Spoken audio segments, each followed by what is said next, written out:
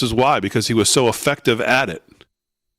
There's so very few that are effective at it. They can go out there and do what he did. Just sit down, grab a mic, and say, "Let's go." And this is what he continued and always loved to do. And as I said in my opening remarks, I can't ever remember, even when he was faced with some of the more vile humans you could imagine being across from and trying to debate, he would never raise his voice. Yeah. I don't think I could think of a tape ever. No, he personified dignity. Yeah. Totally. And there'll be a time and place to go through all of these other things. It was interesting to hear John talk about the vest, because I had a conversation before we went on air tonight about that exact topic, and looking at one of the videos that was out there, and it looked like that's exactly what happened. But, you see things online and you just say, well, who knows? What's this? Could be AI, this could be real, this could be fake.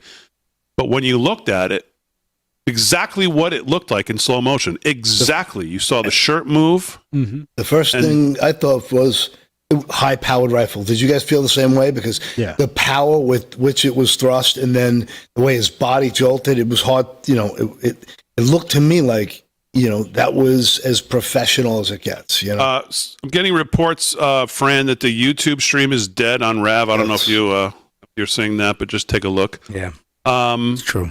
Yeah, that's what I thought, Paul, when I saw it. Obviously, when you saw the horrific close-up one, you just thought, you just said, "Oh my God, how does he survive that?" Mm-hmm.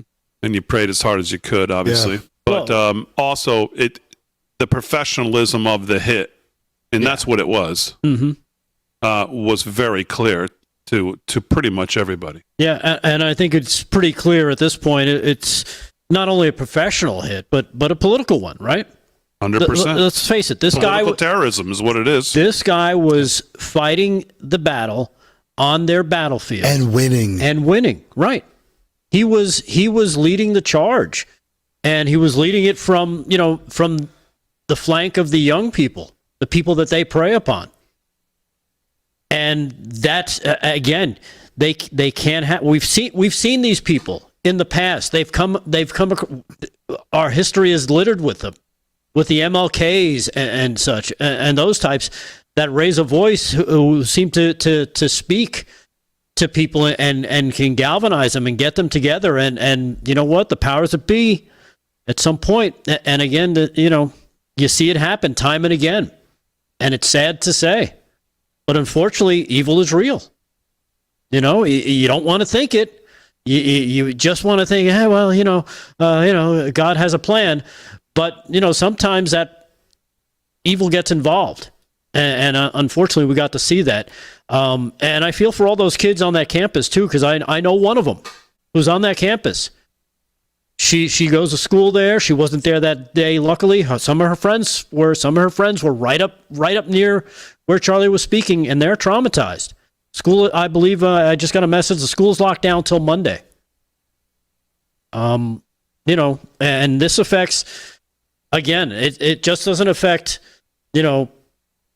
us here, but it affects a wide range of people around the country, in that community, young and old, and it's sad. That somebody who just was out there, being positive, welcoming debate. Hey, come up to the microphone. What do you got to say? Some people just don't like that, and it's sad. Yeah. One of the other debates, I wanted to read this from someone who sometimes I agree with, a lot of times I don't, is Eric Erickson. He's a radio host. But I think he's right on the money here, and you hear this debate a lot today. Oh, it's a problem on both sides, I don't think so. Yes, there have been some right-wing nuts who have committed violence against the left, but this is not a both sides issue. This is about one side.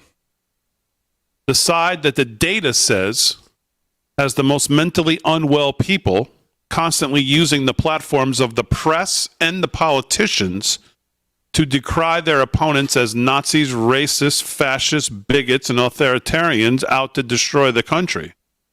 This is about the worriers on CNN, MSNBC, NPR, etc., who claim that the right is rolling back rights and that Trump is somehow some dictator authoritarian. This is about the Democrat politicians who call for fighting fire with fire. This is about the left-wing activists who have cheered on violence. This is about the left-wing politicians who have championed violence for trans rights, made excuses for violence. This is about those on the left who said tax cuts would get people killed. Net neutrality would get people killed. Medical reform would get people killed.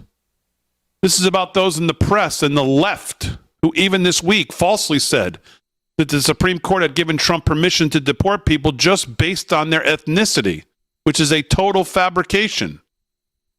There are crazy and violent people everywhere on both sides, but only one side has the mainstream media, the politicians, Hollywood celebrities, and more fueling the madness and poisoning the minds of activists, and that's on the left.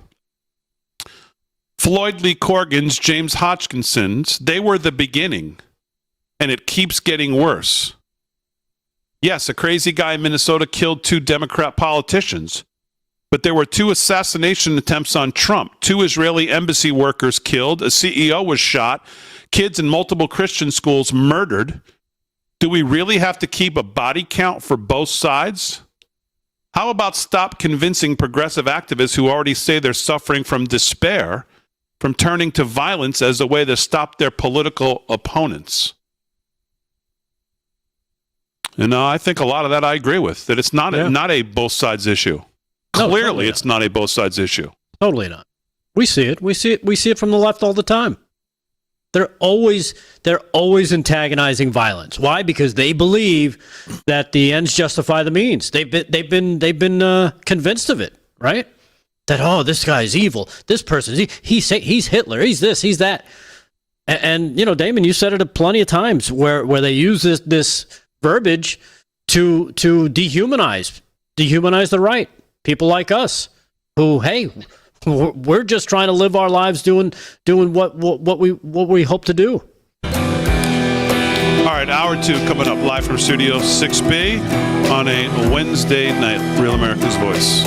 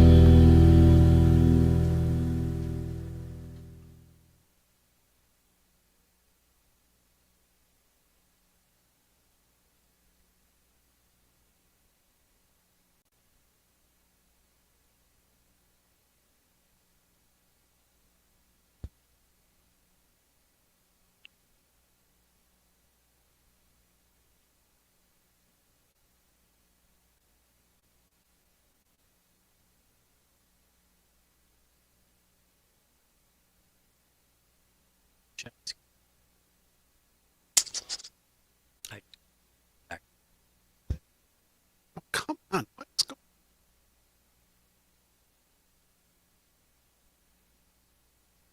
Is everything locking up?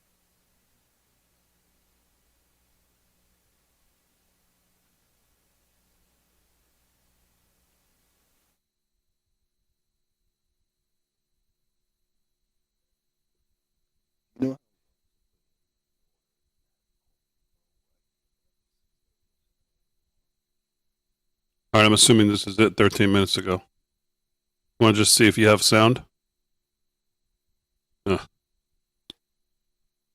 What is going on with the internet?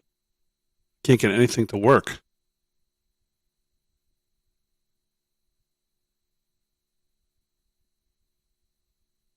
How about now?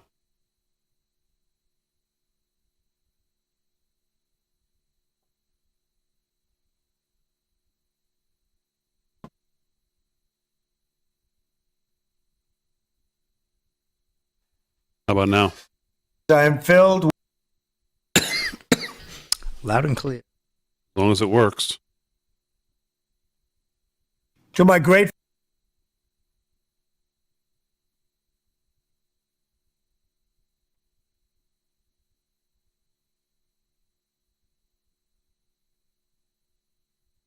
All right.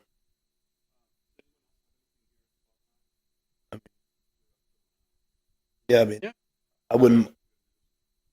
Yeah, there's definitely news. You want to move on to news right now? It's fine by me. Yankees did a nice thing tonight. Yeah, they did a moment of silence. That was nice.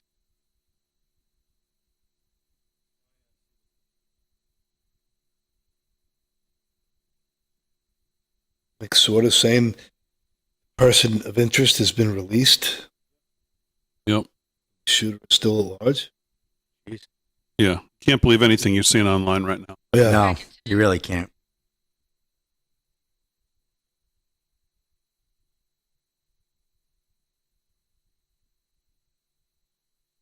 To my great fellow Americans, I am filled with grief and anger at the heinous assassination of Charlie Kirk on a college campus in Utah. Charlie inspired millions, and tonight, all who knew him and loved him are united in shock and horror. Charlie was a patriot who devoted his life to the cause of open debate and the country that he loved so much, the United States of America. He fought for liberty, democracy, justice, and the American people. He's a martyr for truth and freedom, and there's never been anyone who was so respected by youth. Charlie was also a man of deep, deep faith, and we take comfort in the knowledge that he is now at peace with God in heaven. Our prayers are with his wife, Erica, the two young, beloved children, and his entire family, who he loved more than anything in the world. We ask God to watch over them in this terrible hour of heartache and pain. This is a dark moment for America. Charlie Kirk traveled the nation, joyfully engaging with everyone interested in good faith debate. His mission was to bring young people into the political process, which he did better than anybody ever, to share his love of country and to spread the simple words of common sense. On campuses nationwide, he championed his ideas with courage, logic, humor, and grace. It's a long past time for all Americans and the media to confront the fact that violence and murder are the tragic consequence of demonizing those with whom you disagree day after day, year after year, in the most hateful and despicable way possible.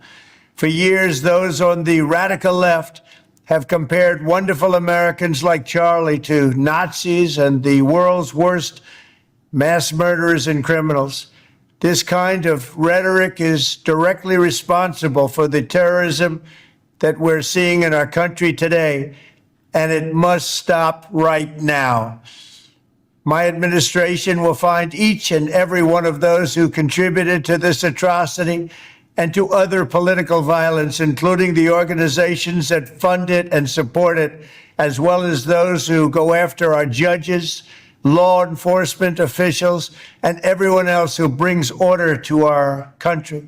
From the attack on my life in Butler, Pennsylvania last year, which killed a husband and father, to the attacks on ICE agents, to the vicious murder of a healthcare executive in the streets of New York, to the shooting of House Majority Leader Steve Scalise and 3 others, radical left political violence has hurt too many innocent people and taken too many lives. Tonight, I ask all Americans to commit themselves to the American values for which Charlie Kirk lived and died, the values of free speech, citizenship, the rule of law, and the patriotic devotion and love of God. Charlie was the best of America, and the monster who attacked him was attacking our whole country. An assassin tried to silence him with a bullet, but he failed, because together we will ensure that his voice, his message, and his legacy will live on for countless generations to come. Today, because of this heinous act, Charlie's voice has become bigger and grander than ever before, and it's not even close. May God bless his memory. May God watch over his family. And may God bless the United States of America. Thank you. Yeah. There you go. President Trump tonight on Truth Social. About 12, 13 minutes ago, he put that out. And I'm sure the president is sick tonight over this. Obviously, he had a very close personal relationship with Charlie Kirk over the years. All the TPUSA events, all the times Trump went and spoke, where probably he didn't have to, given his schedule, but he went there because of his relationship with Charlie Kirk. And he went there because he saw the work Charlie was doing. He saw how influential they were and how much it helped in the election. I thought today a lot, by the way, about when Trump was announced, when we finally knew he was over the finish line. Charlie Kirk was live that night, as were we. And I remember the expression on his face. He cried on air because that long journey of the work he had done to get Trump across the finish line for a second term had been accomplished. And I remembered that today. A very special relationship, and I believe the president did a great job there.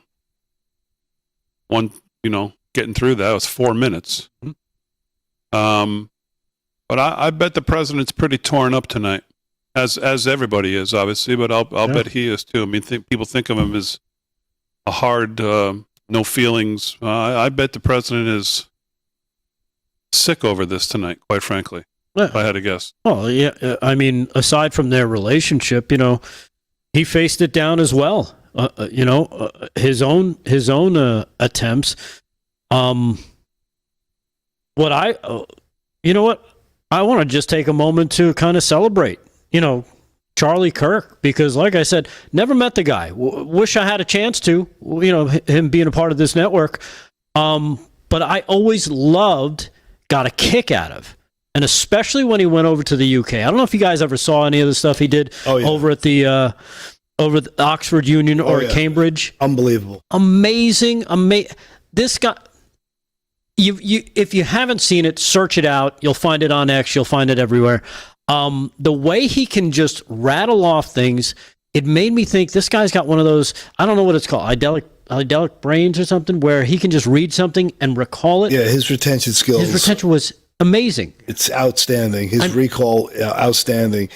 I saw those at Oxford, and the way he was able to so succinctly put people in their place instantly, and to the chuckle of so much of the crowd, because let's be honest, England is even more sterilized and more propagandized than America, probably. Right, but these kids at Oxford and at Cambridge, these are the best. That's where you go. They're super intelligent at learning the wrong thing. But it was just, I used to just get a kick out of it. It would blow me away that this guy could recall chapter and verse. If somebody tried to quote something from the Bible, he could be like, oh no, you're quoting this and this chapter and this verse. He would correct them. It's like, how does anybody know that much? And this guy was just, I was dumbfounded on how smart this guy was. And it was a pleasure just watching him talk to people and kind of get them, to make his point for him. That was probably some of the best stuff, watching him, especially with these, prove me wrong, and they actually proved themselves wrong. When I was watching the Oxford, all I kept thinking was Good Will Hunting. Right. Charlie Kirk is the guy who never went to college. Yeah. He this is where Goodwill says, you know what, I can get the exact same education from the library down the block. And he starts, telling him you're going to regurgitate Gordon Woods. And, to me, Charlie was just the epitome of anybody could be self-made. Yep. He was such an inspiration to young people. There were young people out there who probably saying, hey, Dad, I can make it without college, without the $270,000 debt noose around my neck before I enter the world. I'm a smart guy. I can learn anything. I can work hard. He was an inspiration. Yeah. And to me, the fact that he was so fearless when it came to championing the word of Jesus Christ. Yeah. and Father God. Like, to me, he was just he emboldened people to not be afraid to say it. And not only that, I think he opened a lot of people's eyes to it, that it's okay to have a faith, to have your faith and to kind of wear it on your sleeve like he did. And again, I would just be mesmerized by he's sitting there saying, I didn't go to college, but I know, I know this, and this, and he could quote it right back to them. And you could see they were kind of stunned that this guy who, didn't go to college, not supposed to be able to do what he's doing and say what he's saying and be as smart as he is, was as smart as he is. Yeah, There's very few people like that. Yeah, I know. Our boy is wicked smart. Yeah. Without a doubt. And again, I encourage you to search that stuff out, man. If you're kind of only peripheral, I know who he is, I know he's a MAGA guy, I know he does it. A lot of his stuff was not as political as you think. It was more inspirational. It was more Bible driven. Like I said, I'm stunned of the level that he could recall stuff chapter and verse and correct people as he's doing it. I'm like, what is this? See, I was thinking, like, how does our school system get like so many people on the left so entrenched in violence? Think about how systematic this has been for how many years. I mean, we're watching this for at least 25 years of just hate America, hate good values, hate Christianity, hate decency. It's sad. You sent me this, Paul. Let's take a look. This is one of the Charlie doing what Charlie did best. Put this up, Aaron. You a Christian? Very, very much so. Like, why is that exactly? Jesus saved my life. I'm a sinner, gave my life to Christ, most important decision I ever made. So you believe the Bible is real? Yes, I believe the Bible is true and real. Yeah. Why is that?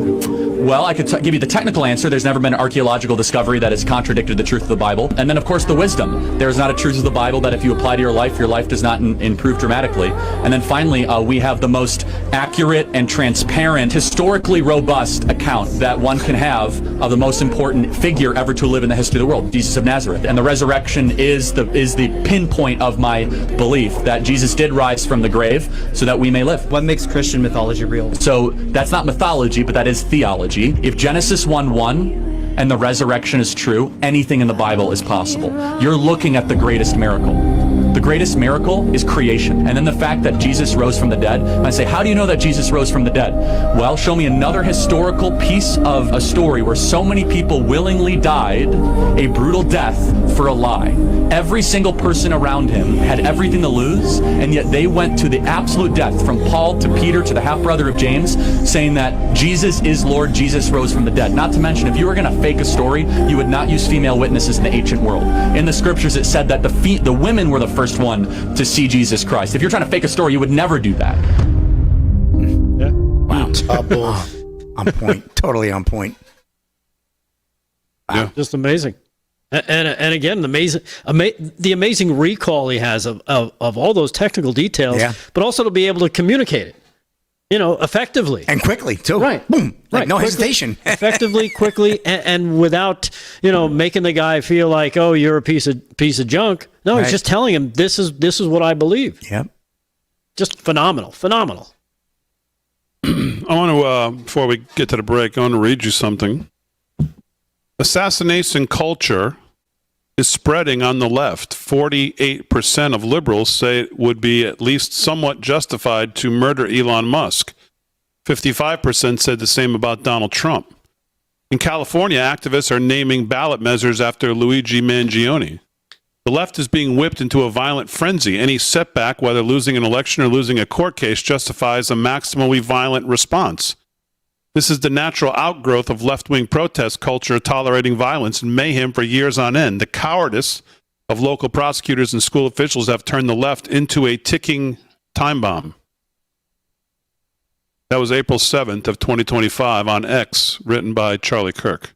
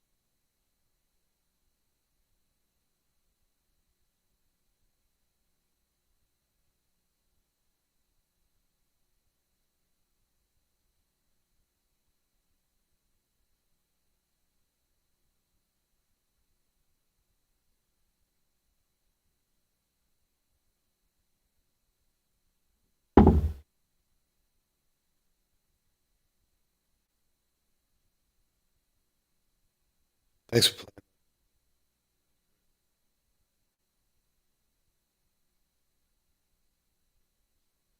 playing. It really sucks seeing my wife just bawl.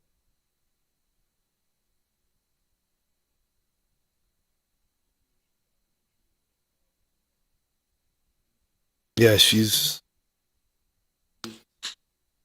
like my wife tries to keep her feed a lot of like animal stuff, rehab stuff. You know, much happier feed than mine. But you know, Charlie Kirk was.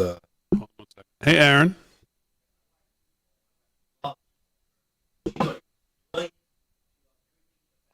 Aaron, Fran, anyone?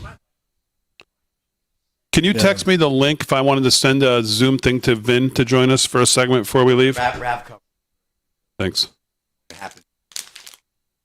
Like, I'm just so think about how lucky we are to have like guys like him, John Solomon. John Solomon was fantastic. Ben. Oh, actually, I may they were have it. fantastic to see. I happened to put it on as soon as I saw it. I just only put it on Rav. It was really They're all great coverage. I mean, they're just great. I think I have it, Aaron. Actually,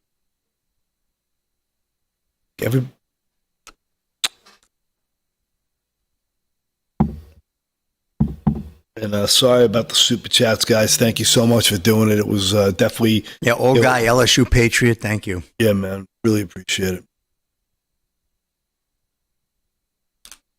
20 seconds.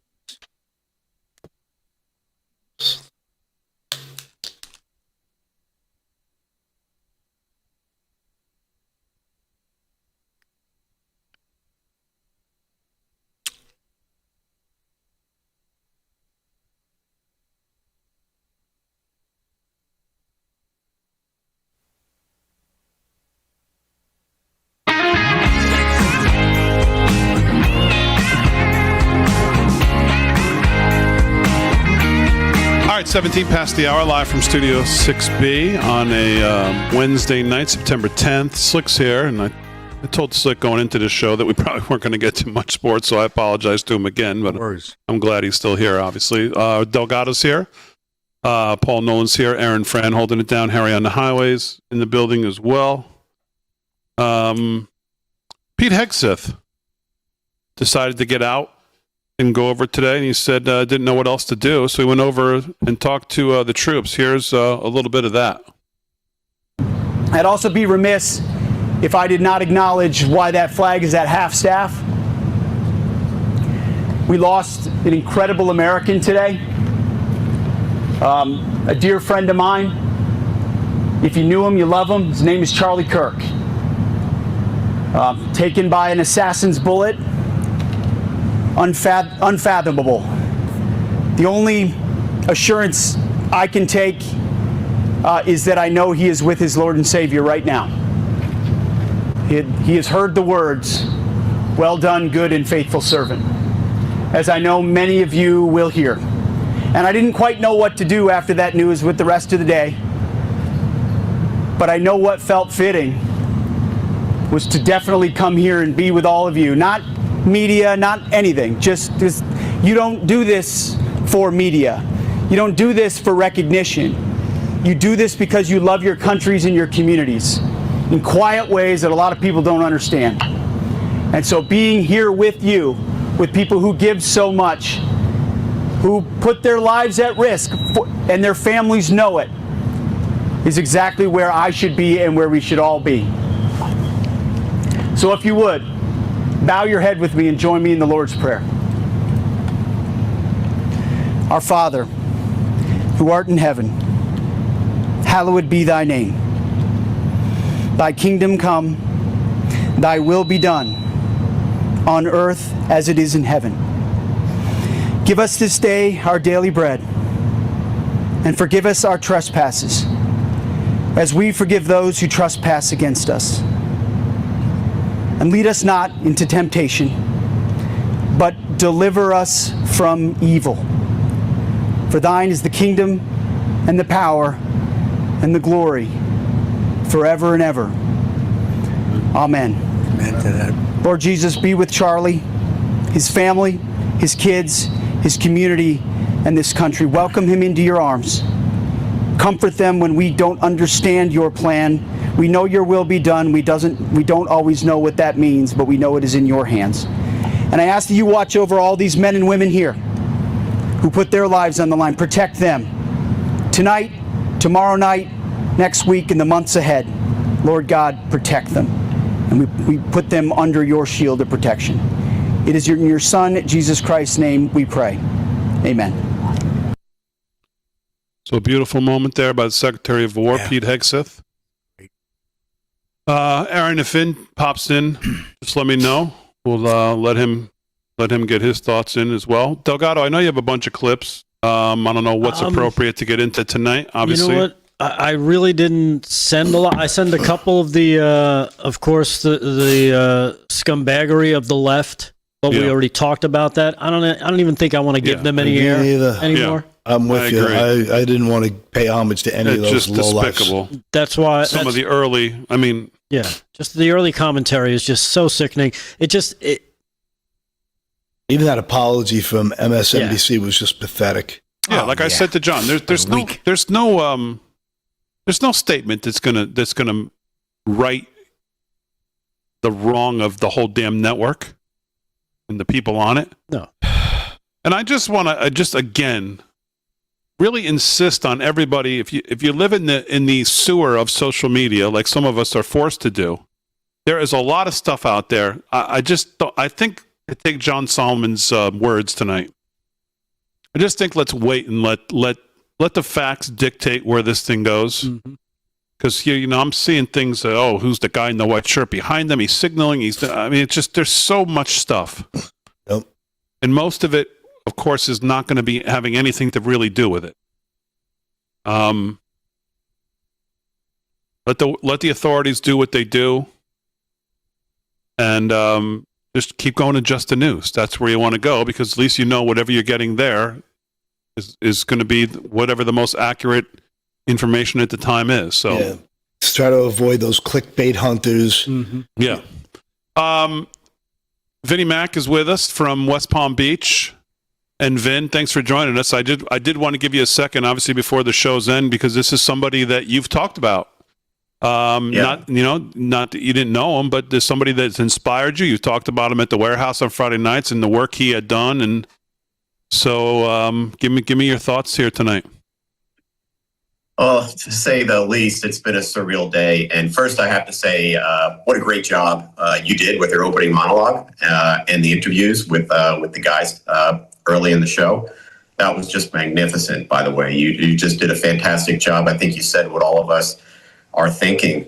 But when I see people like Charlie and being in West Palm in the studio was heartbreaking, because the people I was with work with him. And I've worked with him for years. The owner of the network, many of the producers, the camera people, all the staff there. I mean, we were in tears for a good part of the day before it was announced he passed, and then after, of course. So you can see the personal effect here, in addition to the professional effect. But I've always admired Charlie, and it's hard not to admire a guy that is so willing to have debate with people who have an adversarial view, sometimes an angry view, sometimes a confrontational view, and do that calmly, let them speak, let them articulate their position, then calmly come back with, well, here's my point of view, and here's why I have that, and have that conversation. And even to his last breath, when he was asked about, some trans thing or whatever, he was open-minded about the dialogue and that conversation. That's a real gift. He was a brilliant guy, clearly. Very, very smart. Understand he had a photographic memory on top of it, which is unbelievable. John Solomon mentioned that. But you got to hold a person like this with the highest regard. It's almost... even when you read stories about even when, Jesus was walking and confronted with all sorts of stuff, he always just had the conversation, told the story, tried to talk through debate and through wisdom. And then Charlie was just very much like that. Just a wonderful, wonderfully smart person. And I have talked about him many times because I kind of idolized how he did it. It's not easy to do what he does when people are pushing your buttons and saying things are ridiculous. And he had just a way of putting that in context where even the adversary had to smile, and even, sort of laugh or, maybe continue their argument, but not with that spear that they wanted to throw. So he had a gift that I think is a lesson to all of us. We get in these debates. I'm pretty well known for my Facebook debates and all that. I always try to do them and take the high road. And it's because of how I've seen him handle himself. So yeah, I take this a little personally because we lost a great human being. The planet did, we did as a people. But there's a lot of lessons to be learned here through Charlie's life and how he conducted himself. And it's also something for us with Real America's Voice and RAV and how we feel about telling the truth and so on, where I feel like, it's time to step back and double down. It's time to talk more. It's time to work harder. It's time to push further. So that's how I kind of feel about it. All right, let's take the break. Vin, if you have time, you can stay. If you have to go, we appreciate you joining us for a few moments to give us your thoughts. Live from Studio 6B, 26 past the hour. We're back right after this.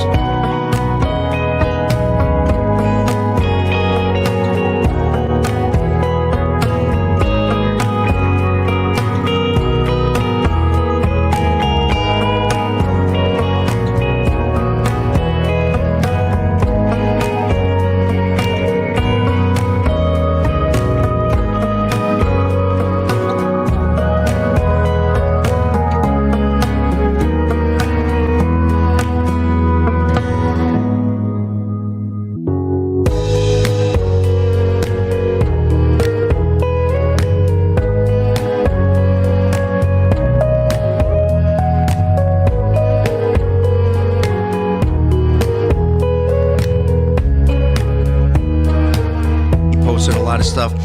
So I got a good sports world reacts to Charlie Kirk shooting death. Fox News too, if you need that.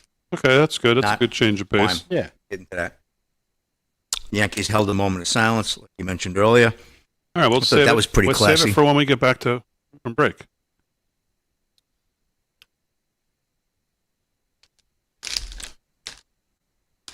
Then gonna hang, or is he gonna? I don't know. I think probably not. Yeah, I'll hang. Oh, okay, good. Yeah.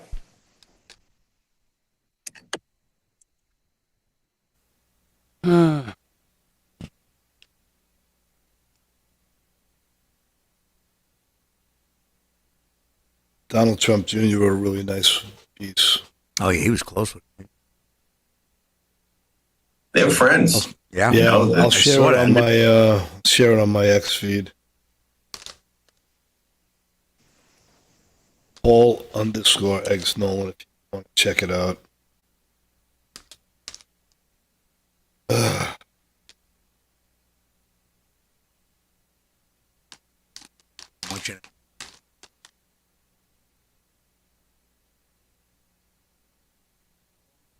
No, man.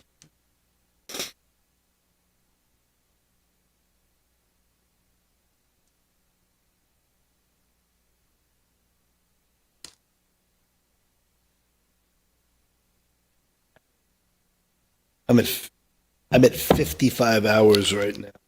Fast.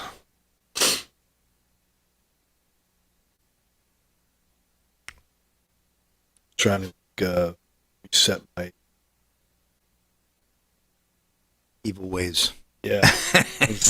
Trying to reset my metabolism, gut biome. You're just in time for the holidays. Before you know it, right? The good news is my bikini contest isn't until 2037. Okay. So I have plenty of time to lean down.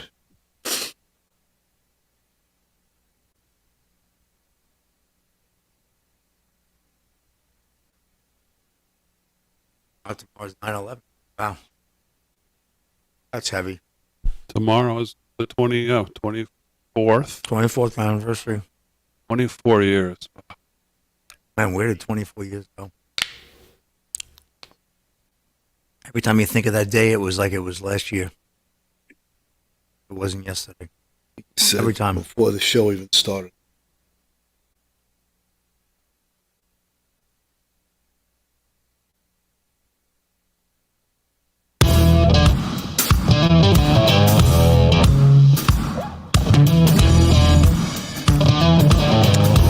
Uh, 30 minutes past the hour, live from Studio 6B on a Wednesday night, September 10th. We're reminded of the weight of tomorrow as well. 24 years removed from September 11th, 2001, when the world changed again. Yeah. Suffered quite a day that we all remember where we were. Like Slick just said, every year we come to 9/11, it seems like it was just very recently that it happened. 24 years. I lost my best friend that day, a college roommate. And a lot of people lost their best friend today. And somebody who really made quite an impact on the world. You know, a lot of people thought Charlie Kirk would be president one day. Yeah. And Slick, I know the sports world, you haven't had a chance to do much sports, but I know a lot of the sports world tonight has responded to what happened today. What do you have on that? Well, the sports world reacts to Charlie Kirk's shooting death. Prayers for his family. Jackson Thompson of Fox News reporting Charlie Kirk obviously was shot and later died at a speaking event in Utah on Wednesday, prompting emotional reaction from prominent figures across sports. President Donald Trump later announced that Kirk had died in a post on Truth Social. But the sports figures who weighed in after Kirk was initially shot included NFL legend Brett Favre, former Pittsburgh Steelers stars Antonio Brown and Le'Veon Bell, former NFL wide receiver Golden Tate, New York Yankees World Series champion Mark Teixeira, Kansas City Chiefs kicker Harrison Butker, boxers Jake Paul and Ryan Garcia, Auburn basketball coach Bruce Pearl, former Major League Baseball player John Rocker, and sports broadcaster Michelle Tafoya, and Sports Illustrated journalist Albert Breer.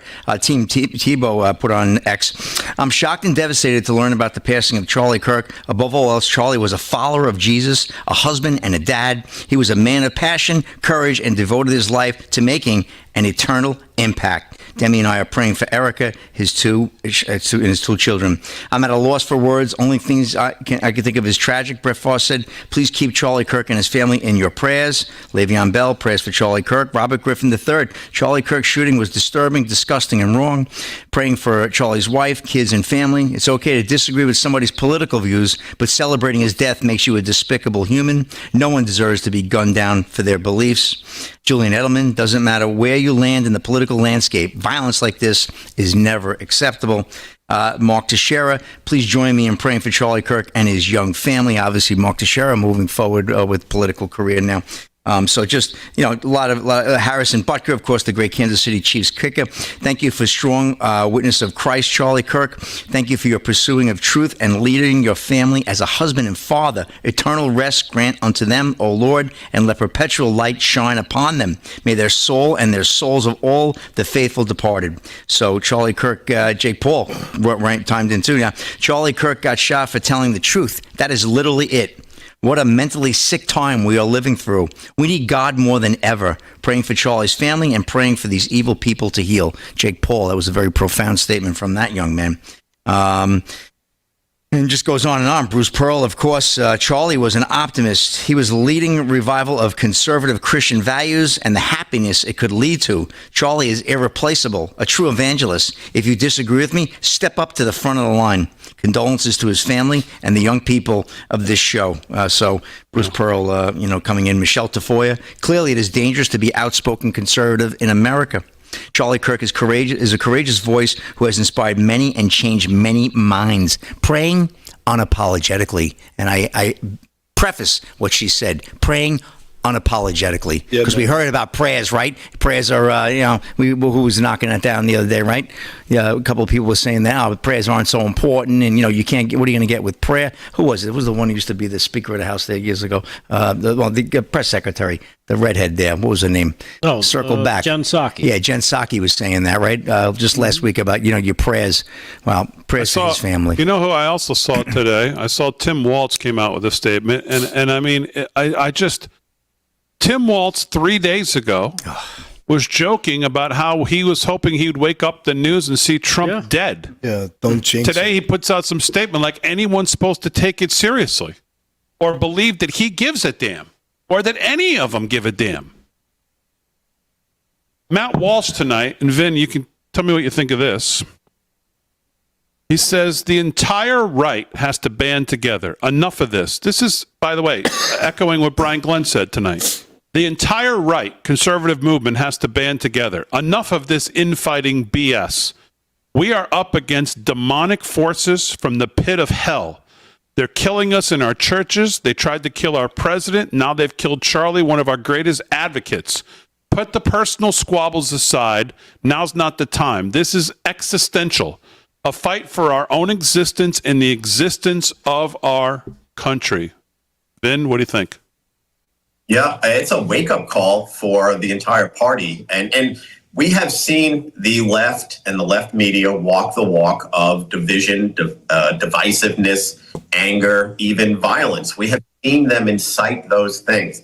And yet we find ourselves in our party to what was said earlier with Brian Glenn, with dividing ourselves within each other. And here's a great wake-up call to stop doing that. And I completely agree with the comment. It's sickening, isn't it, to hear a guy like Tim Walz, who if Trump would have gotten shot today, like Charlie, what would he have said then when he's kind of hoping and wishing he would be shot? I mean, this is just really sick behavior. It's demonic behavior. It's evil behavior, and we need to band together here to fight it. Yeah. It's rich coming from those who encourage the violence, right? Yeah. I mean, we see it also from Gavin Newsom just the other day making an open call for violence against the right. It's pervasive on the left, but what is one of the tenets of Marxism? I don't know which number it is. You'd have to ask KDJ about that. Is always accuse the other of what you're actually doing, right? Always accuse your opponent of what you're doing, because that's how they try to get around it. I don't know if anybody read the quote from RFK. Did we cover that? No. Earlier, RFK Jr. posted this. Once again, a bullet has silenced the most elegant truth teller of an era. My dear friend Charlie Kirk was our country's relentless and courageous crusader for free speech. We pray for Erica and the children. Charlie is already in paradise with the angels. We ask his prayers for our country. Well put. Well done. So that's from Javier, RFK Jr. Javier Millet chimed in on Charlie Kirk. He said the left is always, at all times and places, a violent phenomenon full of hatred. The entire world lost an incredible human being. That was President Millet, Argentina. Yeah, I mean, the left. Let's face it, they are celebrating this. Let's not kid ourselves. Oh my God! Just because we see a few people make statements or post something, the left is pretty much celebrating. I haven't been over there, but the It's reports brutal. are, and I wouldn't go over there. Blue Sky is absolutely brutal. That's what the reports are, that the majority, not everyone, but the majority of posts on Blue Sky, whatever that is, I guess that's their X, are celebrating this. And we've seen if you've been on X, you've seen some of the TikToks that have been out there from people on the left. I mean, I don't know. It's just, as a human being, I just don't know how other human beings can celebrate the assassination of another human being. I don't care who it is or what they believe or what you think of them. I just don't get it. And it's all over. Well, it is a sickness. We've seen it. It is a sickness. And they think they may have, you know what? They're celebrating. They silenced Charlie Kirk today. You didn't silence Charlie Kirk. If anything, you've amplified him. Without a doubt. You martyred him. Yeah. Why? Because he was telling the truth. They don't like the truth. They're afraid of the truth. To them, words are violence. Not actual violence. Words are violence. So this is how they respond. Again, they think it's justifiable that we respond with words that we consider violence with actual violence. So when they are destroyed in the court of public opinion or debate, their entire fabric caves in on them. So their feelings are so hurt. They're so distraught. They can't process. So all they can do is kick and scream like a child. Yeah, like a and now you petulant child. you have some child who's so manipulated, and now he's so easily and pliable to be led down a path of killing like this. And I obviously we don't know who did it. We don't know if it was a political hit. We know it was a political hit, but we don't know if it was some kind of an intelligence thing from some black operation who just didn't like how he was thwarting the agenda at a mega national level. So obviously there's no way for us to speculate right now. But the left is so detached from reality. I just also want to clear up, because there's a lot of rampant discussion on X. My understanding is that his wife and kids were absolutely not there. Right. You are seeing constant, in an effort, I guess, to get clicks, things on X saying that Charlie Kirk was gunned down in front of his wife and 2 children. That isn't just not true. My understanding is his wife and kids were at home in Arizona. Yeah. And that they had to send an officer to the house to let the wife know. So now, Vin, I don't know if you heard John, and again, the time will come where we can start to, tonight's really about Charlie, but there will be a time to question what went down here as far as security and looking at this place, and how, same way we did with Butler, looking at after that saying, well, how could no one be on that roof? There'll be time for that. But John Solomon made broke some interesting news tonight, in that, number one, he believes that Charlie was wearing a bulletproof vest, as he always does at these events, and that the vest got hit and then the bullet ricocheted up to his neck. But he also said that Kash Patel and the FBI, at least right now, his understanding is that they're looking for some kind of, if there may be some kind of foreign connection to what clearly was a very professional, targeted, systematic hit today. Yeah, it's hard to speculate on all that stuff right now, but I mean, John usually is in the know. And the video, I saw the video really early in this process, like literally maybe 15 minutes after he was shot. And it looked very clearly to me that this was a super professional targeted hit, because you can tell by where he was hit. And now that we know this shooter was on the roof, that this was not amateur hour. This was someone who understood how to use a long-range rifle, a scope. 130 yards. 130 yards. And it was shot in a place where, if you're an assassin, that's a kill shot. And so all of those things do lead to somebody, at least, that was, sophisticated. But one thing I did want to touch on before you guys wrap up the show tonight, it's been, 9/11 happened. We said never forget. And during that time, in the last 20 some odd years between 9/11 and now, somehow we've forgotten. And also somehow our young people have been indoctrinated on college campuses and schools with an entirely different thought process. And hold that thought. We got to take the break, and then we'll kick off the last segment with your thoughts, and then we'll wrap it up. Okay. Live from Studio 6B. We're back right after this.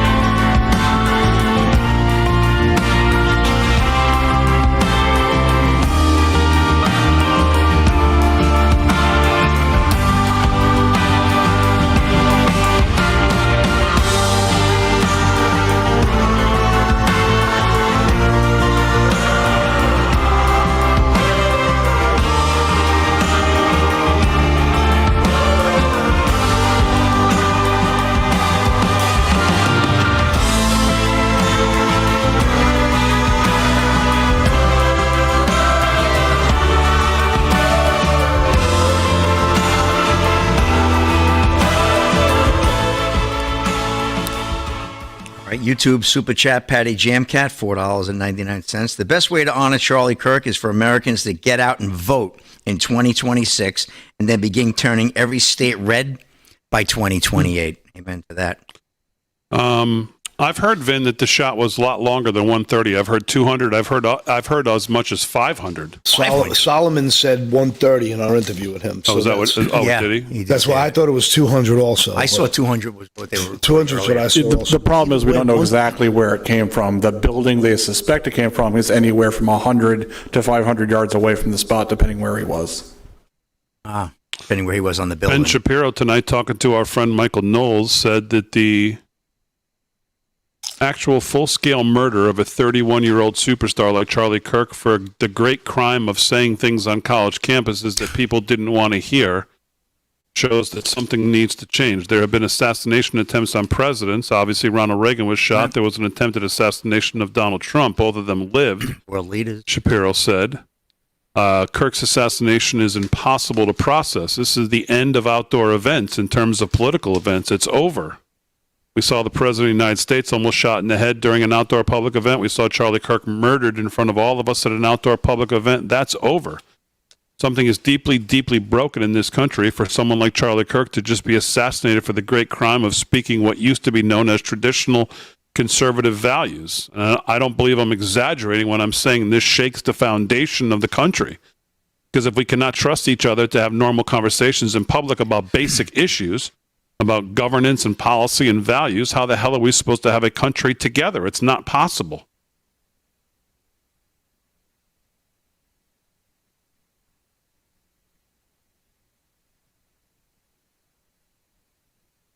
That's some of the feelings I had today. I said that when we had the guys on. Part of today, I just felt like, my God.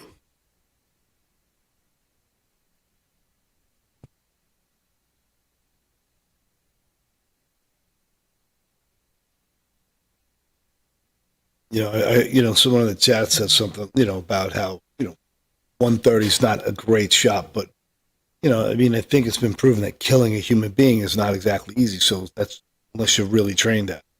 Yeah, 130 is a nothing shot, really. You don't believe me? I use my 30 odd, and it really isn't that great a shot. But when you think about the scope of what you're doing, Mm-hmm.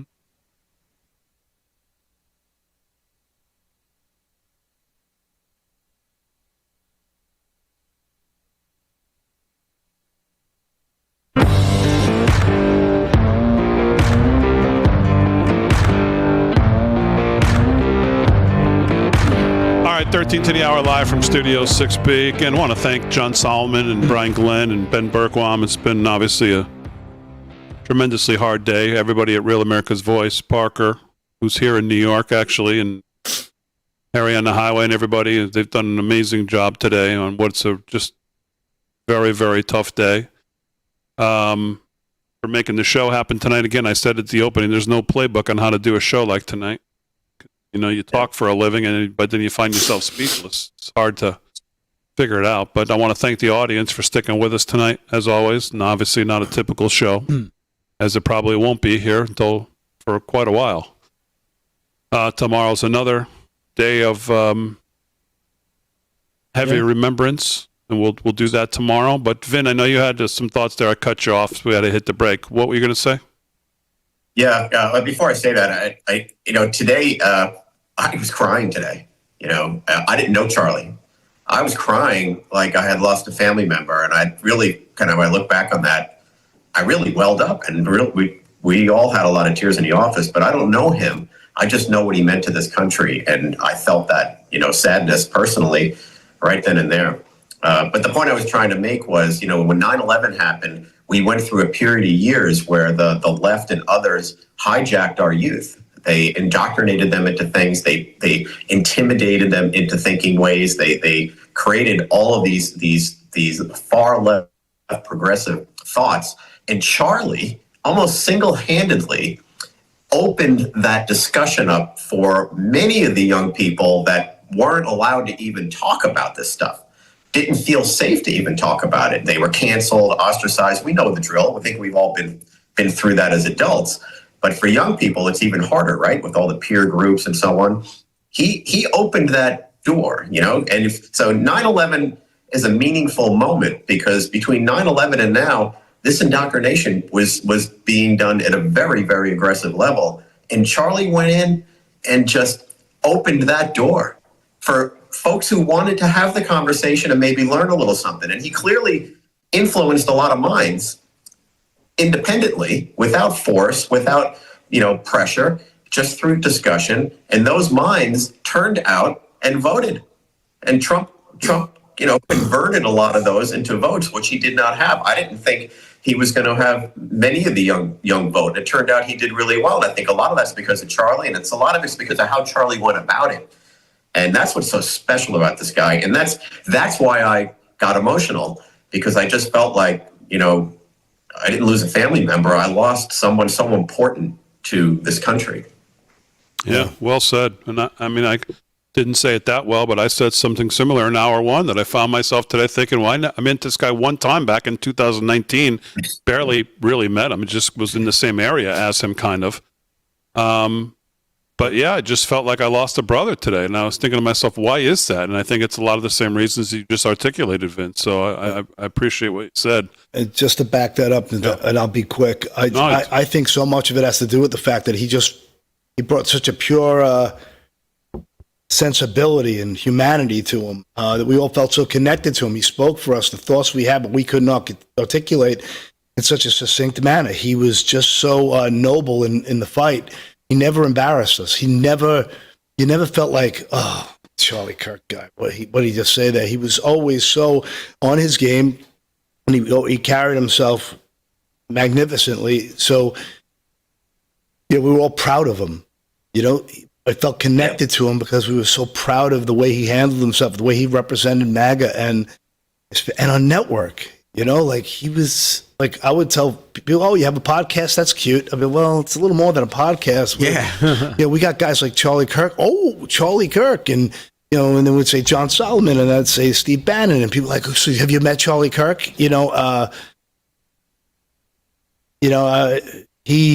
Everyone feels connected to him like a family member got, passed on because he was a special guy. Tim Tebow tonight says evil is real. There is no doubt. The enemy is hard at work. These last few days, the weight of our evil has been heavy across this nation. But this I know, it will not have the final word. One day, God will make all things right. Until then, we pray.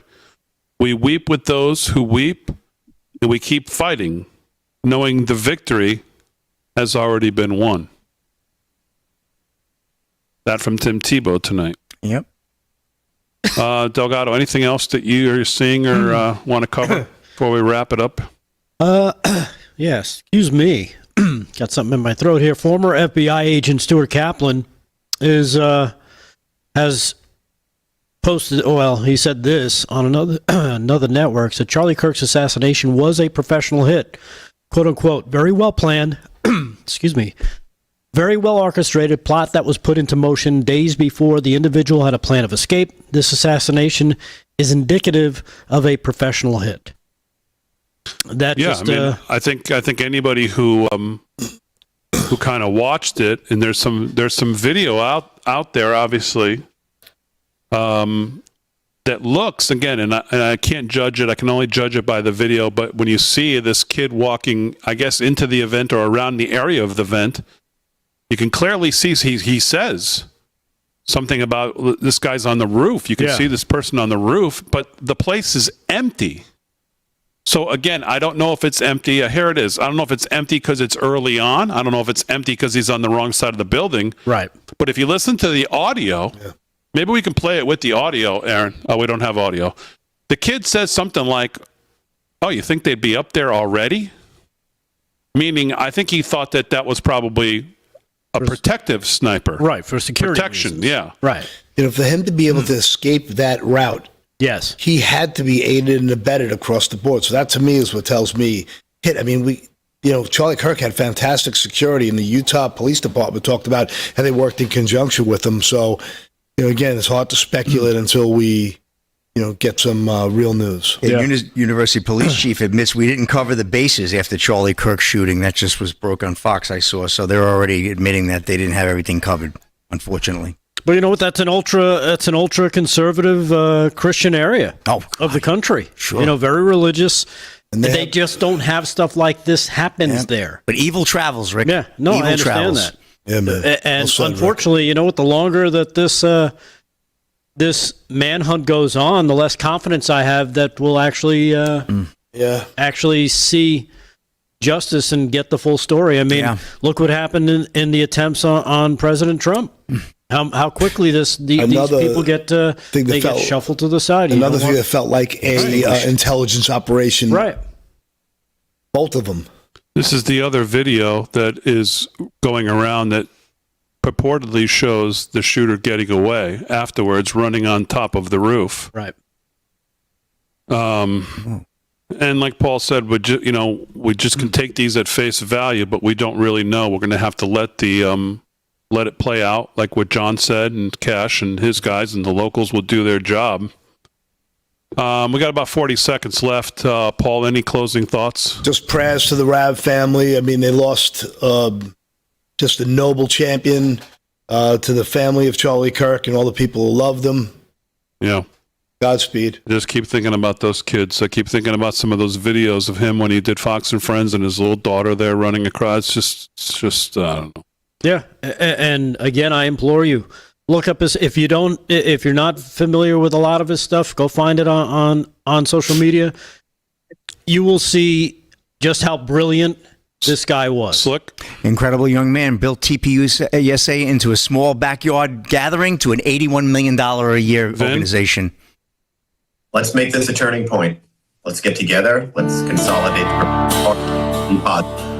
All right, as always, we salute all of our emergency personnel, everybody that was there today. I'm sure there's untold stories of emergency personnel and people who did great things today there that we'll learn about. Thanks, everybody on the show. Thanks, everybody at Rav. Thanks, John, Ben, Brian, Glenn. Our thoughts and prayers, our heavy hearts are with Charlie Kirk's wife and 2 children tonight, and they will be forever. We'll see you tomorrow night, everybody. Have a great night.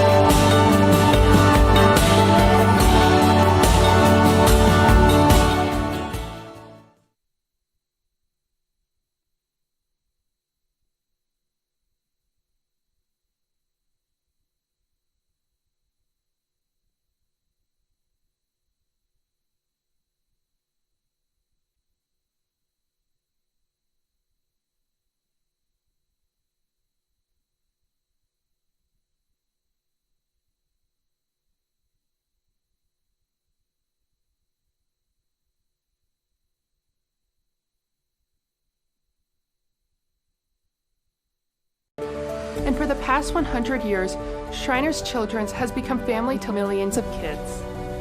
But it's only possible because of people like you. Shriners Hospitals for Children is only able to provide this world-class, life-changing medical care because of the generous gifts of people just like you. Because of you, I can ride my bike. I can play basketball. Because of people like you, I can play the trombone. I can smile. Will you send your love to the rescue today? When you go online to loveshriners.org, you'll help make all of this possible for kids like me. Like me. Like me. When you say yes to giving just $19 a month, only 63 cents a day, we'll send you this adorable Love to the Rescue blanket as a reminder of all the kids you're helping every day. Your gift, no matter how small, can help a child today. This is your moment to make a difference. When you pick up your phone, I know you have it right there, and call to give. You're helping kids like me. Thank you. Thank you. Gracias. Thank you. Please call or go online now. If operators are busy, please call again or give right away at loveshriners.org. Your gift makes a difference. Thank you for giving.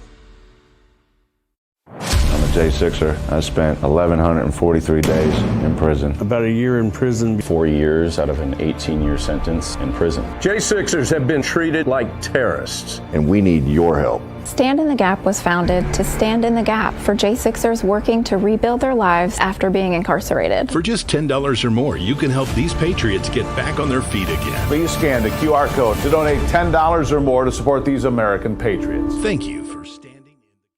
Welcome back to another action-packed episode of Law and Border. We'll head back out to the West Coast, starting in San Diego and making our way back into Mexico to see the Trump effect at multiple points along the way. From the cartel lookouts on top of the mountains to the National Guard securing the fence line. We'll link up with Tim Foley of Arizona Border Recon and John Shattuck as we track water droppers, aka the aiders and abettors of the cartels. So these are the water droppers. We'll see the garbage they leave behind and the garbage that's coming in. These are all just people that have invaded America. Even though the numbers have dropped, we get more evidence of why vigilance is key. That's how hard it is to get in.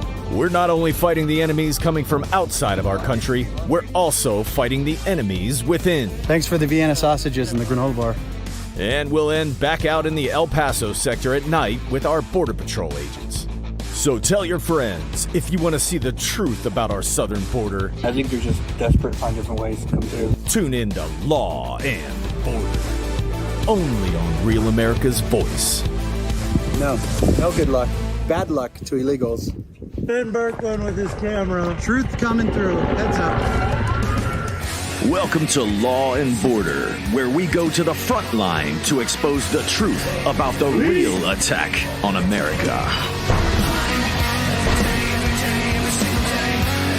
This is an invasion. This is an invasion.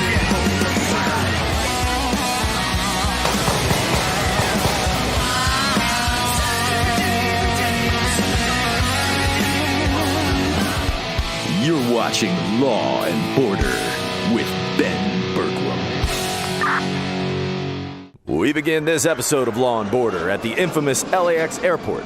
And as Ben goes to retrieve his luggage, he is greeted in the usual manner by a friendly citizen who is clearly suffering from a classic case of Trump derangement syndrome. So this guy just flipped me off, and then he did a Zig Heil as if we're the Nazis. He's the one doing the Zig Heil. That guy right there walking away from me. Flipped me off. He's your president. 4 more years, buddy. Just landed in LAX. That scumbag flipped me off and then did the Nazi salute and actually said Zig Heil. I wish I would have got on camera. So had some love back there, but gave me some thumbs up, but didn't want to be on camera. Anyways, told the liberals out there burning the American flag and waving some other country's flag, screw you, go to that country.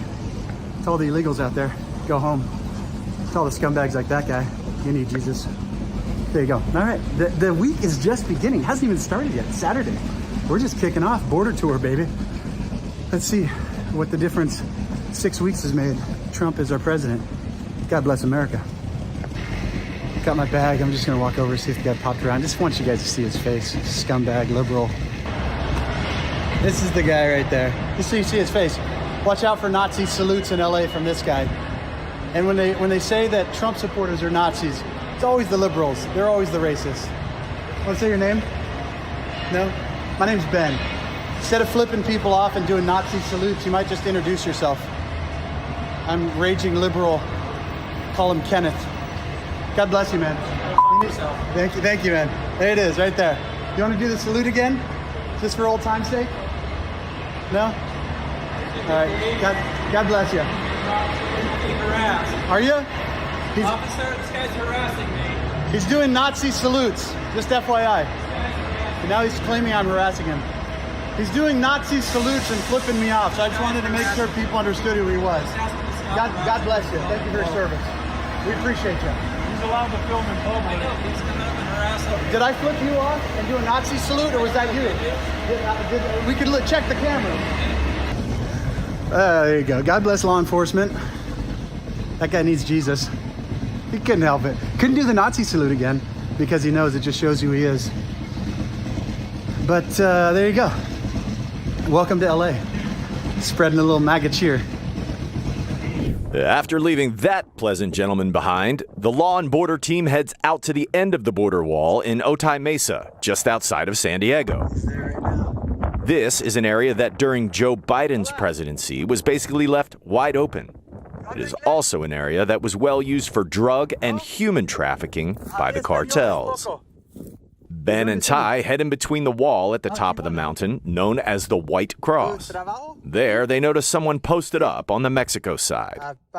This is no doubt a cartel spotter and is a dead giveaway that human or drug trafficking is happening at this location.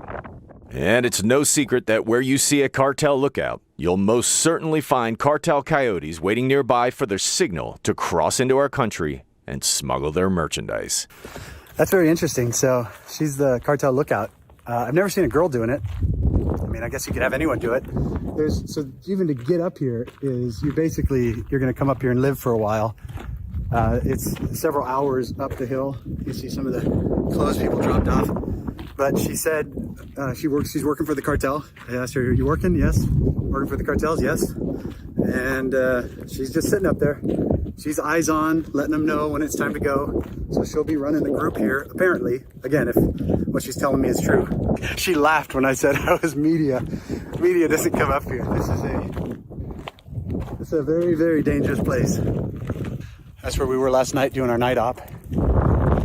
It's dangerous everywhere. You know, it's not dangerous here right now for her because there's no other guys with guns up here. But as soon as you step out of line on the Mexico side, it becomes very dangerous. It's weird that they would use her for that because usually females are used in the sex trade more than anything. Like I said, I've never seen a female up here be in the cartel lookout. So unless she's lying to me and she's planning on coming over tonight, which is possible.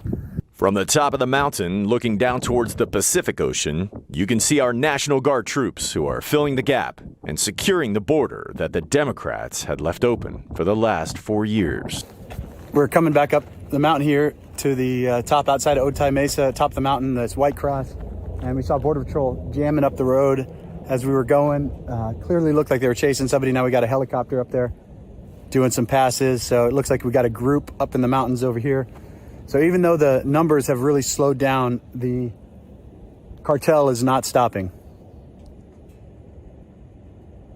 And you can see why these areas, why they use them. They're so rugged. It's very easy for people to go up into these mountains and just hide out.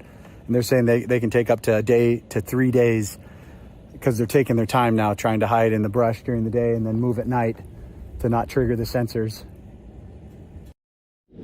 Coming up next on Law and Border, we'll link up with Tim Foley of Arizona Border Recon and John Shattuck as we track water droppers, a.k.a. the aiders and abettors of the cartels. So these are the water droppers.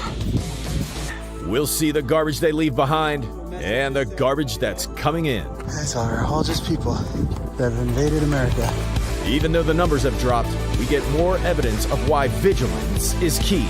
So they're still coming through, and I'll show you where they're coming through. To keep up to date with Ben as he travels to expose the truth about the Democrat destruction of America, follow him on social media at Ben Berkwam and check out his website, frontlineamerica.com. How does the world's most trusted dog expert keep his own dog so healthy? Hi, I am Cesar Milan. In my 20 years rehabilitating dogs, I've seen too many struggle with health problems that no amount of training could fix. Then I discovered it wasn't the dog, it was their food. Fortunately, I found veterinarian Dr. Marty's anti-kibble breakthrough. Nature's Blend is packed with whole foods that are freeze-dried, locking in nutrients. I saw remarkable improvements in my dogs within weeks. Try Dr. Marty risk-free for 90 days. Plus, get a free gift when you call or visit drmartypets.com/Caesar. What do you do when your tire goes flat and there's no air anywhere? You reach for Bullseye Pro, the smarter, faster, hands-free way to fill it up with air. Bullseye Pro is equipped with a rechargeable power plant, smart pressure sensor, and custom nozzles. It's like the power of an air compressor in the palm of your hand. Get your complete Bullseye Pro inflation system for just $79.99 and get free shipping. Plus, we'll give you a 50% discount on a second one. Order now. This episode of Law and Border is brought to you by PatriotMobile.com. Use promo code RAV for free activation today, only at PatriotMobile.com. We got 2 electric fart bubble charging stations at the library now. Oh, wow. And exactly what you need. And nobody has an electric vehicle in this town. Ben and the Law and Border team are reconnecting with American patriot Tim Foley of Arizona Border Recon and our good friend and U.S. Navy veteran John Shattuck. Together, they'll head out to find more cartel smuggling trails and intercept the water droppers who, despite the consequences, are still aiding and abetting these criminals. Tim, what's the difference, President Trump versus Joe Biden so far? Well, now that Trump's in, I'm getting bored because it's slowed down a lot. It hasn't stopped, but it's slowed down immensely. And under Biden, it was within one day we ran across 250, or if not more.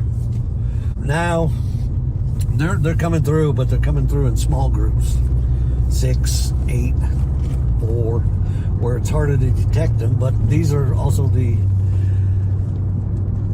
what media and the government classifies as the gotaways. These guys are not turning themselves in. They're trying to sneak in. So, and that's what we're going to go do. We're going to go see. I'll show you a couple spots where they're coming through. What about the NGOs that are aiding and abetting them? What should be done to them? Well, we have 3 in this area. There's people helping people in the border zone. There's the Humanitarians, and there's the No More Deaths, which we classify as like the Antifa of water droppers. This is when you can really tell if they're getting their info from the cartel and they're being funded by the cartel, because once it's not free-flowing everywhere and they're only coming through in certain spots, and if water keeps showing up in those certain spots because it's closing down more and more, then it's like, well, how did you know they were going to come over here? And that's what you've seen so far, is the water drops follow the cartel trails. Yep. Explain that. Well, I mean, if you look at the media spin on it, it's like, oh my God, or the water droppers spin on it. Oh my God, Border Patrol's pushing them deeper into the mountains, so there's more people dying. And I've GPS pretty much everything in a 30 miles across the border.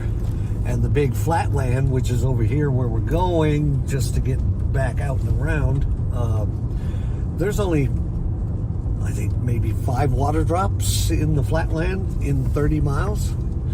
But then when you get into the mountains, I have over 200 water drops GPS'd. So, I mean, they're telling them, stay away from the flatlands. It's too easy to be caught. Come into the mountains and we'll leave water out for you to make it through. When I first started, Forest Service had a drug task force. And they would come out and they arrested water droppers, because it's a national forest. If you bring something out and you leave it on the ground and you walk away, technically that's littering. A liberal judge up in Tucson threw it out because it was humanitarian aid.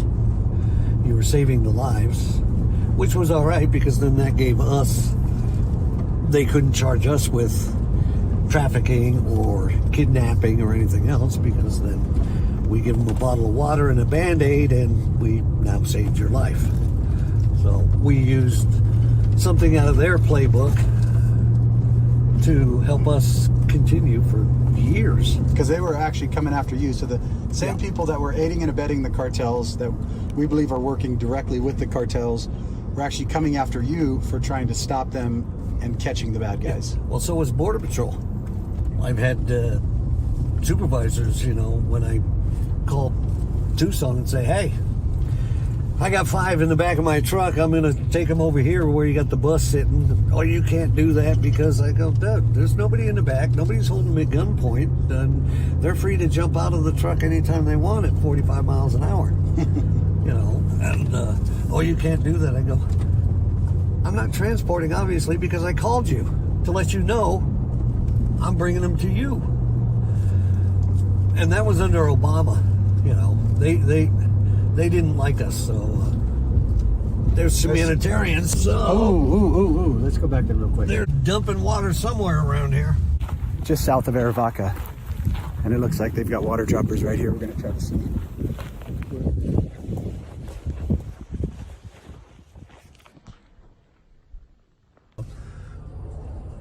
And then he just drives by. Yeah, so we got Border Patrol, which he was parked back there. Yeah. I never see them here. No. So now they're actually able to position in places that they weren't before because they're not processing the fake asylum seekers. Yeah, they're not they're changed from the green and white Uber that they used to be. It's actually doing their job. Yeah. And see, normally they're in the, I didn't recognize it at first except for the bumper sticker, because normally they're in the Toyota 4Runners. Yeah. But that's a Toyota Tacoma. Fresh sign. So they can't be too far up here. Leaving the truck and heading down one of the desert trails, Ben finds 2 sets of fresh tracks. You can see all the tracks of the illegals coming out. It's fresh. That's a fresh sign. Oh, there they are. And about a mile down the trail, he spots them. So these are the water droppers, bringing out water for illegal aliens invading our country. You mind telling me your name? What? You mind telling me your name? Bob. Bob. So the cartel controls everything in Mexico. They control a lot of what's happening here. The people that are coming through the desert typically don't want to be caught because they have a rap sheet or some back history. Or if they don't. Right? Or if they don't. They just get deported.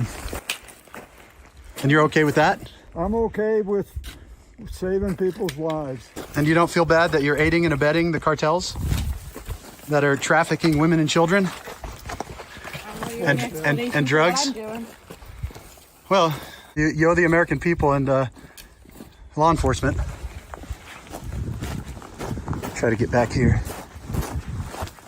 to where they actually did the water drop and catch them on the way out. So those are 2 of them, so-called humanitarians that are directly aiding and abetting the cartels. Little marker.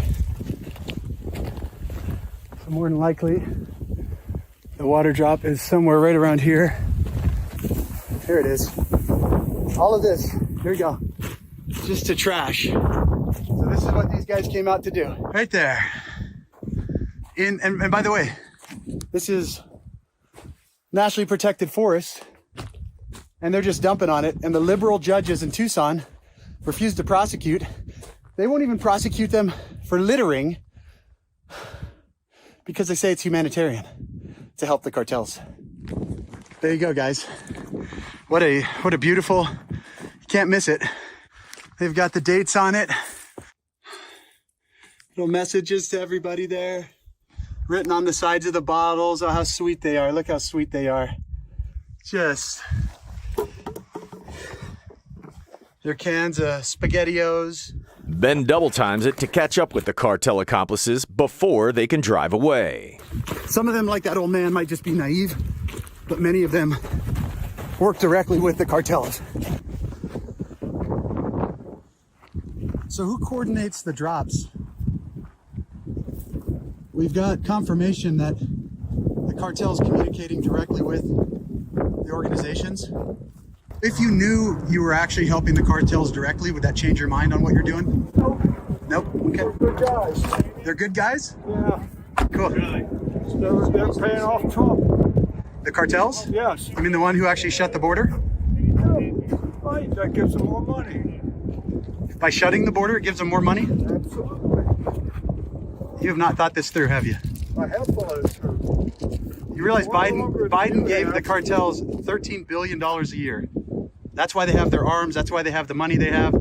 That's why they exploited all the people. That's why they raped so many women and children. So there you have it. Those are the so-called humanitarians. One of the 3 groups Tim was just talking about. This one's, they call themselves humanitarian. And you really got to ask yourself, who's more dangerous, the cartels or idiots like this who are openly supporting them? All right, so what does that tell you, Tim? We just, as you're talking about these groups aiding and abetting, we get out here, I walk over a mile down a trail. Yeah. So we're 12 miles north of the border right now. And right through there is a main route. And this right here, if they take it, will take them all the way to 3 Points. which is, it's been like this for decades, this hotspot. While we were here, I saw 3 Border Patrol heading back in this dirt road right here. So it's very possible they're going to supply, but there's also probably a group that's already out here Border Patrol's going after. Yep. That's, and like I said, we're 12 miles from the border. And so they're still coming through, and I'll show you where they're coming through. Coming up next on Law and Border. That's how hard it is. We're not only fighting the enemies coming from outside of our country, we're also fighting the enemies within. Thanks for the Vienna sausages and the granola bar. And we'll end back out in the El Paso sector at night with our Border Patrol agents. Stick around for more Law and Border. No good luck. Bad luck to illegals.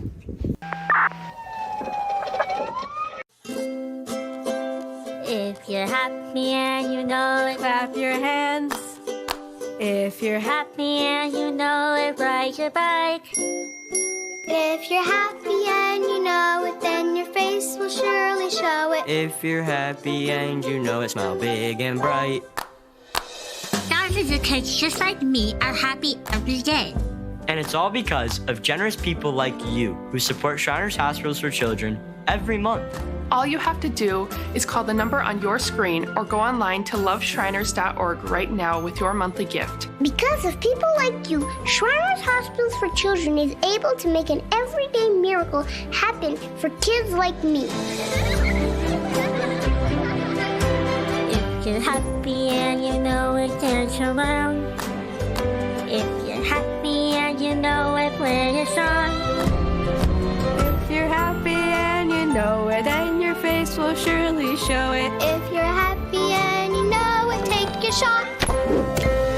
And when you call or go online right now to donate $19 a month or more, we'll send you this adorable Love to the Rescue blanket as a thank you and a reminder of all the smiles you're bringing to kids' faces every day.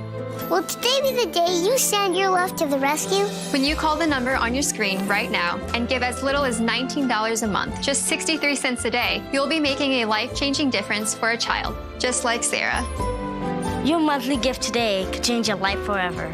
Because of you. We are happy and we know it. Thank you. Thank you. Thank you. Thank you. Please call or go online right now to give. If operators are busy, please wait patiently or go to loveshriners.org right away.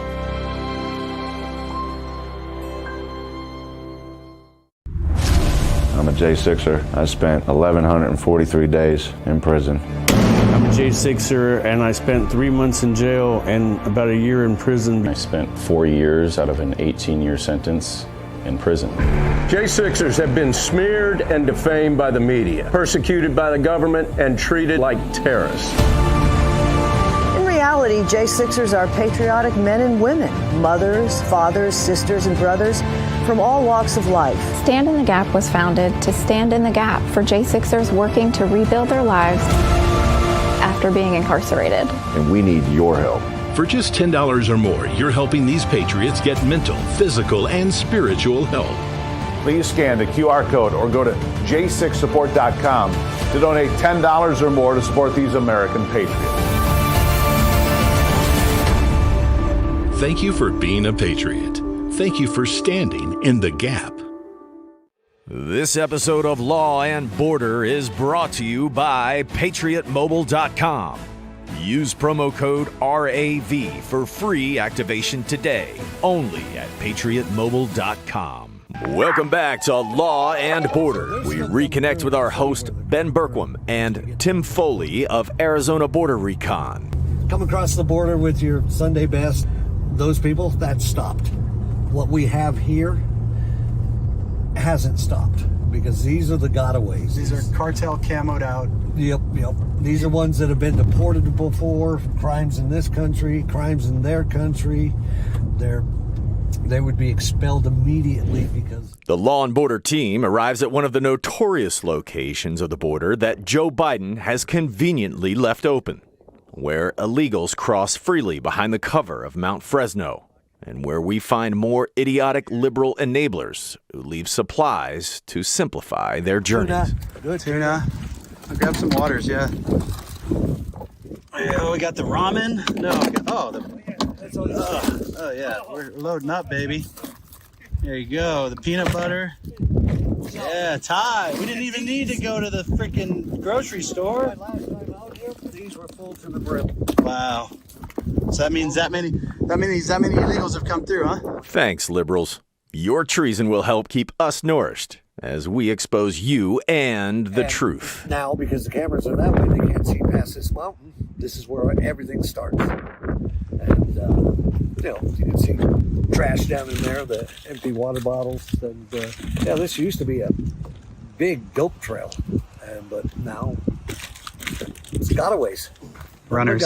Runners. Yep.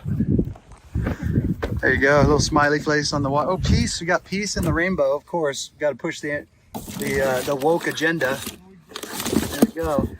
How did it blow up? Oh, we need a smiley face. Yeah, smiley face. Well, they had kids doing it. So there you go, starting here. This is where we came out from Assassination. We've covered this a lot, but just so you guys can see the end. This is where the wall ends before it goes up over Fresno. But you got the messages from the aiders and abettors, so-called humanitarians, loading up. So we just pick up our snacks as we're coming through. Actually, what we should do, Tim, is pick those up and go take them down to a donation bin and donate them to actually American citizens that are in need, not illegal aliens that are invading. Now listen, slow down. There you go. Good luck. We love you. No good luck. Bad luck to illegals. Jesus love you, but we're not letting you in. Yeah, that's how hard it is to get in. You don't even have to do that. You just walk right over there. Just walk right around. Yeah. See any eyes up there? I don't see any. Well, a good granola bar. Good granola bar. All right. On to our next one. Thanks for the Vienna sausages and the granola bar, lefties. The guys continue down the border wall that President Trump built during his first term. And they continue on to check on the gaps that Autopen Joe purposefully left open during his tenure as president. Two of them. Wonder if he's filling that up or he's just... Let's walk out there. On the way, they noticed a strange ATV that appears to be abandoned next to one of the busiest cartel trails in the area. So the guys move down to investigate. Some of the most cartel activities happening. Finally closed that up in the last couple months of Biden. But still over here, you've got these leftists coming and putting the water drops in. Plus the ones over there. So you got 4, 8, 12, 16, 20, 22, 24. There's 24 gallons of water here. And these are all new. They weren't here the last time I was here. So we still have customers. As they got here, they got over there. So they got the crates for the water. Their hearts, oh, these are empty. Full crates of water though. These are brand new. Yeah, food bucket's empty. More water. More water, more water, more food.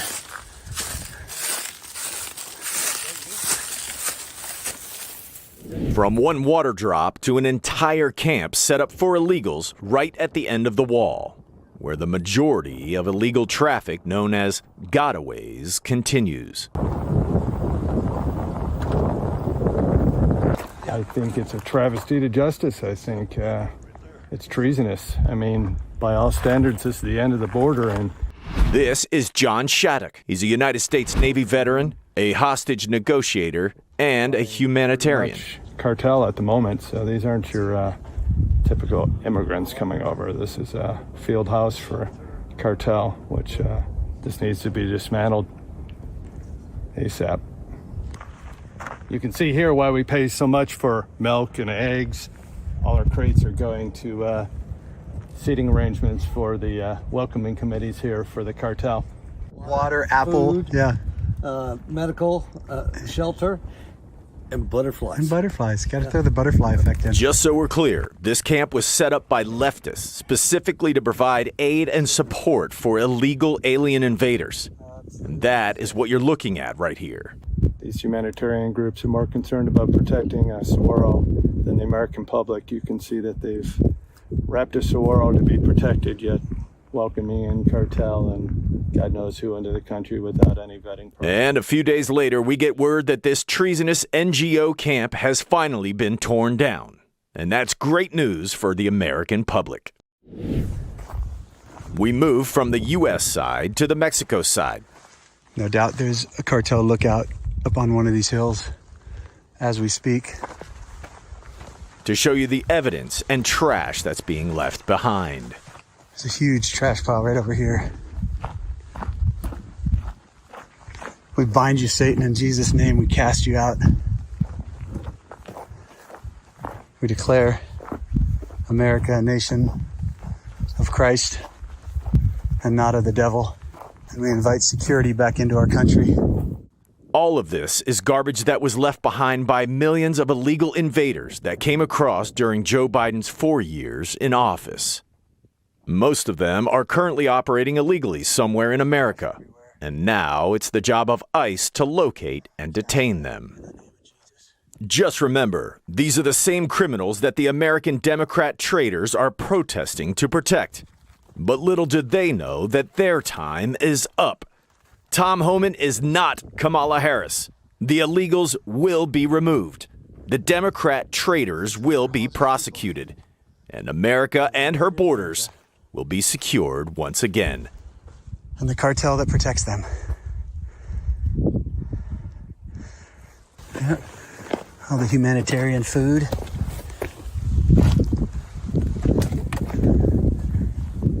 Look at this crap.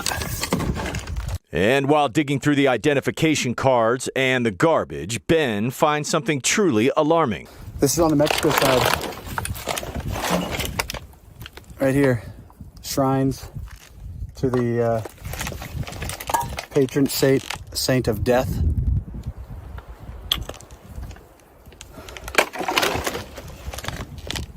Right there, guys. These scumbags. That's who you're inviting in, and they've got a whole bunch more, so they don't just burn one. They've been burning these for a long time.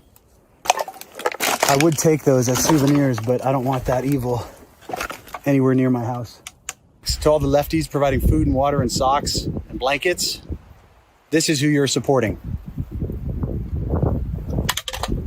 That's who you're supporting. From the shrines of Santa Muerte, next, we head out and link up with Border Patrol as they track armed cartel members up the mountain. There's armed cartel on the other side. Just give me a heads up. Even though the border is now secured under President Trump, the cartel is still at war with us. And thank God we are finally allowing our Border Patrol and our military to fight the war that we should have been fighting in the first place. Not the one overseas, but the one on our doorstep.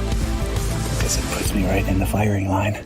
And be sure to stick around for a special musical tribute by our very own patriotic entertainer, Dave Bray, USA. But you don't think that you're a hero, do you? To keep up to date with Ben as he travels to expose the truth about the Democrat destruction of America, follow him on social media at Ben Berkwam and check out his website, frontlineamerica.com.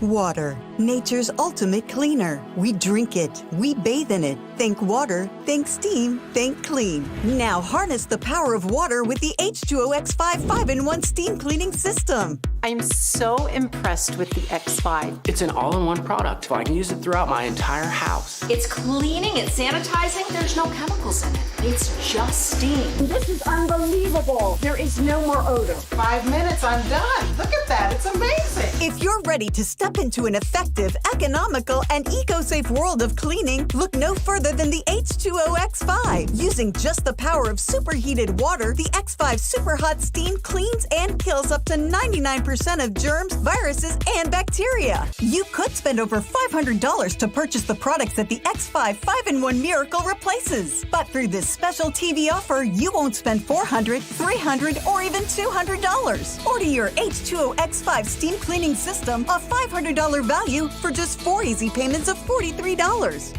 you'll get the X5 steam mop with microfiber pad, the carpet glider, the handheld scrubber, the window glass and mirror attachment, and the garment and upholstery bonnet. It's a complete 10-piece system, all this for just 4 easy payments of $43. But it gets even better. Order now and we'll upgrade your X5 package. We'll add a 6th mode with a dusting and polishing wand. Valued at over $30, this extra bonus attachment makes your H2O X5 the H2O X6. That means your 10-piece system becomes a 12-piece system at no extra cost to you. If after 30 days you're not absolutely delighted, send it back for a full refund of the purchase price. Don't wait. Now's your chance to own the X5 for just 4 easy payments, and we'll make the first payment for you. You get the X5 incredible 5-in-1 lightweight, powerful 12-piece steam cleaning system, a $500 value, all for just 3 easy payments of $43. This offer can't last forever, so call or click right now. This right here is confidence in a bottle. It makes me feel so much more confident than I've ever felt. They are some of the hottest videos on social media. Those videos claiming to instantly get rid of bags under your eyes. Annette Figueroa is here to tell us why she says this one is for real. This one is for real, and I'm so excited. We even have a video, and all he uses is a small amount on a clean, dry face. And what it does is it tightens and lifts the appearance of bags underneath your eyes. And I did this to my father. We were at home, so we applied it to his under eye bags, and let me tell you, we were so excited. In under 10 minutes, they visibly disappeared from view, and now it is literally part of both of our daily routines. And not only does it work on the bags, it works on the appearance of crow's feet, fine lines, and wrinkles. At our $14.95 price, it's the best way to try Plexiderm and see it work after your first application. Call the number on your screen. Call 1-800-854-0295. This episode of Law and Border is brought to you by PatriotMobile.com. Use promo code RAV for free activation today, only at PatriotMobile.com. Welcome back to Law and Border. Just when you think the action has slowed down, the team notices Border Patrol making a beeline up one of the mountains. This is highly unusual, so Ben decides to get in the fight and join the climb to find out why. Why is this steep mountain graded the way it is? And why is there a cutout at the top? Well, simple answer. President Trump was building the wall first on the flatlands, but his administration had prepared many of the mountains just like this one for the wall construction as well. And when Joe Biden stole the election in 2020, he ended the construction of the wall, and he sold the pieces needed to finish it.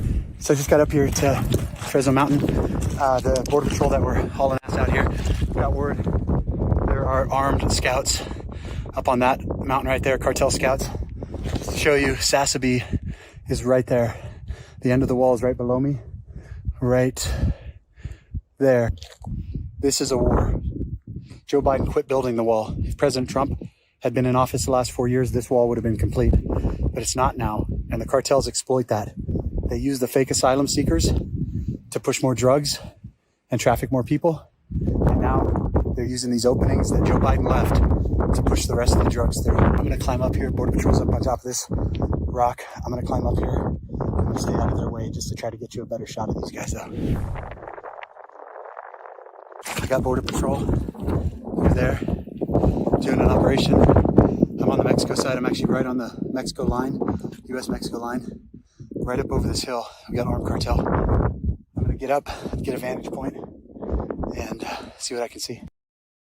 I got the Border Patrol on that side of the ridge. I'm right here. I can see the guys. Mexican guys, they're armed. So I'm right here at the top of Fresno boundary, U.S. This is the brick boundary. We got Border Patrol right over there. We've got a group, an armed cartel around the ridge. I'm just kind of positioned here. I've got the other rest of the team down below. He's moving. Is he coming this? Okay, so they say he's moving. Is he coming this way?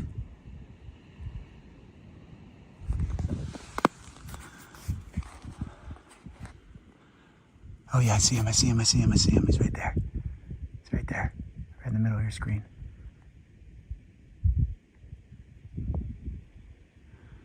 Yeah. If he comes this way, I'll move, guys. I'll move if he comes this way. So Border Patrol just whistled at him. Ben calls down to the team below to give them a heads up about the armed cartel member who is on the move and headed down the mountain in their direction. He's coming down to the Red Rocks. He's on the backside of the Red Rocks.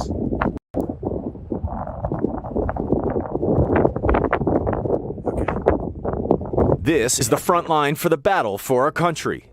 While Democrats spent billions of dollars to fight a war in Ukraine, this area was given over to the cartels. President Trump ended the invasion and is doing what our president should be doing all along, and that's fighting the war right here on our front doorstep.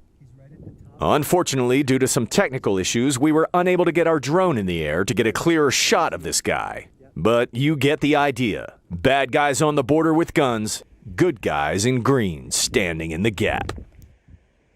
Here's at least one of the armed cartel members is moved out. He's moved down. Step over here for a second. He's moved down to the Red Rocks. He's heading around that side. I believe there's a couple more on top. The Border Patrol, who's over on this ridge right here, watching. They've been watching my 6, looking down here. So this whole area, I'm technically in America, but this is Mexico right here. If I step, that rock is Mexico. So I'm in between Border Patrol in Mexico and the cartel, and they've got apparently armed cartel members all over this mountain right now. They told me multiple. One's moved off to the west. They've been watching my 6. I'm gonna get out of here because the sun is going down. It just shows you, this is how dangerous this is out here. Thank God for President Trump, thank God for Tom Homan, but we need to understand this. When we declare war on these guys aren't just gonna roll over. These guys have been armed because of Joe Biden and the Democrats. Joe Biden and the Democrats gave these guys $12 billion at minimum. That's a low estimate per year for the last 4 years. So they are armed up, they're ready to fight, and they're not gonna go peacefully. That's why it's so critical that our military goes in and takes these guys out. Mexico's military goes in and takes these guys out, that we spend our resources on the war that's right here on our southern border. This is a war. Not only have we been losing it for the last 4 years, our government's been fighting for the other team. Now we're fighting for the right side. But it's going to be bloody. It's going to be ugly. And we need to let these guys do their job and take these guys out. And hold the traitors in America that are aiding and abetting these guys accountable. All right. Down without getting shot. As Ben heads back out towards El Paso, he makes a quick stop in the Coronado National Forest to show you more of the insecurity that has been left behind by Joe Biden, Kamala Harris, and their failed administration. Just spoke to the guys from Barnard Construction. The day Joe Biden took office, after they stole the election, the day Joe Biden took office, their project shut down. The day Joe Biden took office, the project shut down. And now they're out here getting ready to build it again. This also happens to be one of the heaviest drug trafficking corridors in the country. And you can see why. All the way down to the end down there. If you can barely see it in the video, that's where the border actually goes up. But this is how it is for miles and miles and miles. And all the drug traffickers do, they come up, they send their drugs over. They can have vehicles pull right up here, they can drive off, or they send their guys with dope loads, the dope mules, up and over the Coronado National Forest. You know what's amazing about all this is the fact that the radical environmentalists not only have been silent about this, oftentimes they're the ones out there providing food and water for these terrorists coming into our country. Very soon, this Normandy barrier will be big, beautiful Trump wall. Don't go anywhere. When Law and Border returns, Ben links back up with the elite Borstar unit in El Paso, Texas for some night ops. We got a group coming in. Right now, we got a coyote up front. Yeah, usually the scouts stay up here. That's a pretty good vantage point for them. That's the difference between having Border Patrol on the border and having Border Patrol process fake asylum seekers and having babysit. When they're on the border, we catch the bad guys. And be sure to stick around for a special musical tribute by our very own patriotic entertainer, Dave Bray, USA. But you don't think that you're a hero, do you?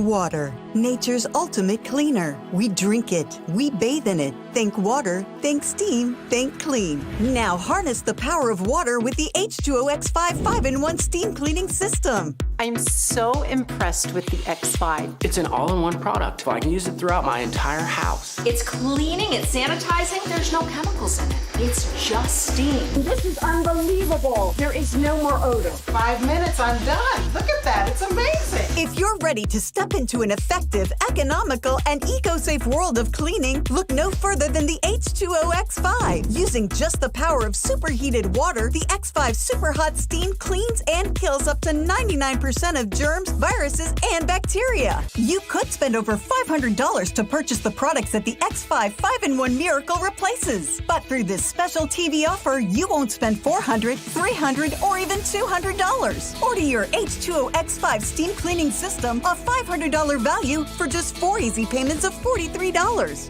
You'll get the X5 steam mop with microfiber pad, the carpet glider, the handheld scrubber, the window glass and mirror attachment, and the garment and upholstery bonnet. It's a complete 10-piece system, all this for just 4 easy payments of $43.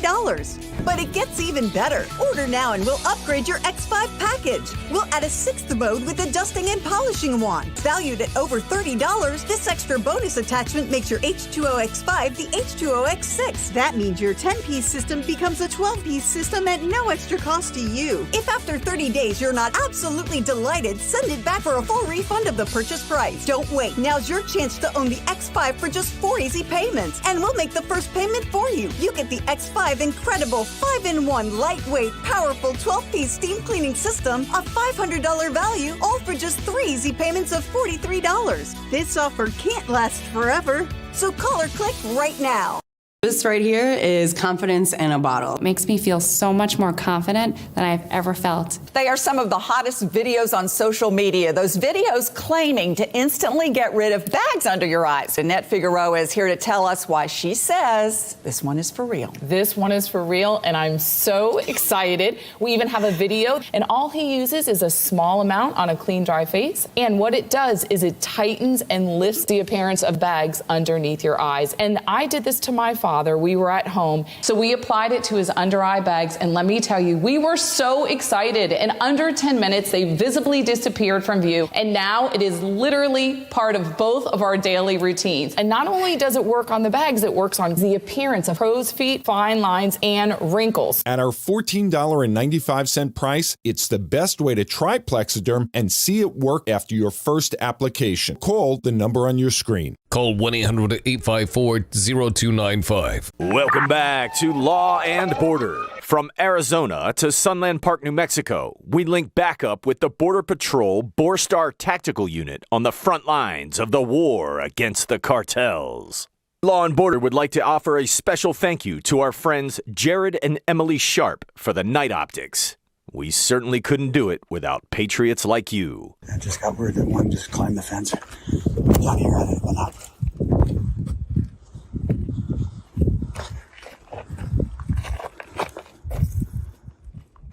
Go head up where the coyotes on the lookouts hang out.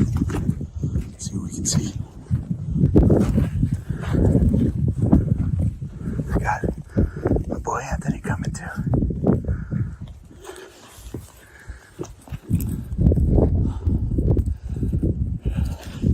It's Monument too.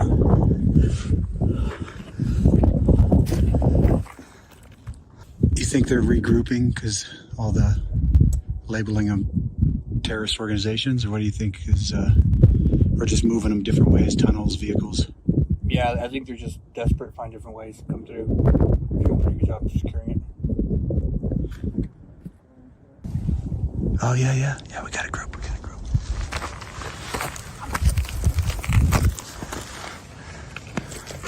Shh. We got a group coming in. Right now, we got a coyote out front. They got a little spook because I think they heard us. So we got the coyote right here. We got 4 more behind him. So we got 2 moving forward. We got 3 hanging back. Looks like there's some concern. We're not sure if they know we're up here.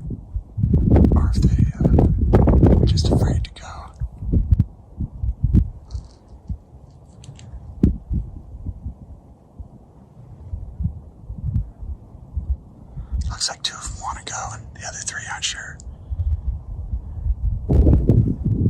Looks like the 3 are trying to convince the other 2 to go back.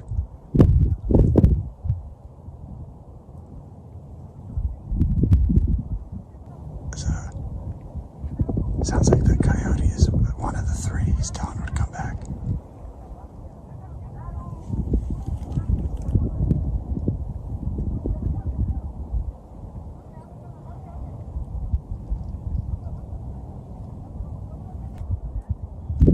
They may be moving up here. Yeah, it looks like they might be moving this way. As Ben and Anthony keep eyes on the potential invaders, Border Patrol tracks the movements and prepares to intercept if they cross. While this is all happening, we get word that another group has been spotted crossing down by the river.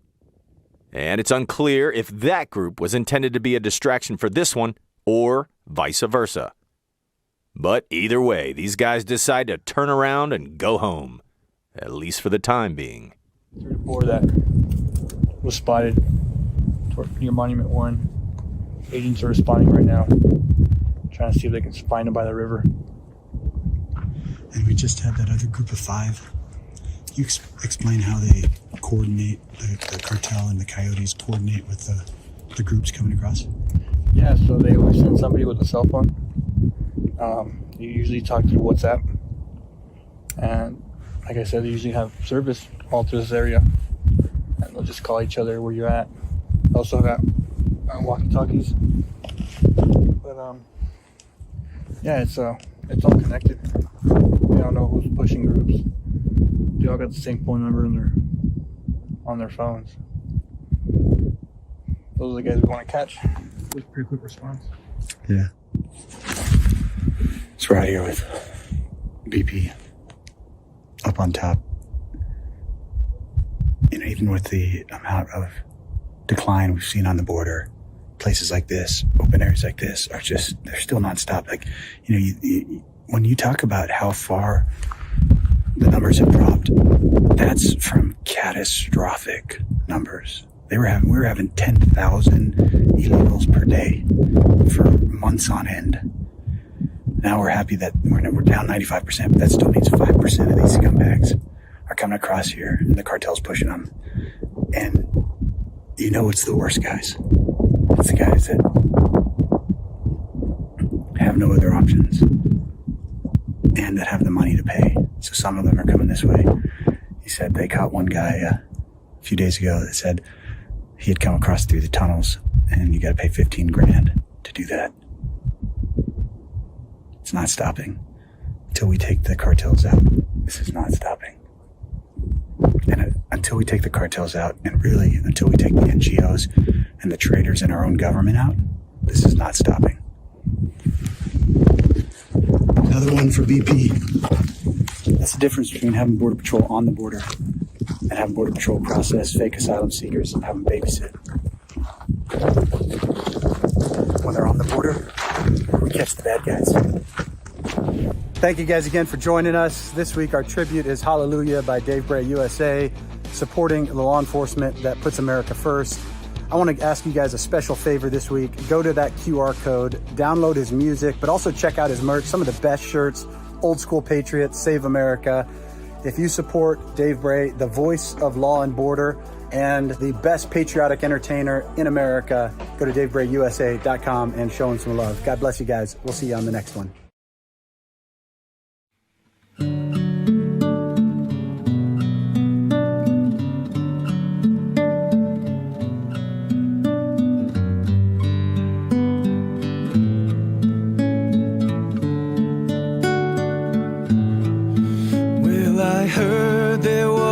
An ancient call to hold the line and protect us all, but you don't know about this badge now, do you? Well, it stands for justice, hope and truth, and mourning faith by those in blue who answer the ancient call.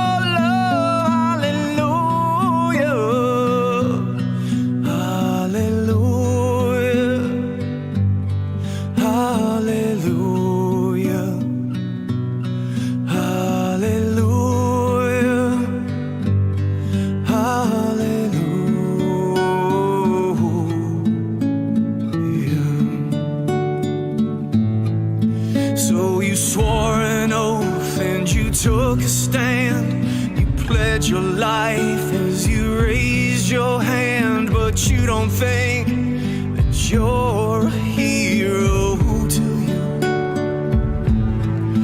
As you're holding up that thin blue line through the longest days, the darkest nights, the bullets fly, the screams that go right through you.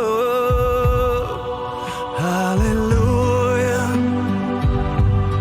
hallelujah, hallelujah, hallelujah.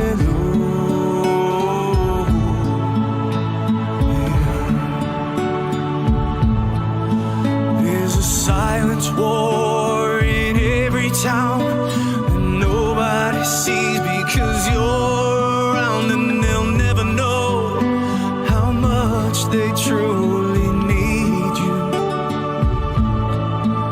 It's the lion's roar that keeps us safe, the badge that shines and lights the way so we can sleep in peace the whole night through, yeah.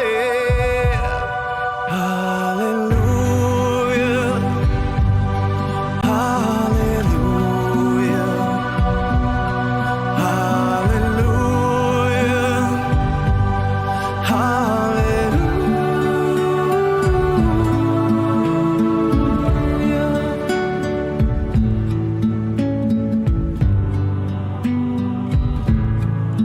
And the hardest part of every day is seeing the innocent lives betrayed and holding back what you really want to do, yeah. When evil lurks outside the door, the lion's heart begins to roar, a righteous and a holy hallelujah. Hallelujah, hallelujah, hallelujah, hallelujah.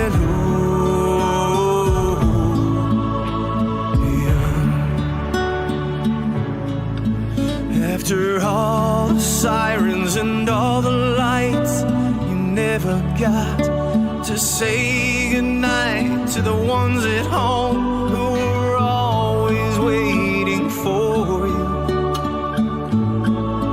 'Cause you chose a badge and you wore the blue for all of us who depend on you to answer the ancient call of hallelujah.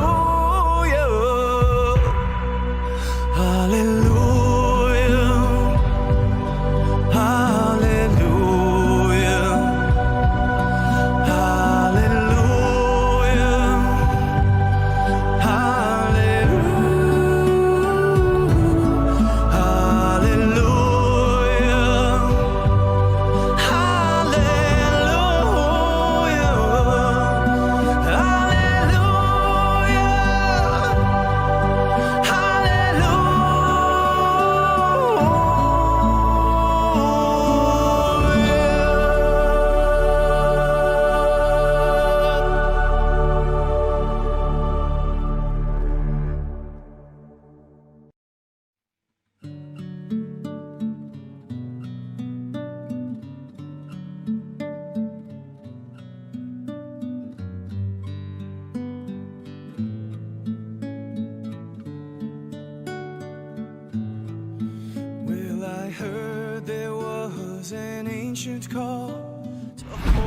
If you love that one as much as we do me a favor, take your phone, click that QR code, download the song, send it to your friends and family, in particular if they're in law enforcement. Buy some of the merchandise on that website. Let Dave Bray know that you love him, you love America. God bless you guys. We'll see you on the next one. Somewhere you and I wouldn't go. Would it be safe for us to go or no? Right here, no. Next time on Law and Border, Ben links back up with good friend Oscar Blue Ramirez and heads into one of the most dangerous places in Mexico, known as Culiacan, Sinaloa. It's also the headquarters for the Sinaloa cartel, where the El Mayo and the Chapito factions of the Sinaloa cartel are currently locked in a vicious, deadly war for control. From the demonic shrines to the multi-million-dollar mausoleums of death, we'll show you the truth about what it's like to live in a failed state. A block away from here, a human head was left on the sidewalk. Why it's so important that we rid the world of this cancer.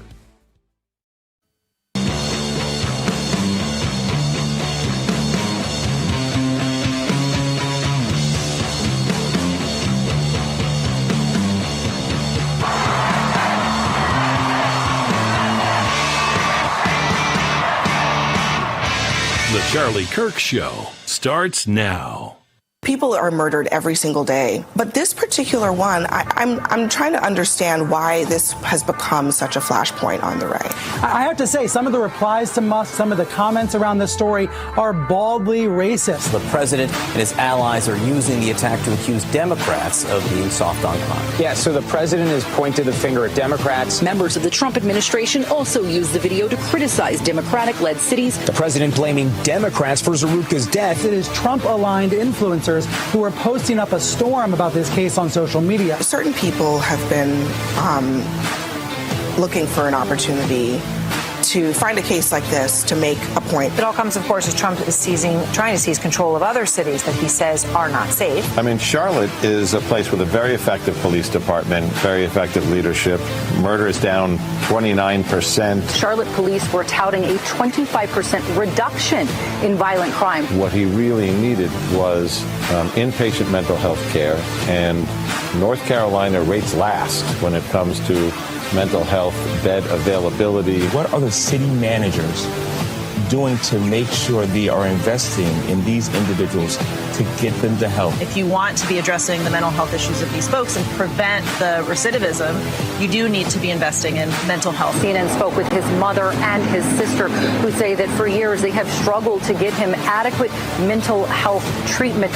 And if you really want to know who the criminals are in this country, you can Google it. You don't have to trust me. But the people that commit 80% of the most violent crimes in this country are white supremacists. Yet for whatever reason, they sit and they serve at the pleasure of the president. They are the ones that were there on January 6th, tearing our democracy down physically. And now we have them tearing us down right here from within. Are prisons obsolete? Coming through with the quotes, coming through with the titles of the books. I have to read that, actually. I haven't read that as yet.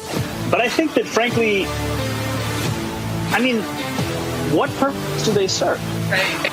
Right?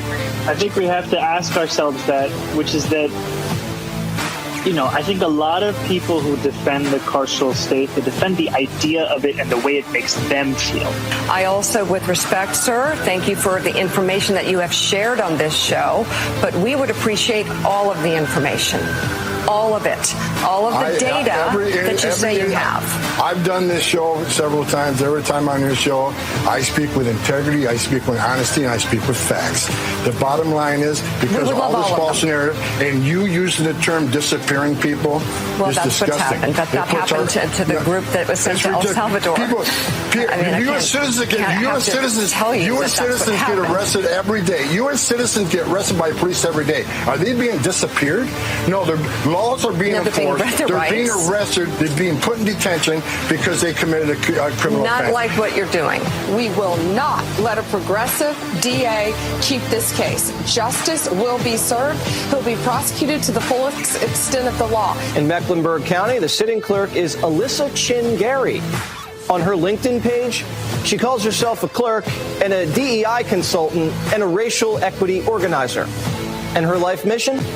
Reparations.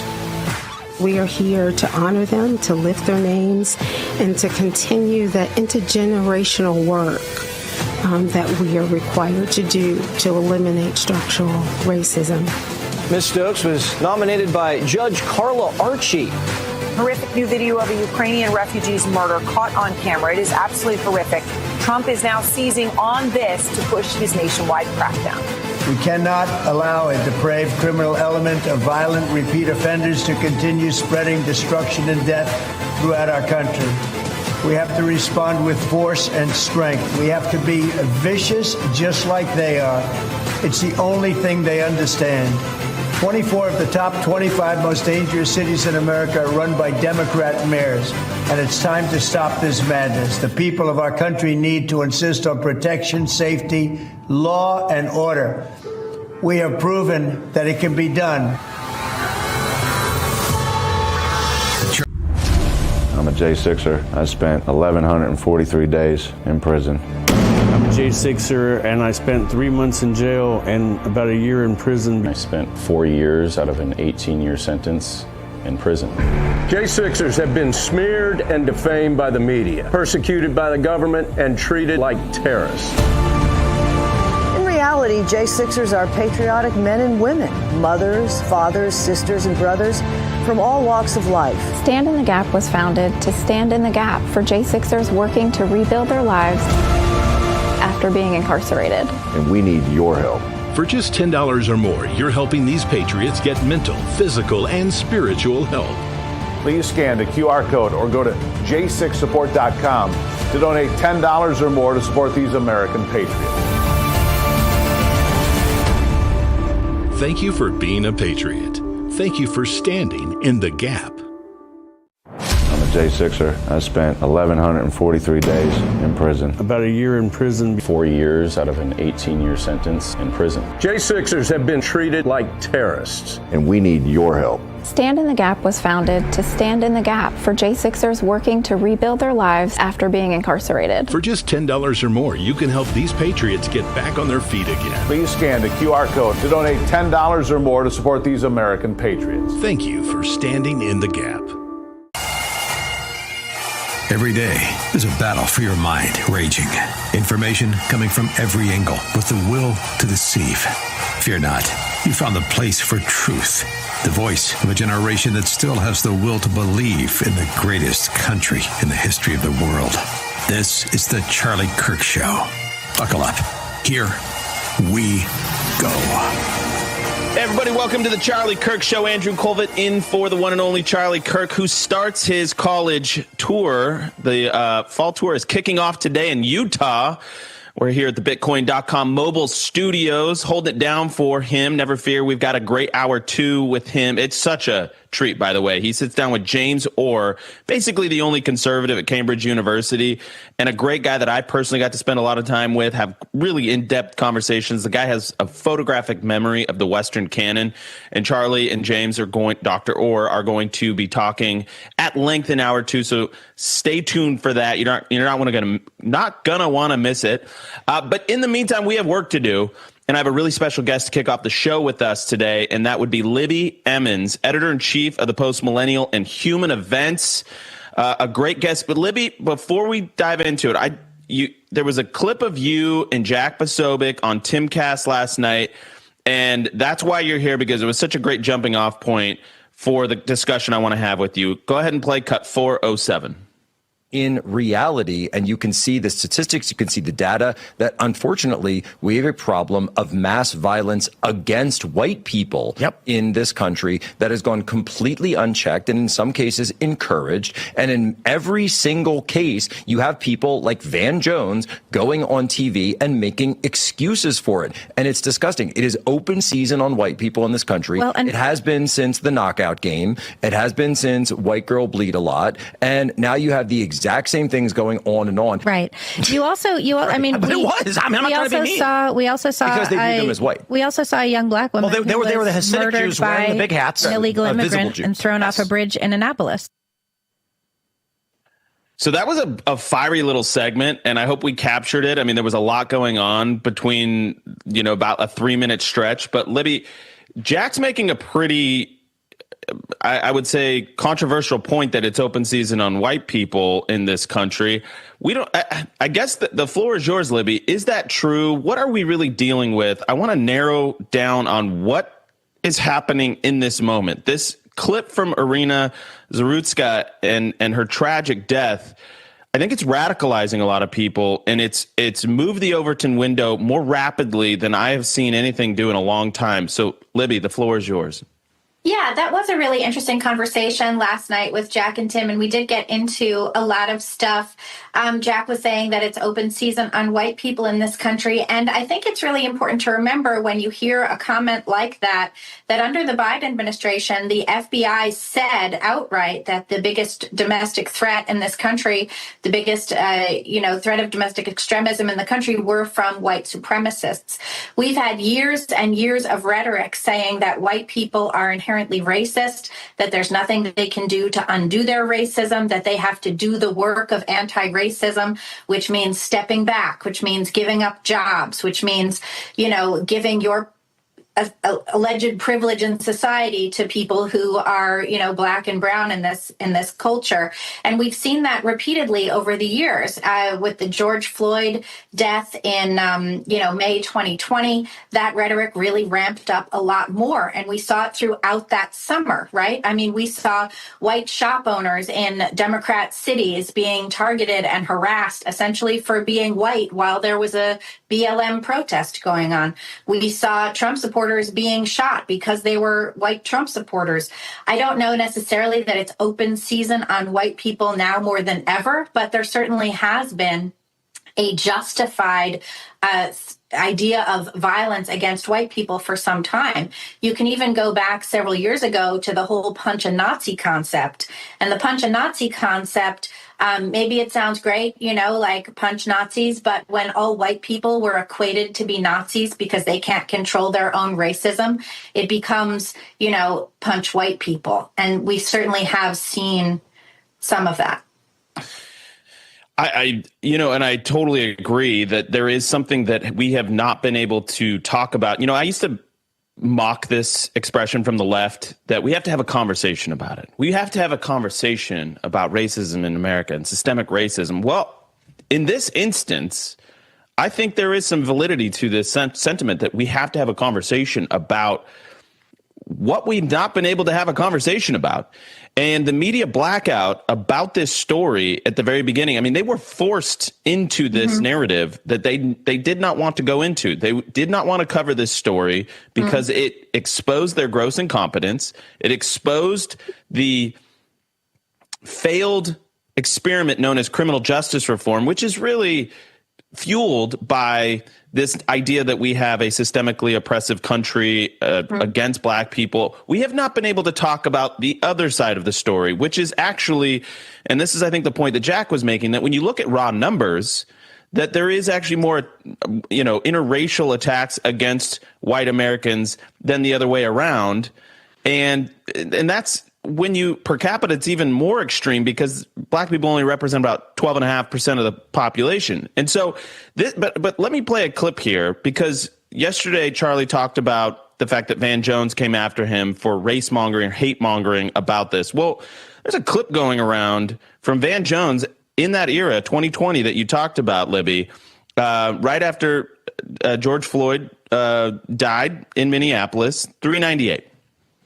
So even the most liberal, well-intentioned white person has a virus in his or her brain that can be activated at an instant. And so what you're seeing now is a curtain falling away.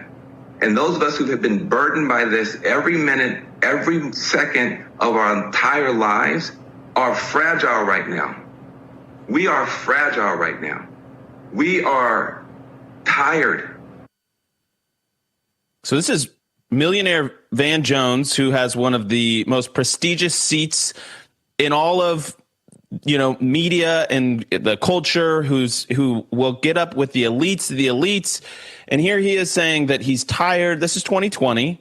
But then he has the gall 4 or 5 years later to tell Charlie that he's race mongering, hate mongering for calling out the fact that this DeCarlos Brown murderer killed Irina Zarutska because she's white. That's what his allegation was against Charlie. Libby.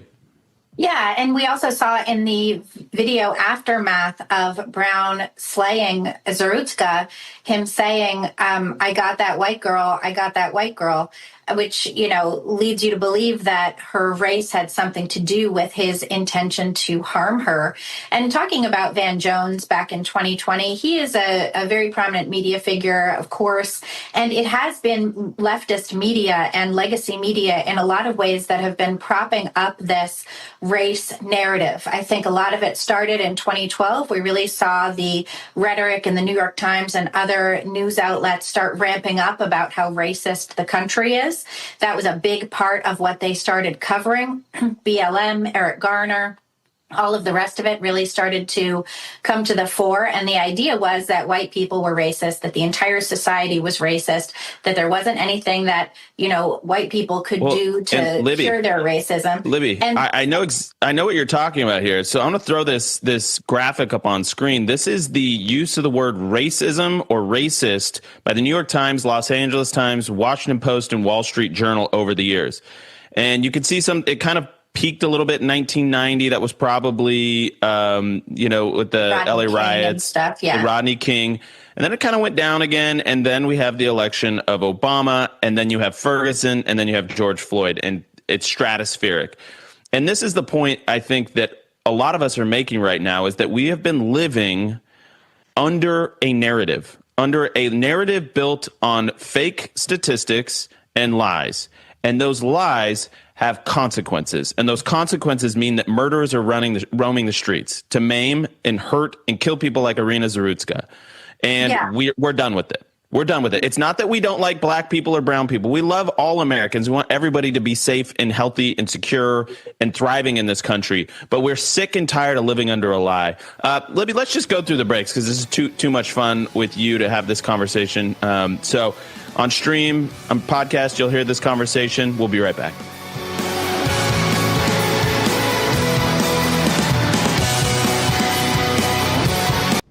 When the kids turn unholy, Harrelson's Own keeps my patience divine. When work flies out of control, Harrelson's Own keeps me cool as a cucumber. The device madness never ends, but Harrelson's Own keeps me zen. Life can be chaotic, but Harrelson's Own CBD helps keep you calm through any storm. Harrelson's Own consistently delivers you full mind and body homeostasis. It's an organic, full-spectrum CBD in a refreshing oral spray. Our nano-emulsified technology makes it completely water-soluble, so your body absorbs it immediately. You'll start to feel it in seconds, not 60 minutes. It just makes everything feel better. And it helps me just take the edge off. It helps me relax. It helps me be there with my kids. I swear I'm like a mental ninja. Like nothing can throw me off balance. No matter how many things come at me, I'm like, boom, handled, next. I'm like crushing it all day long.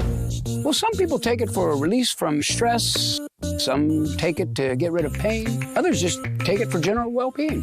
For me, Brett Harrelson, it just makes everything about my day a little better.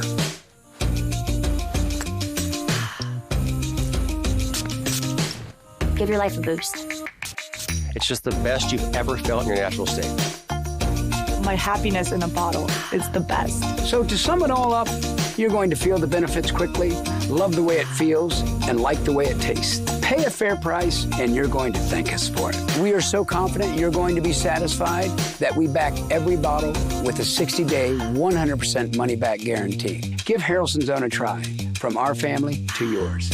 Go to ho.com to order Harrelson's Own now. Yep, it's that easy. Just our initials, ho.com.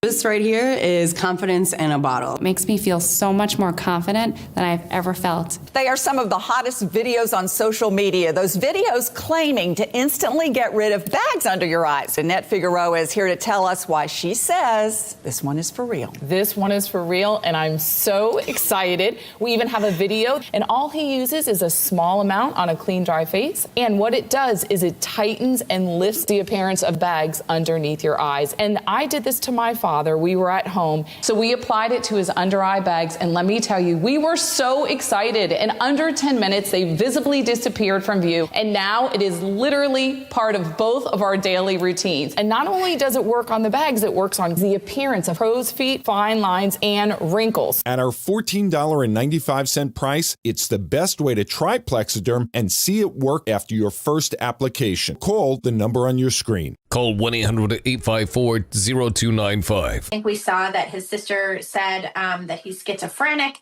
but there's absolutely no cause to allow men who have been arrested 14 times for multiple felonies to continue to live freely. That doesn't make any sense. And the thing is, too, that we see, I think, according to the National Library of Medicine, it's like 1% of the population is accountable for 63% of all of the violent crimes. And this isn't the first case either, where we see a case of a man who murders a woman or commits a really violent crime like this, and then you check out the rap sheet and there's like 20 mugshots. Why? Why is this person continuously released? Why do we have more compassion for killers than we do for their victims? And no city council should be like this. Charlotte is a city that got $3.3 million in funding from the MacArthur Foundation to reduce their prison population. And that's what they set about doing. This is exactly what Zoran Mamdani wants to do in New York. He wants to turn it into a city where people get murdered on the subway because he has more compassion for people who should be in prison than the people who are going to get harmed by them. Well, and we go back to this idea of so much of this is built on a lie. Let's just go ahead and show a clip that demonstrates how forcefully the purveyors of this lie push this propaganda out into the public. This is Jasmine Crockett, and she says 80% of the most violent crime in our country is done by white supremacists or white supremacy. 396. And if you really want to know who the criminals are in this country, you can Google it. You don't have to trust me. But the people that commit 80% of the most violent crimes in this country are white supremacists. Yet for whatever reason, they sit and they serve at the pleasure of the president. They are the ones that were there on January 6th, tearing our democracy down physically. And now we have them tearing us down right here from within. Now, that, to be fair, that video is from February, but right. That shows the extent and the depth of the ideological rot that has taken over the dialogue in this country and how it's just not rooted in anything resembling the truth. We'll be right back.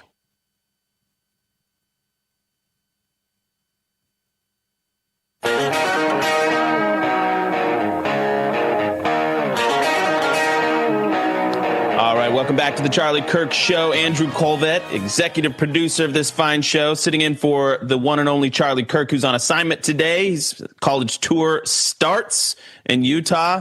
Lots of fun controversy brewing up in Utah, which means it's going to be a fantastic event. Lots of people coming out for that. I am still with the great Libby Emmons, editor-in-chief of the Post Millennial and Human Events.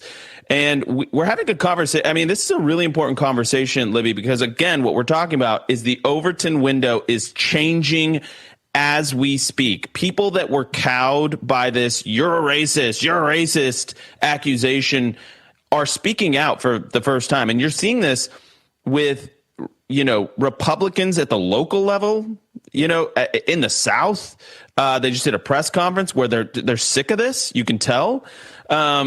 And again, this is not anti-black. This is not anti-brown. This is pro-American. This is pro-safety. We want everybody to thrive, but we cannot live under the specter of lies and propaganda and expect to get good laws, good policies, and good outcomes. And I think that's what everybody's waking up to. And by the way, I have to play this, Libby. This is this morning. This is how deep it goes. From the official Black Lives Matter account posted this video. Irina Zarutska's blood is still fresh on that train in Charlotte. And they have the gall to post this. Play cut 400. A right to violence. All oppressed people have a right to violence. And I want to tell you something. It's like the right to pee. You got to have the right place. You got to have the right time. You got to have the appropriate situation. And I'm absolutely convinced that this is it. That's this morning from the Black Lives Matter official account. Libby Evans. Yeah, I think that's absolutely crazy. And just for reference, where Jasmine Crockett got her numbers of 80%, that came from the ADL. And the ADL said all the extremist-related murders in 2022 were committed by right-wing extremists of various kinds. And that's where she was getting her numbers from. And that included a killing at a Colorado nightclub that was LGBT related and didn't really have anything to do with white supremacy at all. Mostly they're leaning on that horrifying Buffalo supermarket shooting for their information. And so it's completely not accurate. And we know that the ADL doctors their information to call things white supremacist and right wing that really aren't, right? I mean, we know that so clearly. Well, by the way, Libby, that completely overlooks the fact that Chicago has been, the number one murder capital of the country for the last 13 years. It overlooks the fact that if you go back to 2018, this is a real stat, 2018 in Washington, D.C., do you know how many black people were murdered since 2018 in D.C.? About 1,200. Yeah, I saw that number as well. Do you know how many white people were murdered in Washington, D.C. in the last since 2018? 11.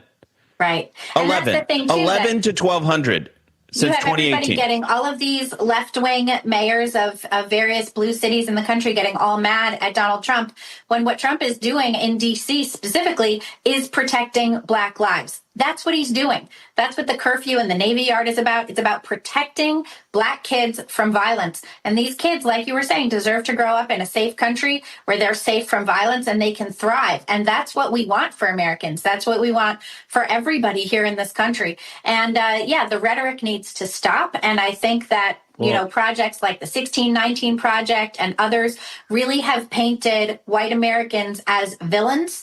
And it's definitely done that to our young boys as well, to white boys. It's a big problem. I totally agree with that. My goodness, what the villainizing of young men in this country has been incredibly destructive. And we see that in basically every single statistic that comes out. Now they're turning a corner right now.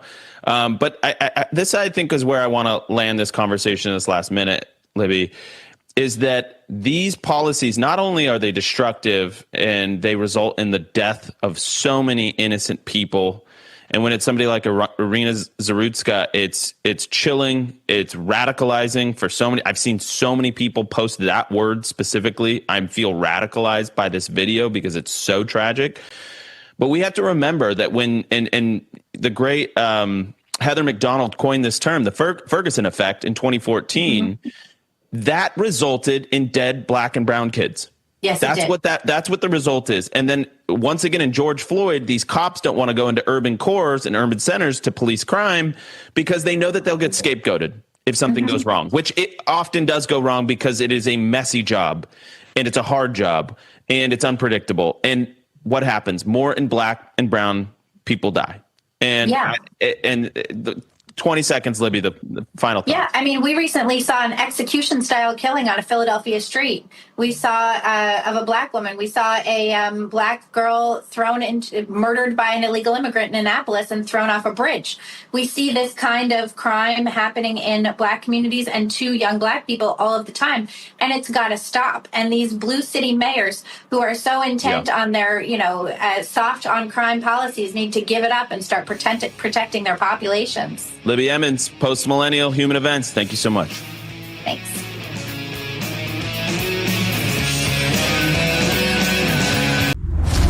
I'm a J6er. I spent 1,143 days in prison.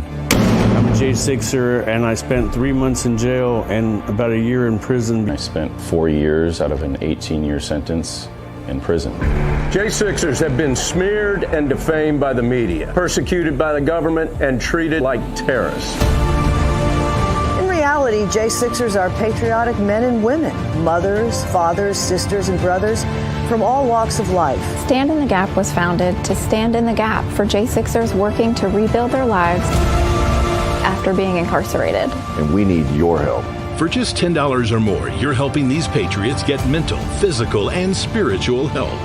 Please scan the QR code or go to j6support.com to donate $10 or more to support these American patriots. Thank you for being a patriot. Thank you for standing in the gap.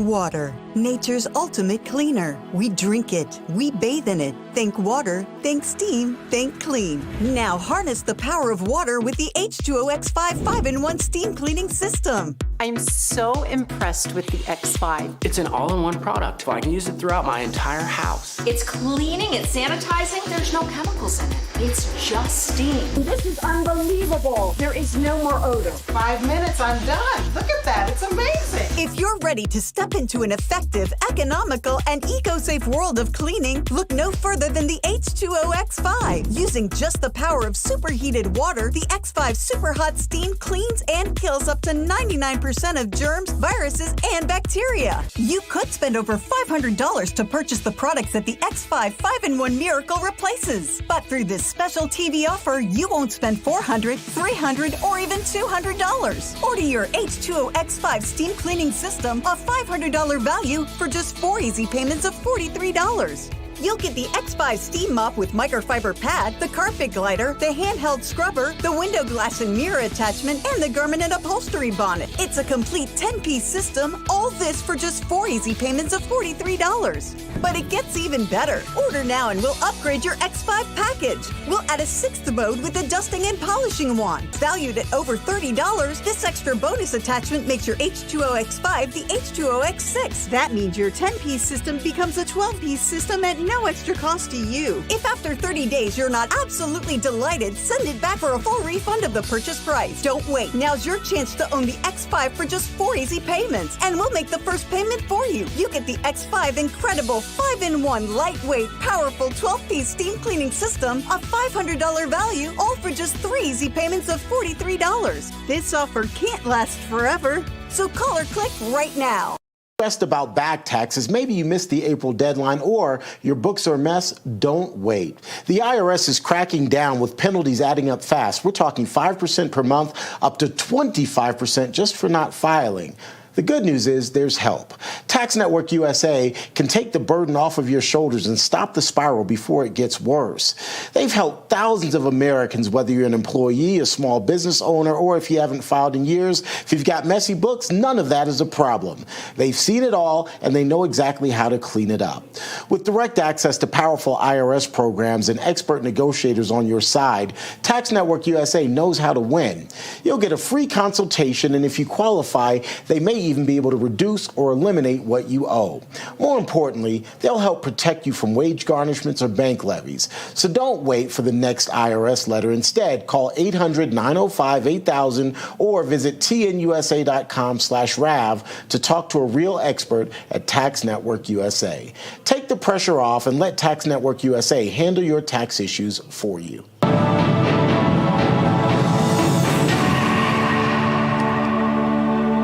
Terrence Bates here with your Real America's Voice news break. The man accused of stabbing and killing 23-year-old Ukrainian refugee on a light rail train in Charlotte, North Carolina, now facing a federal charge of committing an act causing death on a mass transportation system. Attorney General Pam Bondi says her department will seek the maximum penalty possible. This is obviously a horrible, horrible situation. But this is why federal statutes exist. They exist to take care of situations like this because no one should sit in fear when they sit on the light rail.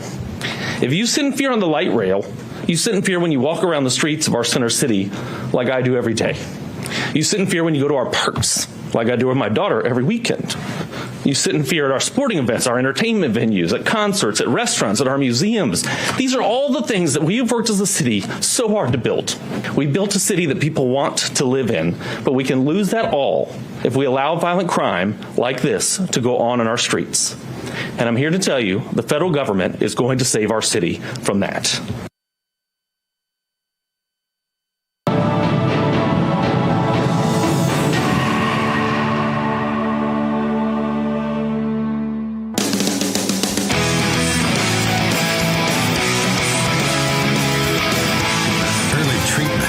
Socialism saves lives. The Charlie Kirk Show is back.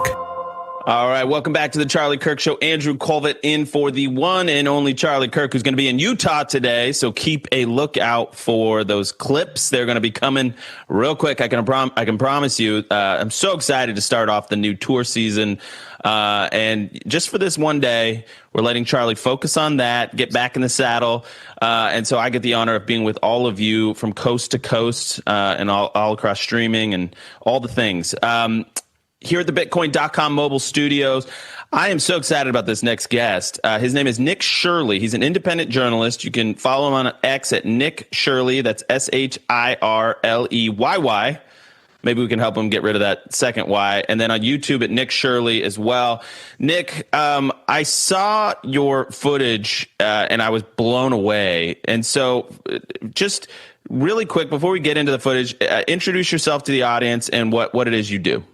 Yeah, my name is Nick Shirley. I'm an independent YouTube journalist, and I go all across the world, not just the United States, but all across the world, showing the realities of things as they really are, whether it had been the migrant crisis or the fentanyl crisis or asking people who they're voting for. I go to all the locations, or just doing ride-alongs with gangsters in Chicago as well. Yeah.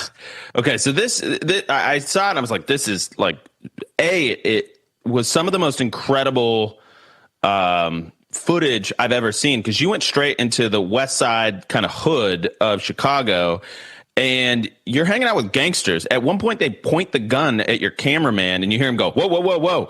I mean, this is really radical stuff, and you put yourself in harm's way for this footage. So I just want to start playing some of it, because it not only is it amazing to see up close, it's also so newsy and everything that's happening.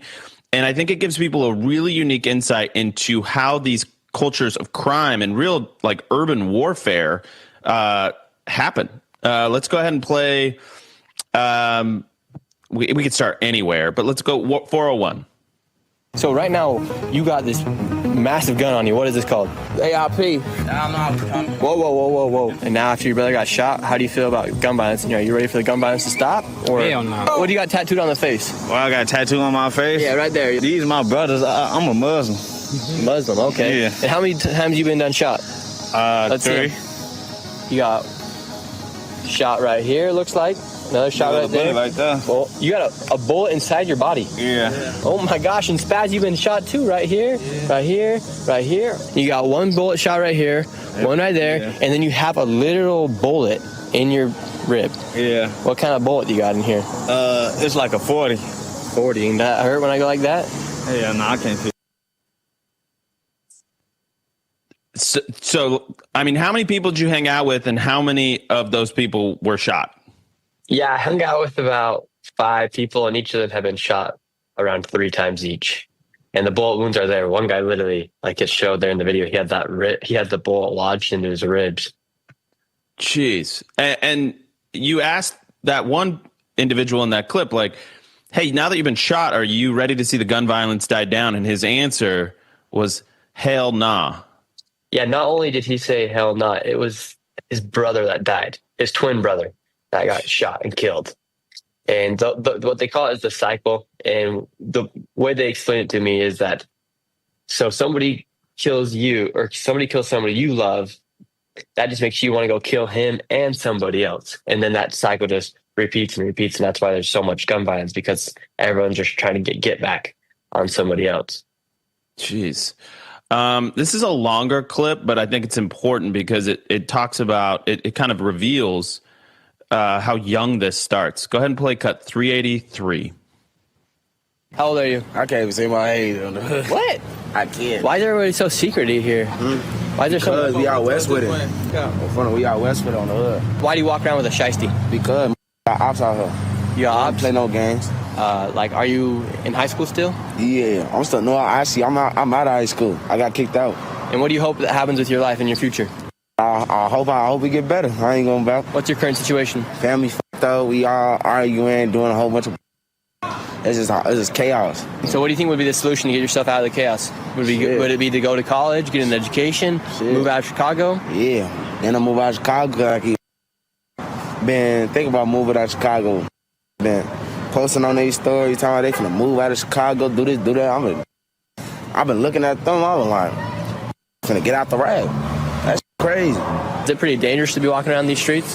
Yeah, I ain't gonna bow. Is that why you're walking around with a shiesty? I got upped on by 4 pipes in one day. One of them shot, but didn't hit me. I swear to God, one of them shot, but didn't hit me. And that was the first day I ever even knew how to hit a lick on my grandma.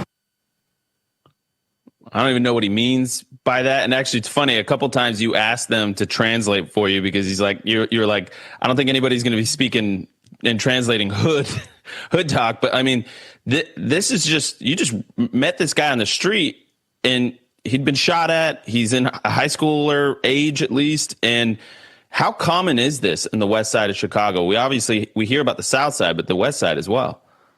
I think it's pretty prevalent to see, especially like, for instance, I was broad daylight on a weekday at a gas station. That kid was out there walking around and he had been expelled and kicked out of high school.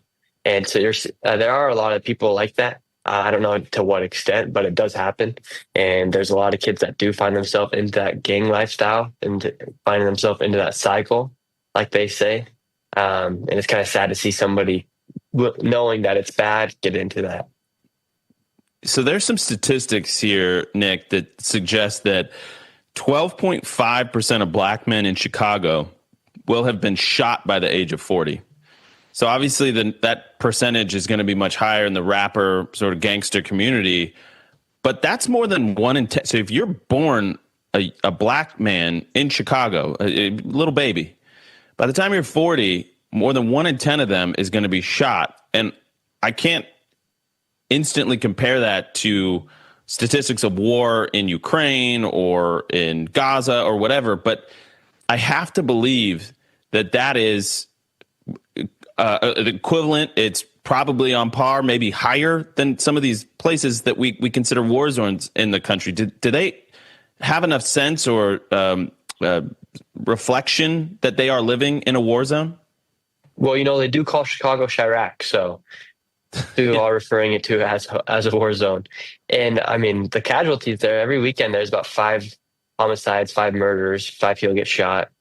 Just on Labor Day weekend, there's over 58 people that got shot. And I believe 8 people died that weekend. So every weekend, people are dying on the streets of Chicago. And Trump's even offering to give them help to send the National Guard. And I even talked to the gangsters yesterday. I was just following up with them, seeing how they're doing. And I was asking about if Trump should send in the National Guard. And they even said that it would be a good idea to send them in. And especially to get rid of the illegal gangs, because the illegal gangs aren't playing by the same rules they play by. And so they were saying. Explain that. So these guys, I mean, they're part of a gang, but they're worried about the illegals that are also forming gangs, and they're playing by a different set of rules? Yeah, like obviously they're from Latin America, and they're from cartel-controlled countries, so they don't play by the rules of you got to do this to make sure you don't get by this. They don't have those rules where they play, where they do their crimes. So, and these gangsters, like the gangsters I was with, they were cool with me. They're nice guys. And like if you could give them the option to get out, they probably would. They just don't know how to really get out of that lifestyle. And they're so used to it. They've been brought up into it, and they'll say themselves that they were just brought up into it and they never got out. It's crazy. It's like another world. Honestly, it's like you're looking at Martians or something. And that's not a racial comment. It's just the amount of crime that they live with and that they're just accustomed to. It's just, I think a lot of people in this audience, it just can't relate. Let's go ahead and play another cut here. 406. What kind of bullet do you got in here? It's like a 40. 40. And that hurt when I go like that? Yeah, no, I can't feel that. What'd you get shot for? That's being me, being one of them. Here in Chicago, it's pretty much the murder capital of the United States. Do a lot of these shootings and murders have reason to them, or is it just like I shoot you, you shoot me? This is war. Nah, just be trying to get a name for this stuff out now, shorty. I ain't gonna lie. Like a name to get respect? You feel me? Yeah, like street credibility, shorty. That's really none. That's what is really funny these days. So it's just for street cred these days to shoot somebody and kill them. How many people that get shot and die, how many of those killers do you think are still walking the streets? What you mean? Like how many people get away after they kill somebody? I don't know. It don't take us that long. It don't take us that long for a get back. Ooh, So we hear that it's less than a 50% clearance rate, which is how many murders get solved in the city of Chicago. So more than half never get solved. But this guy says, and this is kind of one of the main characters, that guy, the last guy that we saw there that you talked with, you rode around with him, he drove you around the city. He's also a rapper, right? He says, well, I don't know, it doesn't take that long for us to get a get back. So he's suggesting, well, even if the police don't get the guy that shot us, we're going to get him. And that is really the cycle in a nutshell right there. Nick Shirley. Your reaction to that clip, Nick. Oh, yeah. So sorry, I thought you were closing it out. But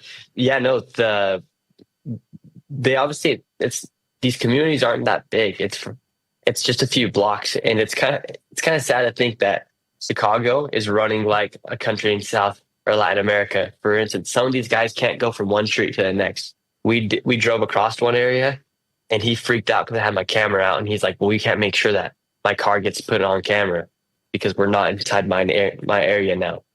And so these guys don't even feel comfortable going from one street to the next in some of these locations. So there is very much an active war between gangs going on inside Chicago, and it's not a secret. But the governor and I was going to say, so that's my next question. When you hear J.B. Pritzker or Brandon Johnson out of the city of Chicago fight tooth and nail to keep the National Guard out of the city, but even you got these gangsters saying it'd be good to do this, what's that dynamic? How do you, now that you've seen it up close, like, do you have a conclusion? Do you feel like it would be a good idea for the National Guard to be in Chicago? Yeah, I think both those guys are pretty stupid, if we're all being honest, right? Why wouldn't they want their cities to be safer? Why wouldn't they want their streets to be cleaner? It worked in Washington, D.C., and the people you see protesting aren't the people that are inside of these areas. They're all these people coming from the suburbs, a bunch of old white liberals. It's sad to say it, but it's the truth. And well, I mean, a lot of people just want their areas to feel safer, and that's all Trump's really offering to do. Yeah, I mean, and to be candid, I mean, that's why I wanted to have you on the show, because I wanted everybody to see just how different the culture is that these people are living under. Nick, thank you so much for showing us this footage, for making the time to come on the show and tell the audience about it. Thank you so much. Thank you, guys. We'll be right back. Don't go anywhere.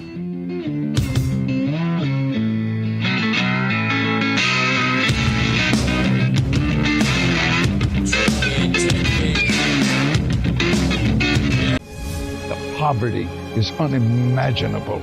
There are people who are struggling. This is where she washes the dishes. If you're ever going to allow your Christian faith to rise and to do something for God's chosen people, now is the time. This is the home of Galena. She's 96 years old. This is what she had to eat for today. She has one pot with water and wheat. My father was killed by the Nazis, and I was an orphan. I didn't know about God. But now, in the cold, hungry nights, I pray for food to the God I've never known. There are good people that love you. You see the tears. Scripture says joy can come in the morning, and you can be the reason. Right now in Ukraine, elderly Jews are trapped in unbearable poverty. If you will bless these hurting children of Israel, you will receive God's blessing in return. Your urgent gift today of $25 will help rush a survival food box filled with life-saving essentials. Call, scan, or go online now. I'm not exaggerating when I tell you, I don't know how much longer she could have waited for us to come. I can't even grow my food anymore. What will happen to me? I'm doomed to starve. Tens of thousands of elderly Holocaust survivors in the former Soviet Union are living in extreme poverty, hungry, and forgotten. But through the International Fellowship of Christians and Jews, we can bring them hope. Eggs. It's my favorite food. May you be blessed. You say to them, we see you and we're here to help. Please don't delay. Call, scan, or go online now. Relentless in spirit. You're listening to The Charlie Kirk Show. All right, welcome back to the Charlie Kirk Show. Andrew Colvett in, executive producer of the Charlie Kirk Show. Man, what a wild ride this show has been on, and what Turning Point has been on, and what Charlie himself has been on, the country. Excited to tell you about Why Refi because, of course, the fall tour kicks off today in Utah. Clips coming up. I'm sure Charlie's gonna be posting about it on his X, his Twitter, and other platforms. So keep a lookout today. It's gonna be a wild event. I think he's a couple hours from starting, and it's already like filling up with people. So it's gonna be crazy. Why Refi is the sponsor of that tour, and folks, let's face it. If you have distressed or defaulted student loans, private student loans, nobody is coming to bail you out. And bankruptcy is not an option, but you can take charge of your situation, and that starts by calling Why Refi. That's YREFY.com. Can you imagine being debt-free and not living under this burden anymore? You gotta call them. They're good people. Just hung out with them a couple weeks ago. Amazing people. Why Refi offers a 3-minute rate check without any credit impact. Bad credit is accepted. If you've got a co-borrower, Why Refi can get them released from the loan. You can even skip a payment every 6 months up to 12 times without penalty. So if this is you, if you have private student loan debt in the United States, right now, it doesn't necessarily work in all 50 states, but call them to find out if it works in your state. They can help you. These are good people, good patriots that have your best interests at heart, and they want to help you out. And this is the way to do it. Call Why Refi at 888-YREFI-34 or go to YREFI.com. Tell them that Charlie Kirk Show sent you. Great people. And they are sponsoring the American Comeback Tour right now that's going to be kicking off in Utah today. Clips going viral soon, so you're going to want to check that out. We're going to wrap up our hour. We got an exclusive clip from Brian Glenn, who sat down with Pam Bondi, and we're going to show you that in just 1 second.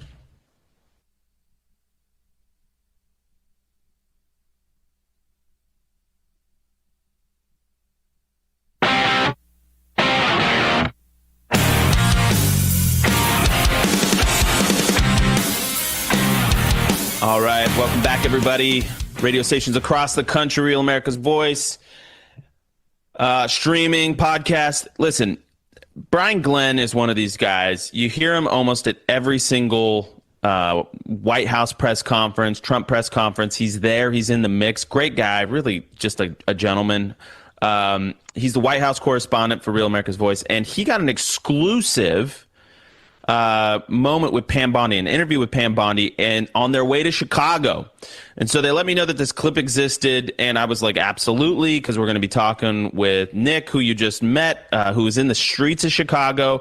And a fascinating thing I didn't know he was going to say was that even the native-born, mostly black West Side and South Side gangsters in Chicago that have all been shot and that are living in this war zone known as an American urban core, they don't like the illegals.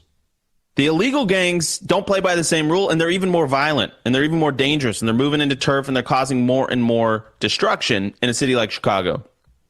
And so they're on their way to Chicago, and Brian gets an exclusive with Pam Bondi, and it looks like the federal government has just raided and shut down an illegal Chinese vape factory. So this is an important clip. Let's go ahead and play. I don't know the number. It's 412. Let's go ahead and play. This is a long clip, but it's an exclusive interview, 412. First of all, Attorney General, I'd like to talk about the crime that we're seeing in this country right now and the need to make sure we have judges who will prosecute these criminals and stop releasing them onto our streets again. Well, we have to have judges that will keep them in jail, and we also have to have prosecutors who will argue to keep them in jail. In Charlotte, North Carolina, I believe we had a progressive liberal district attorney who agreed with these judges that you could do a written promise to appear in court. And this guy had 14 arrests prior to violently, brutally murdering that young woman. No more in this country. We're going to fight back. We're going to take these cases federally whenever we can. He murdered her on a mass transit, and that gave us jurisdiction. Okay, let's talk about the National Guard real quickly. Some cities are saying, hey, we want the Trump administration to come in. We want the National Guard to secure our cities. What's your thoughts on going forward with the National Guard in other cities? President Trump has every intention of going forward with the National Guard in many cities throughout this country. But you know what? He wants them to ask us. He wants them to cooperate with us to help make their cities and their states safe. Crime is rampant throughout this country. Look what we've done right here in D.C. It's beautiful now. It's safer. It's getting even safer every single night with our Guard, with our DEA, FBI, ATF, U.S. Marshals working hand in hand with Park Police, with Metro, with Transit Authority, and the National Guard. So we're going to continue to do that. Stay tuned. We're going to continue to do that throughout this country. Just a few weeks ago, parents and kids, they went back to school. Now, under the Biden administration, parents, if they showed up at a school board meeting, they were basically deemed domestic terrorists for speaking out. You just pushed out a memo about parents' rights. Just talk about how important that is moving forward. It's extremely important to President Trump and to our entire administration. Parents have the right to direct the moral, the educational, the religious leanings, dealings with their children, not up to teachers, not up to school boards. Parents have the right to peacefully protest, to be heard at school board meetings, and not to be declared domestic terrorists. We are going to protect our parents, and they in turn can protect their children from transgender books in elementary school, to be safe, to boys staying in boys' bathrooms and girls staying in girls' bathrooms. Thank you. Great work there from Brian Glenn, the White House correspondent from Real America's Voice. My understanding of that clip is that they were on their way to Chicago. Brian caught her on the tarmac. Maybe he's traveling with her. I'm not sure, but that's the Attorney General Pam Bondi. And you see that, especially that clip, that portion of the interview where they're talking about the National Guard in these cities like Chicago. And then you contrast that with some of the footage that Nick Shirley got out of the west side of Chicago with those gangs and those rappers, where they've all been shot and they protect their blocks almost like a mini nation state. And this cycle of violence continues on and on and on, and they even call it a war zone. Chirac, they actually say it's a war zone in the footage that Nick has. These are people living in America, but it is not like the America you or I probably know. It is much more dangerous, much more violent, and the cycle of destruction and death and murder just continues on, and it spirals out of control. Something has to be done to stop the cycle. I think that's the message, that something has to be done to stop this cycle, and that requires bold action. That requires steamrolling these feckless Democrats that seem to love crime for some reason. Never fully understand it. But something has to be done. The cycle has to be stopped, and we have to make America safe again. And I hope that President Trump moves forward forcefully. Dr. James Orr from Cambridge with Charlie Kirk in the next hour. Don't go anywhere. We'll be right back.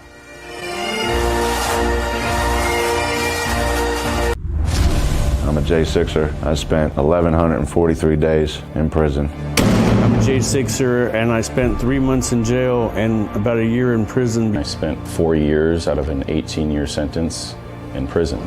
J6ers have been smeared and defamed by the media, persecuted by the government, and treated like terrorists. In reality, J6ers are patriotic men and women, mothers, fathers, sisters, and brothers from all walks of life. Stand in the Gap was founded to stand in the gap for J6ers working to rebuild their lives after being incarcerated. And we need your help. For just $10 or more, you're helping these patriots get mental, physical, and spiritual help. Please scan the QR code or go to j6support.com to donate $10 or more to support these American patriots.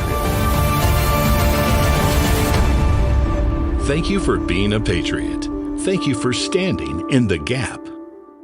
Water, nature's ultimate cleaner. We drink it, we bathe in it. Think water, think steam, think clean. Now harness the power of water with the H2O X5 5-in-1 steam cleaning system. I'm so impressed with the X5. It's an all-in-one product. I can use it throughout my entire house. It's cleaning, it's sanitizing, there's no chemicals in it. It's just steam. This is unbelievable. There is no more odor. 5 minutes, I'm done. Look at that, it's amazing. If you're ready to step into an effective, economical, and eco-safe world of cleaning, look no further than the H2O X5. Using just the power of superheated water, the X5 Super Hot Steam cleans and kills up to 99% 90% of germs, viruses, and bacteria. You could spend over $500 to purchase the products that the X5 5-in-1 Miracle replaces. But through this special TV offer, you won't spend $400, $300, or even $200. Order your H2O X5 steam cleaning system, a $500 value, for just 4 easy payments of $43. You'll get the X5 steam mop with microfiber pad, the carpet glider, the handheld scrubber, the window glass and mirror attachment, and the garment and upholstery bonnet. It's a complete 10-piece system, all this for just 4 easy payments of $43. But it gets even better. Order now and we'll upgrade your X5 package. We'll add a 6th mode with a dusting and polishing wand. Valued at over $30, this extra bonus attachment makes your H2O X5 the H2O X6. That means your 10-piece system becomes a 12-piece system at no extra cost to you. If after 30 days you're not absolutely delighted, send it back for a full refund of the purchase price. Don't wait. Now's your chance to own the X5 for just 4 easy payments, and we'll make the first payment for you. You get the X5 incredible 5-in-1 lightweight, powerful 12-piece steam cleaning system, a $500 value, all for just 3 easy payments of $43. This offer can't last forever, so call or click right now.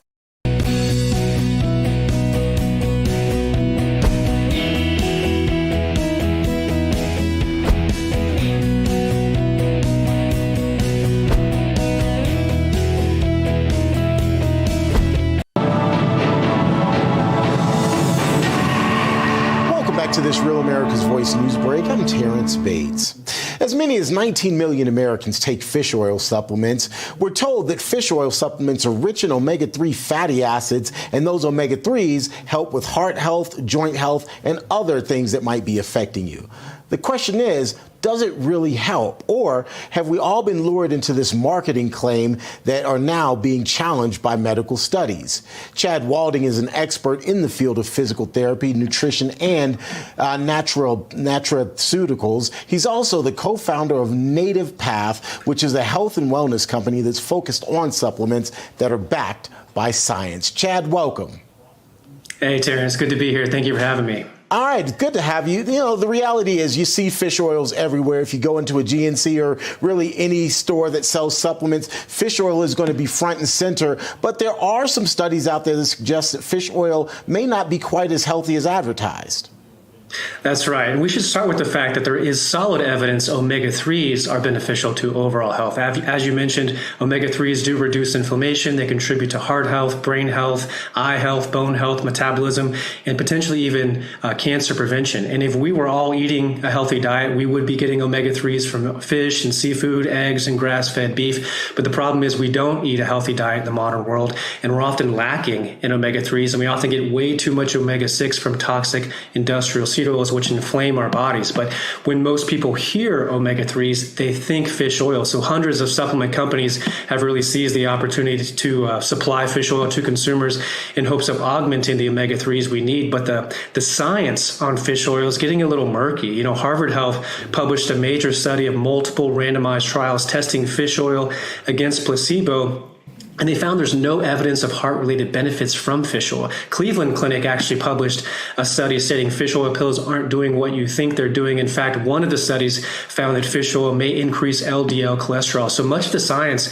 is really suggesting fish oil may not provide the health benefits people are hoping for. And I think there's really two key reasons for this. Number one, fish oil is almost always tainted with pollutants and toxins which prevent it from working. You know, it comes from oceans that have oil spills and nuclear disasters. High levels of mercury can be found in those waters. I simply don't trust it.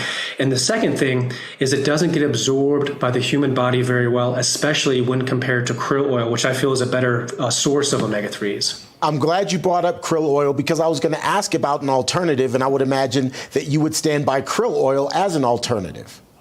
Absolutely. You know, studies show that krill oil is a more potent and absorbable form of omega-3s compared to fish oil. It's actually 50% more absorbable. And that's because it comes in a phospholipid form. And that's found all over your bodies, which allow it to penetrate your cells much more effectively than fish oil. But the biggest difference between krill oil and fish oil is actually a powerful additional antioxidant that is not found in fish oil. It's called astaxanthin. It's likely the key to achieving the health benefits you're seeking in omega-3s. Now, where does krill oil come from? It actually comes from the clean, pristine waters of the Antarctic. It's free of these pollutants and mercury spills and stuff like that. So really the purity is something we value in Native Path and why we really favor it over the fish oil. All right, so for people who are interested in Native Path, maybe getting some of the krill oil or some of the other supplements, how can they contact you? How can they at least start the process? Absolutely. So today we're extending up to 66% off to your audience when they visit nativepathkrilloil.com. So let me give that again. Visit nativepathkrilloil.com for up to 66% off. All right. And again, just for people who may just be tuning in, krill oil is different from from fish oil, but they come from similar environments, if you will. Yeah, they both come from the ocean, but it's different areas that are more polluted when it comes to fish oil compared to the pristine areas. And the biggest difference is that it allows krill oil to be more absorbable and more potent compared to typical fish oil that you get at a typical store. Chad, we appreciate your time. Such great information. Folks, there on the bottom of your screen, nativepathkrilloil.com. Log on, make your order right now. You can even get a discount of up to 66%, as you just heard from Chad. We appreciate you being here with us for this Real America's Voice news break. Now, let's get you back to your regularly scheduled programming.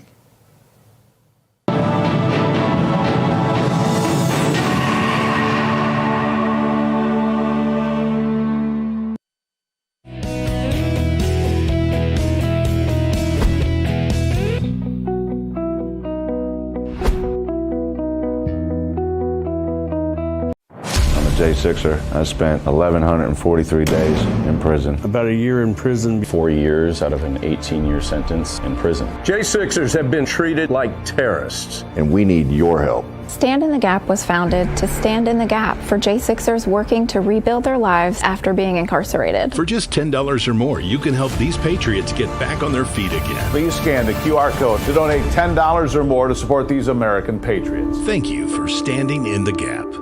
This right here is confidence in a bottle. It makes me feel so much more confident than I've ever felt. They are some of the hottest videos on social media. Those videos claiming to instantly get rid of bags under your eyes. Annette Figueroa is here to tell us why she says this one is for real. This one is for real, and I'm so excited. We even have a video, and all he uses is a small amount on a clean, dry face. And what it does is it tightens and lifts the appearance of bags underneath your eyes. And I did this to my father. We were at home, so we applied it to his under eye bags, and let me tell you, we were so excited. In under 10 minutes, they visibly disappeared from view, and now it is literally part of both of our daily routines. And not only does it work on the bags, it works on the appearance of crow's feet, fine lines, and wrinkles. At our $14.95 price, it's the best way to try Plexiderm and see it work after your first application. Call the number on your screen. Call 1-800-854-0295.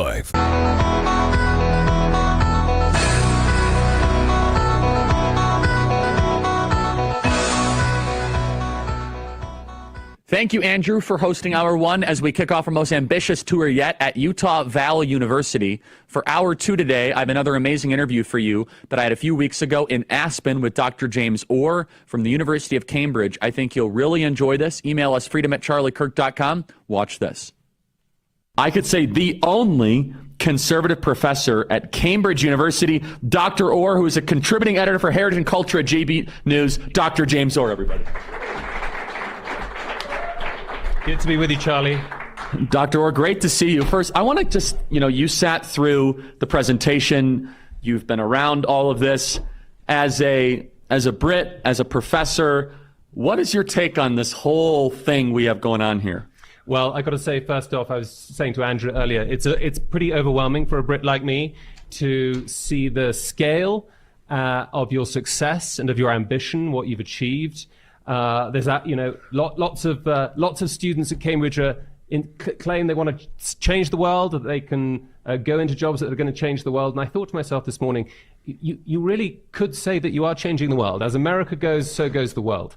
And that's what you're doing. You're doing extraordinary things in transforming America, recalling it to its founding ideals, promoting people of caliber and character and courage, particularly among the young. This is a huge problem for us on the right in Britain. We're working very hard on it. And I just felt both envious but also excited, because I thought we can bottle some Kirk juice and take it over to Britain, and we need to work out what the DNA is, and we need to try to replicate it as best we can. It's hard to do that, particularly if you're a movement that's focusing on national pride and national distinctiveness and sovereignty and so on. You can't just copy and paste everything that you're doing. Of course, you have a very different constitutional setup, very different electoral dynamics, very different challenges in many ways. But I think philosophically, we're very much there. We're very much on the same page. That is to say, we want to work out not so much what the politics of left and right is. I think that's the sort of the politics, the philosophy of what I call the long 20th century, 1914 to 2016. I think the long 20th century ended in 2016, and the politics of left and right ended in 2016. And we're now talking about the politics of national preference, the politics of national interest. This is still a kind of shocking to the liberal ear, but this is the direction of travel for the new right on both sides of the Atlantic. So what do you mean by that, the long 20th century? Well, so historians like to talk about this, that, periodizing in history is always very, very, very difficult. And, it turns out that human development doesn't always obey neat time periods. But of course, we know what we mean by the 20th century. But I think there are these sort of, history doesn't quite obey those neat, even divisions. And so historians will sometimes talk about the long 19th century that sort of began roughly in 1815 and probably ended in 1914, right? 1815, Congress of Vienna. And then really you've got this extraordinary period of peace in Europe. And then 1914 is really the point at which that peace explodes. And so I think also we can talk about the long 20th century persisting in some ways beyond 2000 to 2016 as a fundamental watershed moment in how we think about national flourishing, how we think about politics, how we think about the organizing axes and horizons of national flourishing, of mutual flourishing. Was that Brexit plus Trump? Is that why you think 2016 was the year that began the 21st century? I think that's right. I think it's always easy to conflate the two phenomena. They are distinct phenomena in lots of ways, but there's lots of overlaps too. And I think that it really marks a moment of change in the West. And it's a very convenient point. It's not just Brexit and Trump, it's also the rise of pro-nation, national conservative movements all across Europe. You're seeing it with Vox in Spain. You're seeing it with Chega in Portugal. You're seeing it with AfD in Germany. You're seeing it with the Rassemblement National in France, the Fratelli d'Italia in Austria. You're seeing it in Italy, and in Austria as well, all over Europe. Fidesz in Hungary, and going at different speeds. And one of the challenges, conservatives are always trying to conserve what is our own. And so it's actually very difficult to form. What do the communists used to have? A comintern. It's very difficult to have a con-intern because, Marx could say, workers of the world, unite. The progressives can say, wokesters of the world, unite, right? It's a fundamentally transnational ideology that's very, very powerful. This is a movement, something that moves in lockstep. But if we're conserving our own nations, it's much harder to have that sense of international solidarity. But, I think various movements are trying to catalyze that. The national conservatism movement, which I'm proudly the chair of in the UK, is helping to do that. And so, yeah, that's a big challenge. So what do you think led towards that national conservatism moment? And let's go a step back and also take a moment to introduce yourself. You teach the Western canon at Cambridge, correct? I wouldn't say I'm not allowed to teach the Western canon. It would be sort of too big. But to give you an example, I teach a program in moral philosophy from Plato through to Nietzsche. That includes Aristotle, it includes Augustine, it includes Aquinas, Kant, Hume. So as much of the kind of classic Western philosophers as I can fit in. And then I also teach an MPhil program. But broadly speaking, yes, I teach Western philosophers but not through the prism and not through the lens of kind of critical theory. I try not to politicize my teaching in any way. Of course, that itself is a political act these days. Just trying to be neutral, trying to listen to these ancient thinkers on their own terms, and not trying to force ideological kind of masks onto them. But yes, I see myself very much, as trying to pass on what is best in the Western tradition. I think really universities have only, three primary purposes. That is to pursue the truth, to preserve the truth, and to pass on the truth. And then those are the kind of, it's a little bit crude, but those are the kind of the three P's. Those are the sort of three, that's the way I sort of think about what I'm doing. So partly it is preserving the best of what has been said and thought in the West, but it's also not wanting to kind of, be kind of inert in that, always having that sort of sense of looking forward, testing, always, probing, searching for new things, being open to novelty, open to change, but kind of anchored in the great Western tradition. So with that backdrop, post World War II, there was somewhat of a new world order that was established, the neoliberal world order. And it was one that was based on free trade, that was based on both American dominance, but also kind of NATO expansionism, international cooperation. Some could call it globalism. And liberalism seemed to be an inevitability. The famous book, End of History, by Francis Fukuyama was late 1880s, if I'm not mistaken? 92. Okay, 1992, where he basically said, this is it. We've reached it. Like, all the ideas that have been tried have led us to this moment. Classical liberalism, whatever you want to call it, liberalism is the best it's going to get. And congratulations, humanity, history is over.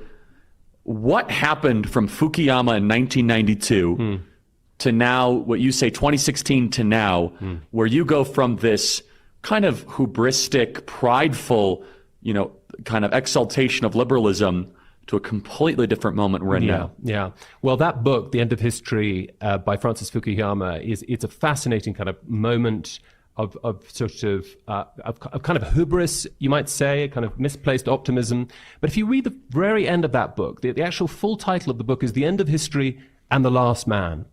And he has this fascinating kind of final chapter or two of that book where he says, look, actually, this sort of sense of this end of history dispensation where everything is, we've hit the sunlit uplands of a kind of liberal utopia and peace and prosperity for all, that in the end is not going to satisfy man's instinct. And this is what he calls the thumos. This is if we think of Plato's like three-level soul. You've got the nous at the top, the mind. Then you've got the thumos, which is courage. It's this sort of sense of the kind of the spirit that animates us. And then you've got the epithumia, which is kind of the base appetites. And Plato says you've got to have all three of these in check. And what Fukuyama says is that there's a real danger that with this kind of in the sunlit uplands of the kind of globalized utopia, we're going to suppress the thumos. But that thumos is not going anywhere. It's not going away. It will come back. And so he's not quite as naive as that. And I think what's happened, you might think of the quest for thumos as the search for identity. In fact, Fukuyama wrote a very interesting book on identity where he sort of starts to concede that the kind of sort of Berkeley liberalism was never really going to deliver the goods. We'll be back with more with James Orr, but first I need to tell you guys about Done With Debt. When you're buried in credit card and loan debt, it's human nature to put it off and say, I'll deal with it later. If that's you, here's a hidden fact that the debt strategy experts at Done With Debt shared with me. They discovered a little-known strategy that works in your favor to dramatically reduce or even erase your debt altogether. They aggressively engage everyone you owe money to in September, and here's why. They know which lenders and credit card companies are doing year-end accounting and need to cut deals. They even know which ones have year-end audits and need to get your debt off the books. That means you need to get started with Done With Debt now in September. Done With Debt accomplishes this without bankruptcy or new loans. In fact, most clients end up with more money in their pocket in the first month. Get started now while you still have time. Go to donewithdebt.com and talk with one of their specialists for free. Visit donewithdebt.com. That is donewithdebt.com.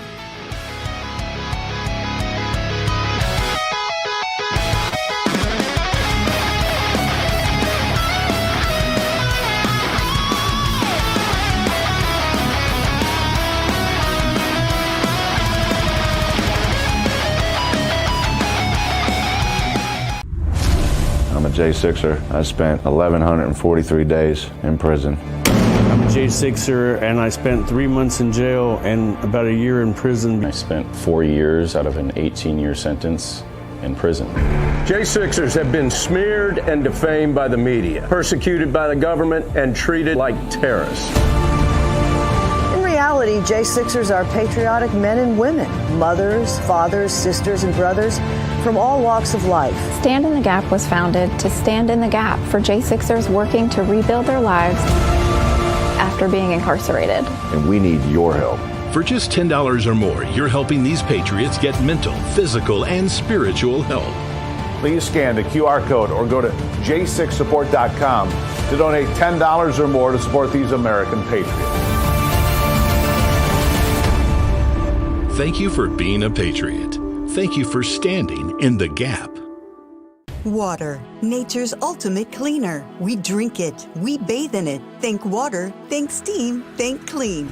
Now harness the power of water with the H2O X5 5-in-1 steam cleaning system. I'm so impressed with the X5. It's an all-in-one product. I can use it throughout my entire house. It's cleaning, it's sanitizing, there's no chemicals in it. It's just steam. This is unbelievable. There is no more odor. 5 minutes, I'm done. Look at that, it's amazing. If you're ready to step into an effective, economical, and eco-safe world of cleaning, look no further than the H2O X5. Using just the power of superheated water, the X5 Super Hot Steam cleans and kills up to 99% of germs, viruses, and bacteria. You could spend over $500 to purchase the products that the X5 5-in-1 Miracle replaces. But through this special TV offer, you won't spend $400, $300, or even $200. Order your H2O X5 steam cleaning system, a $500 value, for just 4 easy payments of $43. You'll get the X5 steam mop with microfiber pad, the carpet glider, the handheld scrubber, the window glass and mirror attachment, and the garment and upholstery bonnet. It's a complete 10-piece system, all this for just 4 easy payments of $43. But it gets even better. Order now and we'll upgrade your X5 package.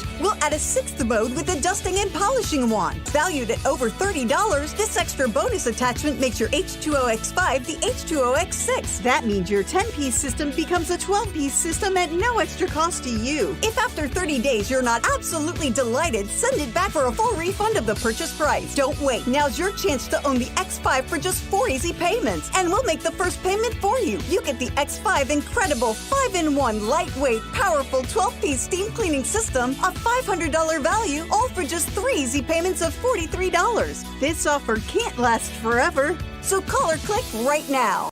In 3 hours, then 4 years at a woke university. And it's free. Yahoo! The Charlie Kirk Show.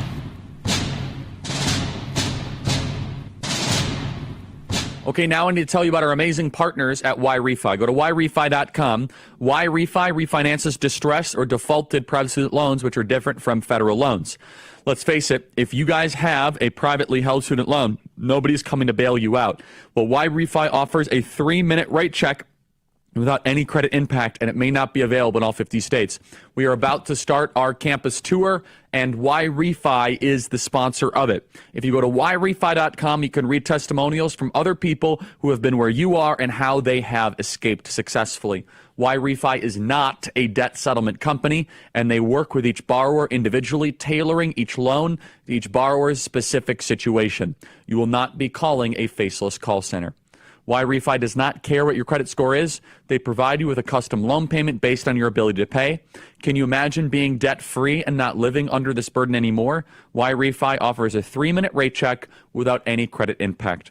Go to YRefi.com. That is YREFY.com. You can get them released from the loan. It may not be available in all 50 states. YRefi.com.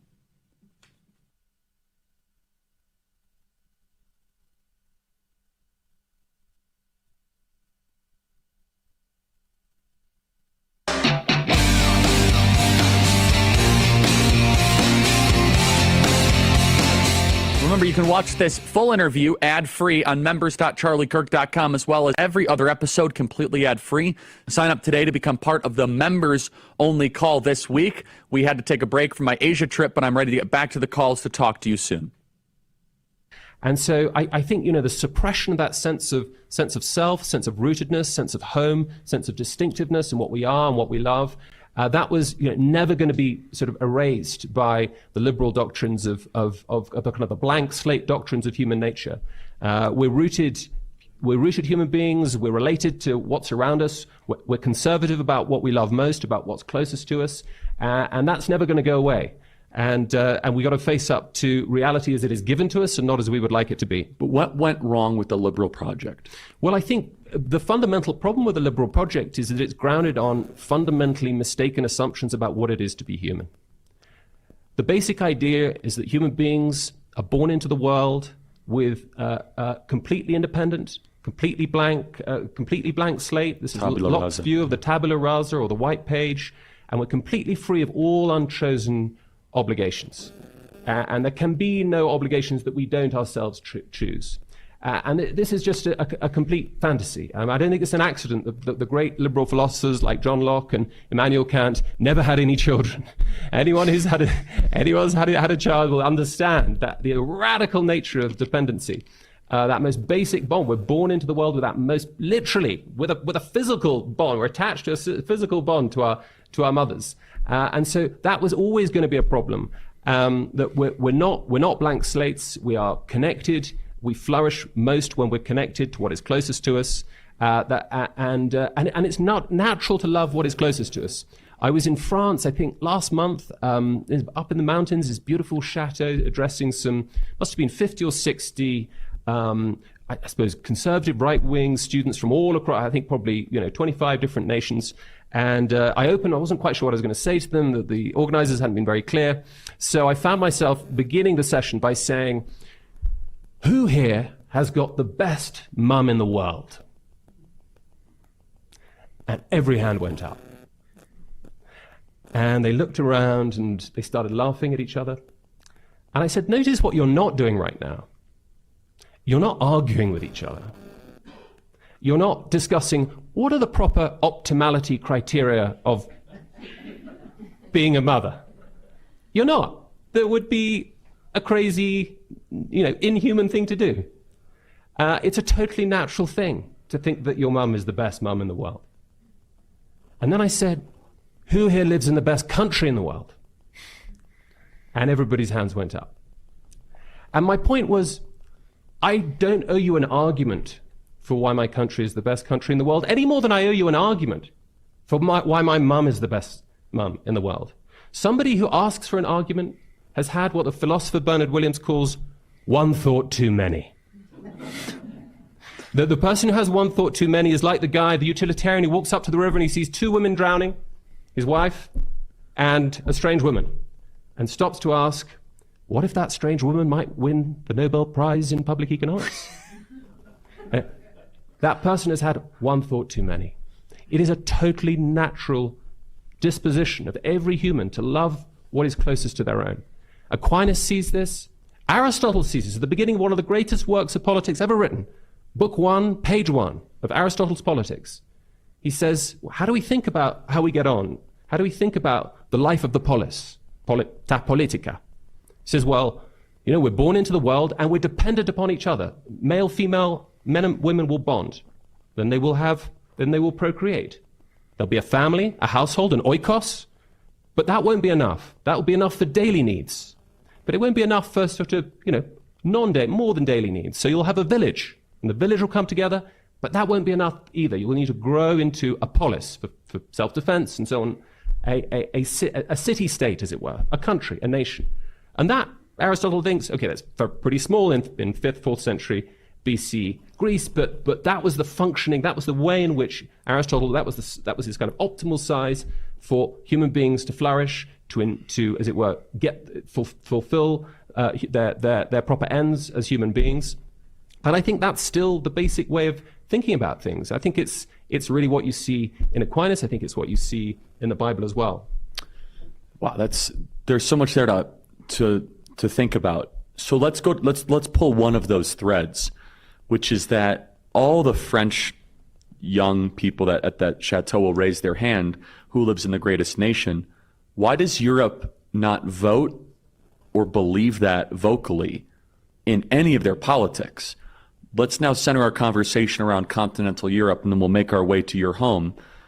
If I may say so, continental Europe is a husk of its former self. It's an open-air museum. It's sad. It's depressing. There are pockets, obviously, of joy and of history, but I think you would agree, Dr. Orr, it's not what it used to be.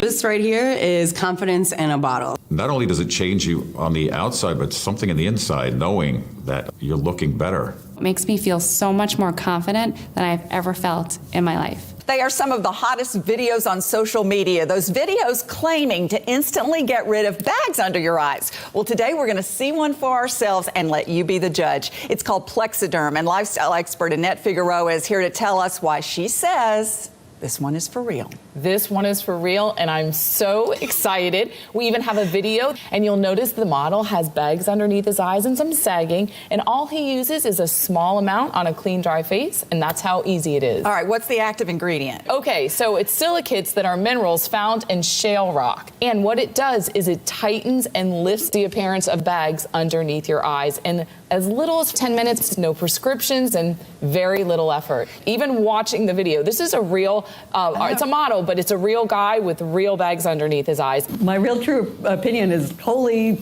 words I can't say on camera. This is absolutely unbelievable. I mean, I could feel it just lifting my skin. It was amazing. It feels good. Feels great. Looks even better. And I did this to my father. We were at home. So we applied it to his under eye bags. And let me tell you, we were so excited. In under 10 minutes, they visibly disappeared from view. And now it is literally part of both of our daily routines. He calls me every single month saying, "Hey, Annette, I'm out of Plexiderm. Please send me more." And not only does it work on the bags, it works on the appearance of crow's feet, fine lines, and wrinkles. The way you want to do it is you want to have a clean, dry face. You use a small amount because it's so powerful. You have high school reunions, you have events you want to go to, you want to look years younger, this is it. At our $14.95 price, it's the best way to try Plexiderm and see it work for yourself after your first application. Call the number on your screen. Call 1-800-854-0295.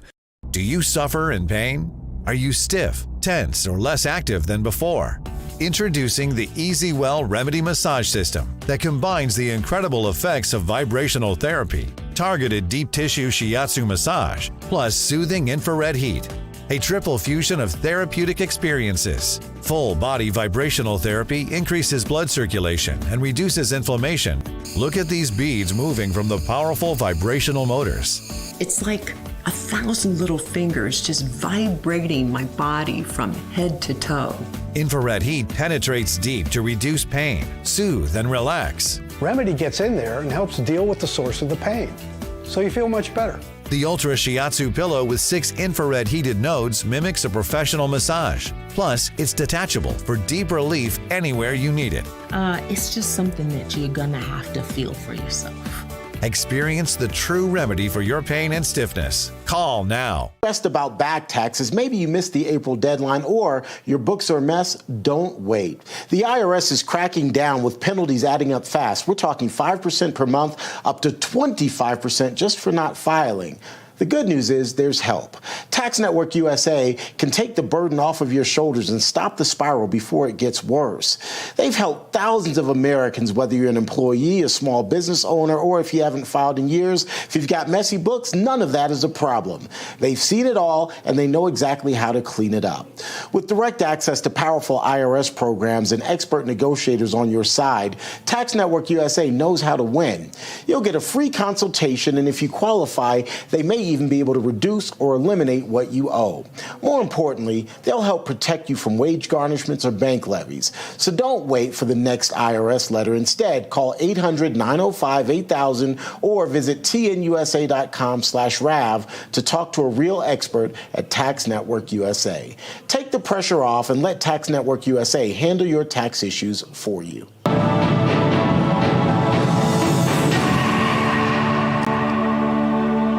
Terrence Bates here with your Real America's Voice news break. The man accused of stabbing and killing 23-year-old Ukrainian refugee on a light rail train in Charlotte, North Carolina, now facing a federal charge of committing an act causing death on a mass transportation system. Attorney General Pam Bondi says her department will seek the maximum penalty possible. This is obviously a horrible, horrible situation. But this is why federal statutes exist.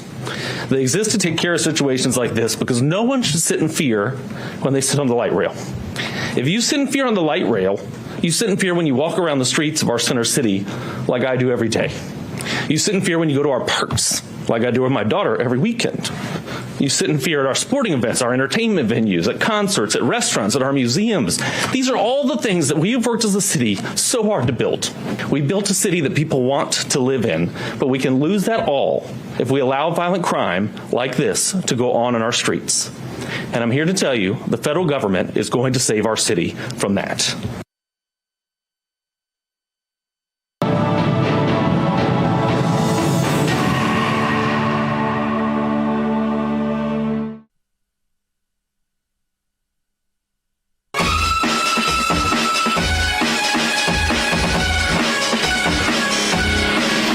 Of the MAGA doctrine and president of Turning Point USA. Here's Charlie Kirk.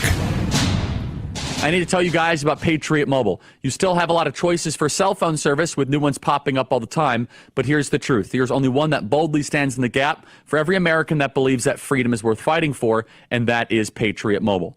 The good news is that you can switch to Patriot Mobile today without sacrificing quality or service. If you're worried about coverage, don't be. Patriot Mobile uses all three major networks. If you have service in this country today, you have good or better coverage with Patriot Mobile. If you think switching is a hassle, it's not. You can give your number, keep your number, or upgrade. Patriot Mobile's 100% U.S.-based customer service team will get you activated in minutes from the comfort of your own home. Stuck in a contract or owe money on your program? Well, don't worry. Patriot Mobile has a contract buyout program. This is how we win, folks, by aligning our spending with our values. Every dollar we spend matters. Go to patriotmobile.com/Charlie or call 972-PATRIOT. Use promo code Charlie to get a free month of service. Switch today. That is patriotmobile.com/Charlie, patriotmobile.com/Charlie. How did that happen? World War II, the West won, right? And now we look in 2025. Europe is an unrecognizable continent in more ways than one. Yeah, I think that's absolutely right. And we would it would take a very, very kind of long conversation to really get to the bottom of it. I mean, one book I'd really recommend on this is actually by an American, Christopher Caldwell, Reflections on the Revolution in Europe. This is actually goes way back. It's 2009, which is a long time considering what's happened in the intervening period. But I think Caldwell really it's an incredibly prescient book. And he starts to see the kind of the sort of conditions of the unraveling kind of kicking in. And you're right. You know, after the Second World War, the French had what they call the 30 Glorieuses, the 30 glorious years. In Germany, you have, at least in West Germany, you have the Wirtschaftswunder. You have this economic miracle, this extraordinary explosion of economic flourishing and national self-confidence in West Germany. And I suppose, 1989 has got to feature somehow in the story of Europe's decline, or Europe's sort of, once that, the great bugbear of the Soviet Union and that great enemy of freedom everywhere had been dissolved, then I think there was a sense of, before that there was a sense of, what are we for? We know what we're for. We're for freedom, and this is something that is pretty uncomplicated, and it's going to stitch us together as the West. It was easy to think about the West, and it was easy to think about the rest. I think after 1989 into the 1990s, the fall of the wall. The fall of the wall, in a way, sort of starts to mark the beginning of the kind of questioning: what are we about? What is our story? What are we for? There's a fascinating moment in 2004 when the European Union is trying to work out a constitution. In the end, it fails because it can't agree on anything really, and there's a huge debate about what goes in the preamble of the constitution. Like, how do we set out right at the beginning of the constitution? We, the European Union, who are we? What makes us we? What makes us a we? They said, well, our Hellenic inheritance, Greece and Rome, the classical inheritance, yes. The Enlightenment inheritance as well. No mention of the Hebraic or the Christian inheritance. This was seen to be something that was, low status, not something that wanted to be admitted. John Paul II is right towards the end of his life, 2004, and got involved, and some Italian politicians got involved. There's a huge fight about it, and in the end, the decision was, no, we're not going to have any recognition of the fact that the European Union is in any way at all the successor to what it really was a successor to, namely Christendom and the Holy Roman Empire, and that which stitched Europe together as a sort of self-conscious collective entity. That was gone. And I don't want to overstate that too much, but I think that it was an indicator, an index into the way in which the Europeans were beginning to run out of a sense of who are we? What are we for? Where do we come from? And then, of course, with the emergence of a kind of technocratic, democratically unaccountable Potemkin parliament in Brussels and Strasbourg. The parliament is in both places. Wait for this. For 100 million euros a year, the European Parliament moves from Brussels to Strasbourg. I think it's every fortnight. Back and forth. How long's a fortnight? Sorry, you don't have fortnights over here. It's 14 days, 2 weeks. We do. Just trying to remember. Yeah, a fortnight. Two. And it just sort of think of that. They couldn't resolve something as basic as that. But they move back and forth? They move back and forth, yeah. Just so the Belgians are, the kind of Franco-German pact is happy, and then the sort of, the idea of there being a European Union beyond the Franco-German alliance. So that's where you go. That's when you go to Brussels. So all these crazy things, crazy sort of features of the kind of European settlement, and there's a kind of democratic deficit, you might say. I used to play this parlor game when I'm now at Cambridge. I was at Oxford in 2016, just ahead of the Brexit vote. And one of the parlor games I would play with I was the only out-of-the-closet Brexiteer, as far as I know, in the whole of this college, among, I don't know, I think about 70, 80 colleagues. And I used to ask them, who's our MEP? Who's our member of the European Parliament? Like, who represents us? Who represents Oxford and the surrounding areas in Brussels, Strasbourg? And no one could answer. No one knew, not even the professors of politics. And there was no reason for them to know, because it was and is a fake parliament with very little powers, very few veto powers, very few powers to initiate legislation. Nobody voted for them. Nobody had any reason to know who they were. And so that has been a huge problem. That kind of the sort of European Union project has been, from 1992 onwards, where it really became a self-consciously political union and not just an economic and trade one. That's really been, it's been a disaster. And I hoped that in 2016, Brexit would be the first brick in the wall, that it would catalyze a kind of domino effect. That was probably wishful thinking, because particularly in the Euro, in the Euro nations, it's one thing for Britain with its own pound, its own currency to break away. It would be a much more dramatic there'd be much more dramatic consequences if a Euro country split away. But the Euro has been a disaster for the countries who have been members of it. I mean, Italy, for example, has scarcely had any GDP growth. I think it started to pick up recently. But really, for the first 20 years of its being part of the Euro, effectively nothing at all. Greece and Spain, youth unemployment was through the roof. Effectively, you've got the Spanish currency, the Greek currency effectively being shackled to the German Deutschmark. And so the Germans weren't complaining because the currency was artificially depreciated, so their exports more attractive. And so it was all this kind of elaborate Ponzi scheme, which at some point is going to unravel. And then somehow, ideologically within the elite forming classes in Oxford and Cambridge and London, certainly in Britain, the idea is that to be European was to be part of the European Union. Those two are absolutely part and parcel. And I never understood this. You can hate FIFA and love football, as I've often said, or soccer, I should say. You can hate FIFA, like the worldwide organization for soccer, and you can love soccer. In fact, I hate FIFA because I love football. I don't like what FIFA's doing to international football. I don't like the corruption. I want the game to be a richer game. And I think that it's the same with the European Union. And it's had this sort of deadly effect on our sense of what it is to be European. What explains the hyper-secularization of Europe post-World War II? Why did we see such a dramatic drop-off of church rates? Is it as simple as they saw tragedy and suffering and nihilism took the void? Because Europe has had depressingly low church rates, and they just keep on finding new lows every decade. What percentage of people in Europe do you think regularly attend church? It varies quite a bit from country to country, but it is shockingly low certainly relative to the United States. So, in Italy, it's now very, very, very low. I think it's certainly well below 5%. I mean, religious adherence is just a very difficult thing to measure.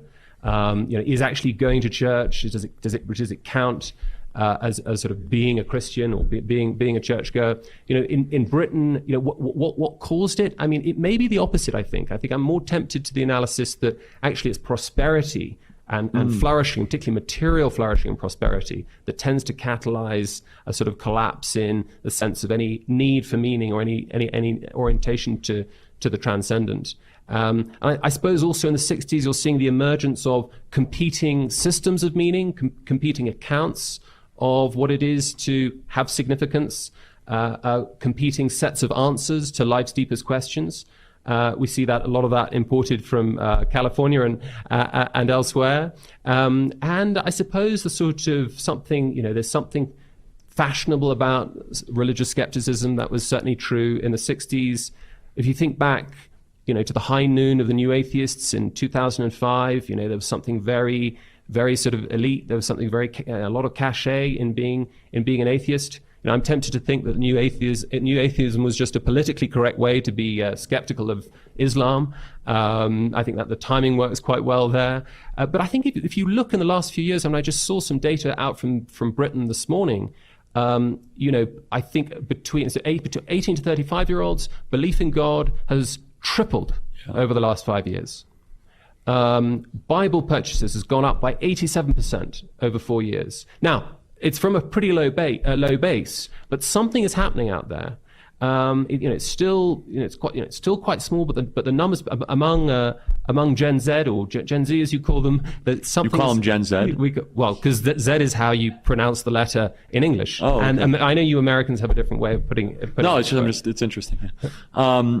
So let's now take our attention to your country, which I had the opportunity to visit, and you hosted us wonderfully in Cambridge. Great to have you.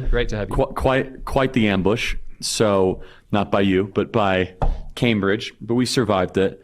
More than survived it. Yeah, I think we triumphed, some could say. And you were so sweet and so kind throughout that entire process. So the United Kingdom, or Britain or England, whatever word we want to give it, voted for Brexit in 2016. Where are British politics today? What is the status of British politics? Yeah, well, it's a great question. In 2016, we have this extraordinary expression of the democratic will. In 17.46 million people voting for the principle that laws affecting the United Kingdom should be made in the United Kingdom and should be accountable to the people and the voters of the United Kingdom. It's a very seemingly an entirely uncontroversial principle, but it was the biggest vote of we've had in the history in British voting history. And another key driver there was the sense of we're losing what it is to use the first person plural, as Roger Scruton, one of my favorite philosophers, likes to put it. That sense of we the people. What is it that makes a we? And what was going on in Brexit was a kind of inchoate kind of cry that we are losing that sense of who we are. That every time for the last 40, 50 years, every time the British people have had an opportunity to express a view on mass demographic change and transition, it has said no or go much slower.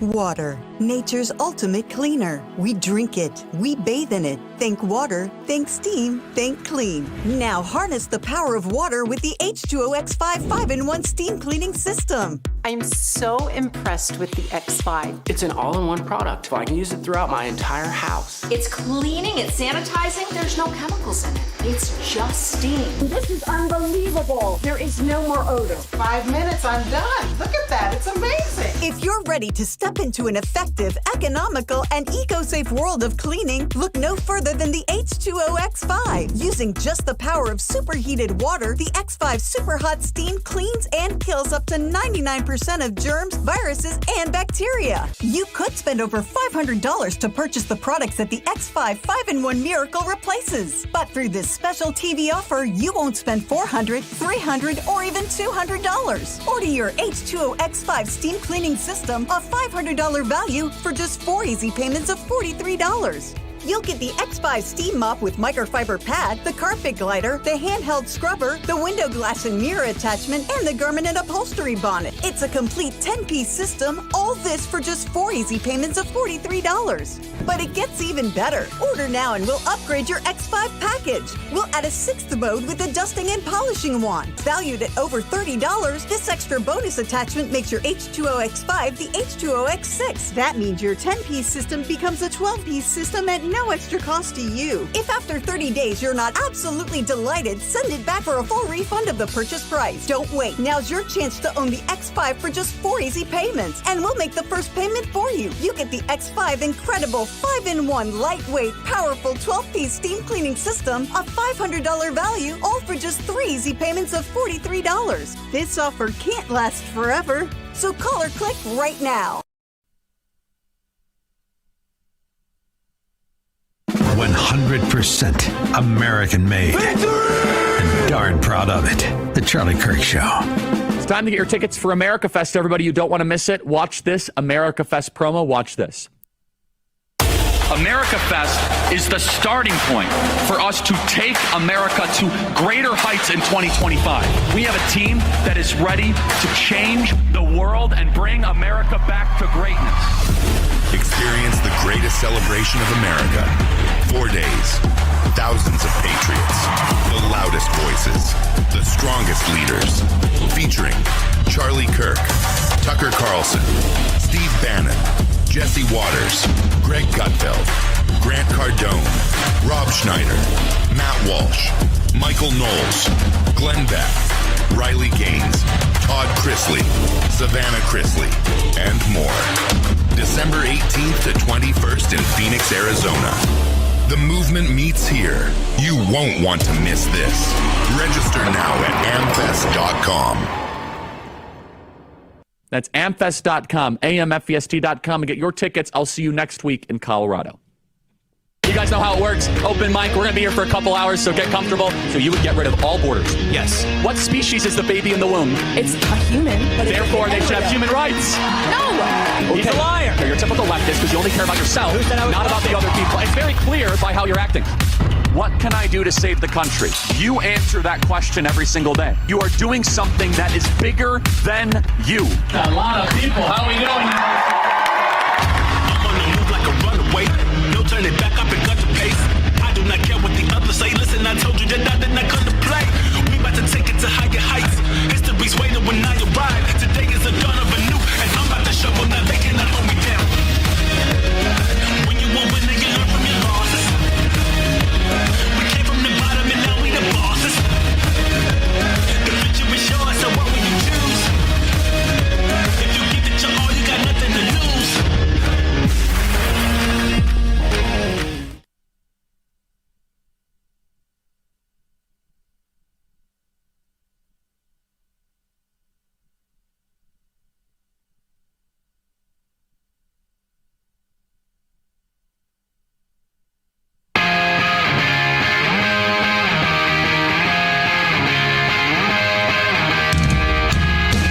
Now I want to tell you guys about my partners at My Patriot Supply. It's mypatriotsupply.com. September is National Preparedness Month, so it's the perfect time to ask yourself questions like, how much food do you have on hand for emergencies? How would you like to get clean water how would you get clean water if the tap went dry tomorrow? What would you do if a storm knocked out the power for a week? If you're anything like me, there's some room for improvement on this stuff.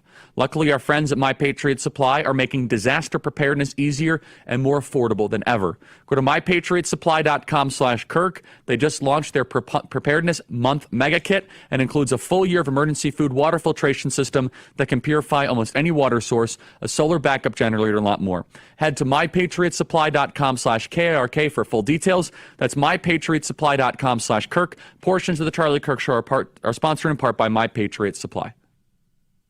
And every time its leaders have effectively ignored those that clearly expressed will. And I think 2016 was a moment where suddenly it looked as if we might have the opportunity to finally regain control of our laws and regain control of our borders at the same time.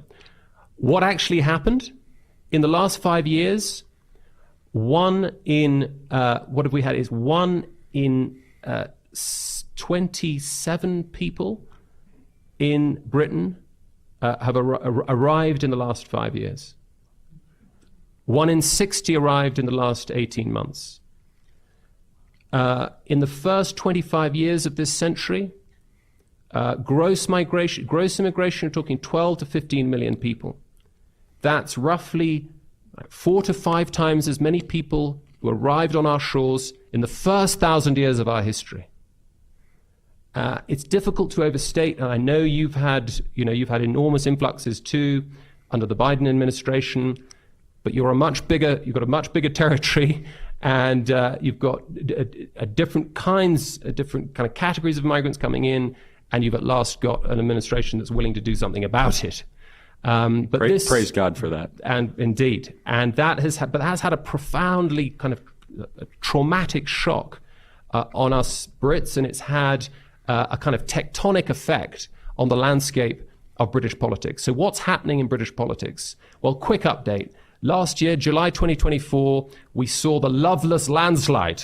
So we see the Starmer government getting an astonishing 175 odd seats of majority in Parliament, which is an enormous majority and one of the biggest in living memory, on only 20% of the vote, 20% of the people eligible to vote, something like 34% of the vote share. It was, the sofa won. I mean, the couch won that election. It was a very low turnout. It was an apathetic election. Nobody seemed to care. Fast forward now, we're just over a year in. Back in the 1st of May of this year, we had the local elections, which are a pretty good proxy. It's a bit like the midterms, and not a bad proxy for what the country's mood is. And I think Labour goes from 34% to 20%. The Conservative Party goes down to 15%, extinction level, almost an unprecedented low. And for the first time in 100 years, a new party emerges, a third party, to rival the duopoly that's had Britain in its grip since 1923, and that is Nigel Farage's Reform UK, which surged through to win 677 local seats, which, if you extrapolate that out, is 30% of the electorate. That's they were at 14% a year ago, and that's going up and up and up. And what you're seeing for the first time in the history of British politics, since there have been political parties, let's say the Tories are emerging in like the 1670s, 1680s, and really kind of bedding down in their modern form in the 1830s. For the first time in the history of British politics, there is another right-wing party emerging, another Conservative party that is, it looks as if, in my view, we'll have to see what happens next May with some more proxy elections. And then there'll be a general election in 2029, the last point that Keir Starmer can call it. But my sense is that Nigel Farage is on track to be the next Prime Minister of the United Kingdom.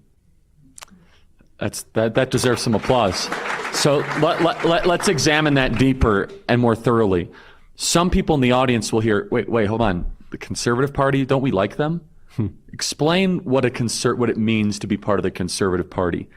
That's not exactly, let's say the equivalent that we would have here in the United States of what we consider to be a conservative. Yes, that's right. I mean, but even here, I suppose in the States, there are lots and lots of fascinating debates within the GOP, within the Republican Party, as to what is it to be a conservative? Is it to be a Reaganite? Is it to be a fusionist? Is it to be a Trumpist? Is it to be a kind of compassionate Bushite conservative?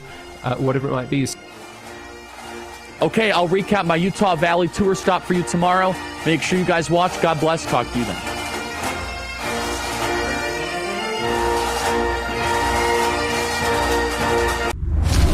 I'm a J6er. I spent 1,143 days in prison. I'm a J6er, and I spent 3 months in jail and about a year in prison. I spent 4 years out of an 18-year sentence in prison.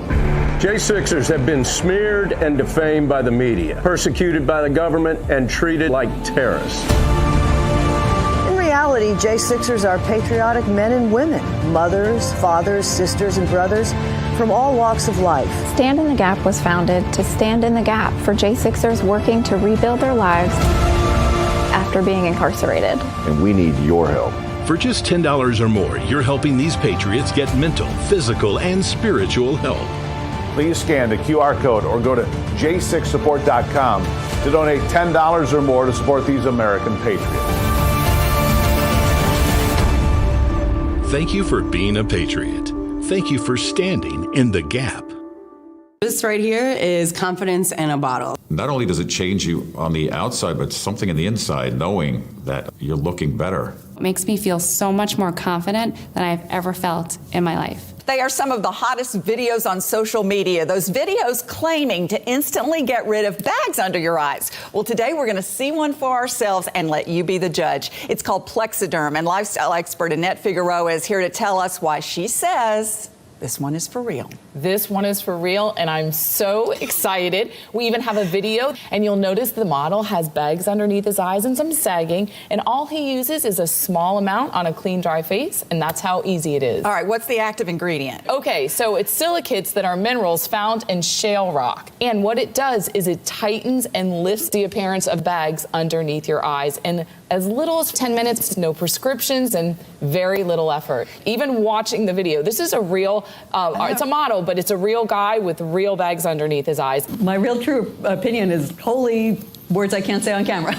This is absolutely unbelievable. I mean, I could feel it just lifting my skin. It was amazing. It feels good. Feels great. Looks even better. And I did this to my father. We were at home. So we applied it to his under eye bags. And let me tell you, we were so excited. In under 10 minutes, they visibly disappeared from view. And now it is literally part of both of our daily routines. He calls me every single month saying, "Hey, Annette, I'm out of Plexiderm. Please send me more." And not only does it work on the bags, it works on the appearance of crow's feet, fine lines, and wrinkles. The way you want to do it is you want to have a clean, dry face. You use a small amount because it's so powerful. You have high school reunions, you have events you want to go to, you want to look years younger, this is it. At our $14.95 price, it's the best way to try Plexiderm and see it work for yourself after your first application. Call the number on your screen. Call 1-800-854-0295.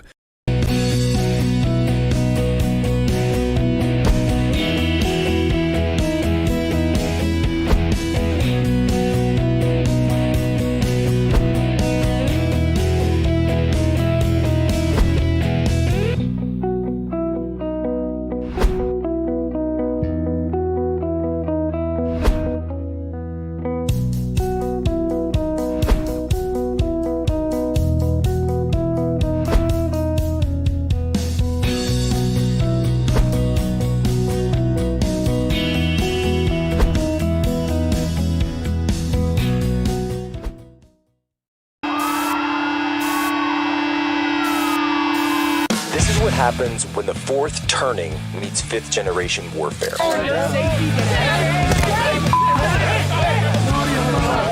A commentator, international social media sensation, and former Navy intelligence veteran. This is Human Events with your host, Jack Posobiec. Christ is King. We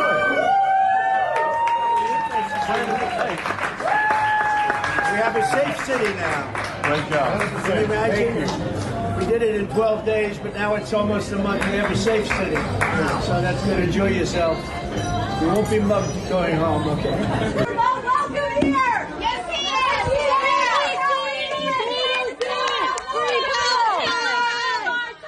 Free DC!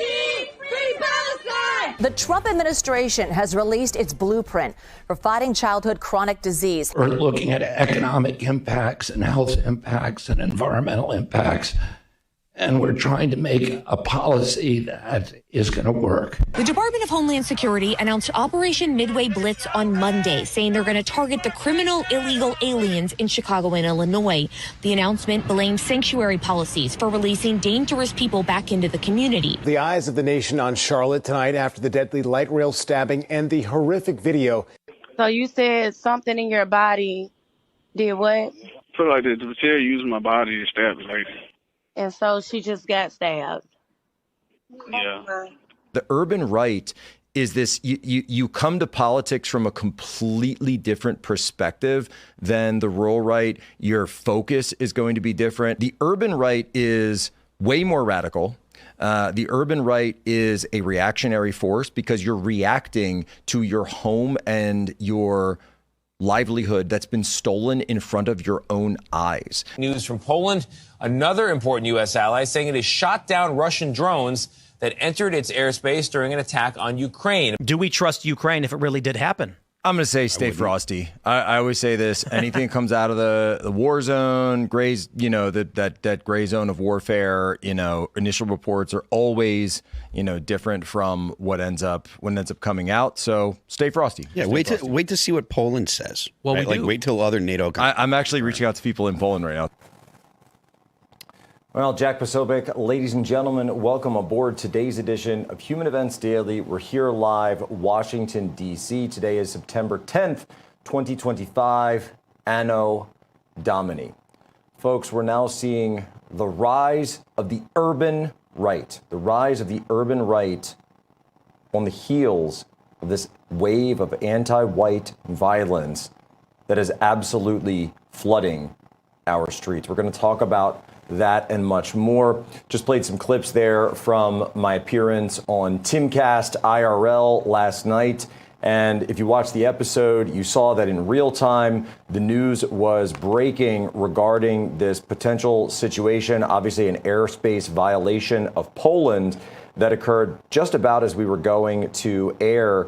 And for the next 2 hours, I was providing real-time updates from sources that I have within the U.S. government, as well as sources in the Polish government who are up very, very late, early hours of the morning on their time, being able to bring you the details of everything that was happening, again, in real time from the highest levels of the U.S. and Polish governments. And I said publicly on the show, stay frosty. And we are staying frosty. And it seems, by the way, that NATO is at least staying frosty because even though there was this major response, fighter jets were scrambled, drones were shot down last night over Poland. However, Article 5 has not been invoked. And why has Article 5 not been invoked? Because this did not rise to the level of a direct attack on Poland. What it was a violation of airspace that absolutely needs to be addressed and investigated. And the fact that we are told that only 3 of as many as 19 drones were shot down is a massive, massive NATO failure on these airspace borders in this area. How could Donald Tusk allow this? How could he allow the readiness of Polish air defenses to be so low that when drones come across the border, and the Russian side said they had no intention of engaging Polish targets. Okay, but they're there. And you don't know that. Those pilots don't know that when they go up. And you're telling me that 16 drones were able to fly all the way over Poland? Donald Tusk, this is a massive, massive failure of the Tusk government, of the Tusk policies, of the globalist policies that he has put in place. But let me dig in some more. So what we're seeing is that rail-launched drones penetrated the Polish airspace, possibly looking at targets. Was not sure initially what happened. This was September 9th through September 10th, very early in the morning. Polish F-16s led the defense. They were backed by Dutch F-35, Italian AWACS craft providing command and control for the situation. Then, as well as mid-air refueling. This is, as far as we know, the first recorded instance of NATO aircraft responding to and engaging threats over NATO member airspace during the Ukraine-Russia war. That's something that we here on this program have warned about from the very start, the potential for this to spill over. And yes, there was a house damaged in Lublin, Poland. Russia, of course, has come out now publicly, as I said before, said they were not targeting Polish defenses or Polish targets. Of course, we need to investigate all of that. And there will be a NATO conference and security conference held on all of this. Stay frosty. But we got to figure out exactly what happened here. This is why President Trump has been calling for peace. This is why you need to stay frosty in this and all situations that could potentially escalate up the escalatory ladder into World War III, which is something that nobody, absolutely nobody, wants. Jack Posobiec back here live, Human Events Daily, Real America's Voice.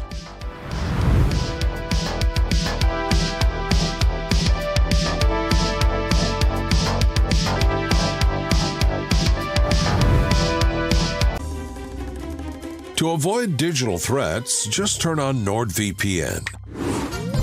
Improve your protection against trackers, malicious websites, and malware-ridden downloads. Get the deal now. Fellow Americans, did you know a war is being waged right now for how you spend your hard-earned dollars? Over 100 countries worldwide are preparing to switch to a digital currency. Now, this means cash will be replaced by money governments can monitor and track. This tracking makes it possible to collect data from every purchase you make and the ability to decide what you can buy and when you can buy it. What's more, your assets can be frozen or even seized. I'm appalled at such an assault on financial privacy. My friends at Swiss America have a report called The Secret War on Cash with an action plan to protect your financial privacy. So please, call or text the number on your screen for a free copy. With the growing reality of a government-backed digital currency, the time to act is now. So call or text the number on your screen for your free Secret War report. Did you know that thousands of authors across the country have written books and published them with Page Publishing? If you've written a book, Page Publishing can help you through the process. We cut through the confusion of the publishing world to make it easy for you. Call or scan for your free writer's guide today. Do you suffer in pain? Are you stiff, tense, or less active than before? Introducing the EasyWell Remedy Massage System that combines the incredible effects of vibrational therapy, targeted deep tissue shiatsu massage, plus soothing infrared heat. A triple fusion of therapeutic experiences. Full body vibrational therapy increases blood circulation and reduces inflammation. Look at these beads moving from the powerful vibrational motors. It's like 1,000 little fingers just vibrating my body from head to toe. Infrared heat penetrates deep to reduce pain, soothe, and relax. Remedy gets in there and helps deal with the source of the pain, so you feel much better. The Ultra Shiatsu pillow with 6 infrared heated nodes mimics a professional massage. Plus, it's detachable for deep relief anywhere you need it. It's just something that you're gonna have to feel for yourself. Experience the true remedy for your pain and stiffness. Call now. In our wave and our golden age has just begun. This is Human Events with Jack Posobiec. Now it's time for everyone to understand what America First truly means. Welcome to the Second American Revolution. All right, Jack Posobiec, here we are live, Washington, D.C., Human Events Daily, and we have on for us yet again here on the program the Assistant Attorney General for Civil Rights, Harmeet Dillon, joins us now. Harmeet, good afternoon. How are you? I'm great. Thanks for having me, Jack. So I want to get right into it. This case of Irina Zarutska, this Ukrainian refugee, this young, white, innocent girl riding home on a train from her job. This video that's been released, it's absolutely shocking. The entire country is talking about this. You tweeted out that this is a civil rights issue. You've also been very vocal about it just in general on Twitter. A lot of people were asking me, how is the department responding to all of this? What can be done in these situations? And I said, well, we've got to have you on and exactly go to what's happening. Well, thank you for asking. And of course, you've already seen the Attorney General take swift action in this matter. I know people like to see results immediately, but we do have our duty as law enforcement to investigate what happened. And in the case of federal law enforcement, we have to find a federal hook, because normally this is a type of crime that would be handled by local prosecutors. Unfortunately, North Carolina has failed completely to protect its citizens in this and many other circumstances. The current governor is the former Attorney General. And during his tenure, he allowed these lax on crime policies to proliferate to the point where the mayor of Charlotte, who literally just won her primary yesterday, who is absolutely more concerned about the quote unquote rights or feelings of the criminal here, a 14-time arrested person who took this beautiful young woman's life in such a vicious and callous manner. Apparently, people in Charlotte want that. So the federal government has to step in where we can. And in this case, because this was an incident that occurred in federal commerce on public transit, it is something that the Department of Justice has been able to file charges on. Yesterday, the U.S. Attorney did that, and I spoke to him yesterday. And, you know, the one charge that's been filed so far is sufficient to seek the maximum possible penalty. And as our investigation unfolds, there may be other charges related to this, but I can't really comment about that right now. The biggest question that we've been getting in all week is, does this rise to the level of a hate crime? Yes, that is a good question. And like I said, I am the law officer of the United States who certifies federal hate crimes. And, we have to look at all the circumstances. We're just seeing the video. The FBI is investigating it as well. We have to look at the other circumstances around, maybe interview witnesses. So I cannot comment on what that's going to entail at this point. But what your audience needs to know is the charge that has been filed already is really going to get the maximum possible penalty. So whether there's hate crime added to it or not is not really going to affect the outcome. And, what I do want to say, though, is there's been a time in our recent history, as you know, Jack, where someone saying all lives matter has been viewed as some kind of a hateful comment. Well, it is the truth. That is our American law enforcement system. All lives do matter. And what we are seeing throughout the United States is these sort of Soros-funded prosecutors who win local elections because people are apathetic and don't bother to turn out to vote. They're then engaging in differential treatment of people, suspects, and victims on the basis of their race. Some people are dumb enough to put this into writing, and we're investigating those. Some do it more sub rosa, like maybe the case here in Charlotte. And that is something that we're going to look at. The extent to which we are seeing law enforcement treat people differently, both on the defendant and on the victim side, on the basis of race. But at this time, the charge that has been filed is a very serious charge. It's a murder charge. And, I think we're going to see justice out of the situation, which, by the way, I do not think we would see if we left it to state prosecutors. They have totally failed in North Carolina, a state where I grew up, to do their jobs. Well, and this is something that I think drives to the heart of what's going on here, that people have said for years, and certainly when President Trump was campaigning, this was front and center, the idea that there is a two-tier system of justice in America, and that there has been for quite some time for, again, violent perpetrators or powerful, politically connected individuals. It seems there's a revolving door, and yet when it comes to the normal, everyday citizens, they are the ones who bear the brunt of it. Oh, absolutely. But we citizens have to look at ourselves as well. Violent crime is a fact of life. There are crazy people out there in the world. And when you see a situation like a Daniel Penny in the New York subway system stepping up, a Marine, to step up to protect people from a violent predator, he's the one who gets prosecuted. And that's outrageous. And so then you fast forward to what happened in Charlotte. You literally see a number of men, and I put that in air quotes because I don't think they're really men, when they look the other way, when a woman, an innocent young woman, is viciously assaulted, and then nobody from the immediate seats around her helps her. Thank God later on someone did come by from, I think, another car possibly. It was too late. She had bled out by then. How many of us see incidents of violent crime or just crime happening around us, and either we look the other way, or worse, we whip out our phone and look and make voyeuristic content out of it instead of helping the fellow human being, which is our moral duty in my religious teachings.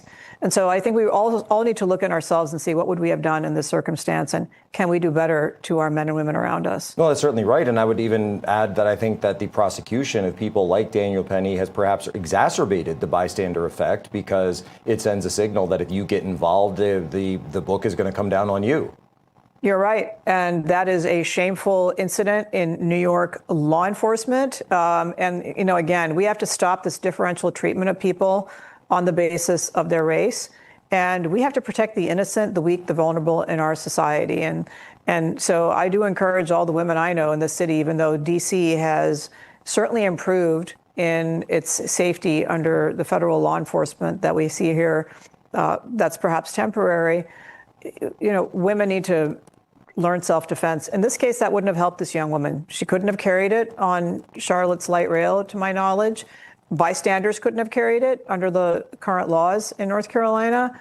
And this happened too quickly to have really saved her life. And the other point to note here is, like, all the fools who prattle about guns being responsible for the violence here. We saw a woman lose her life in seconds, and a gun wasn't involved. It is a violent criminal, and it is the people who let her free who have the blood on their hands.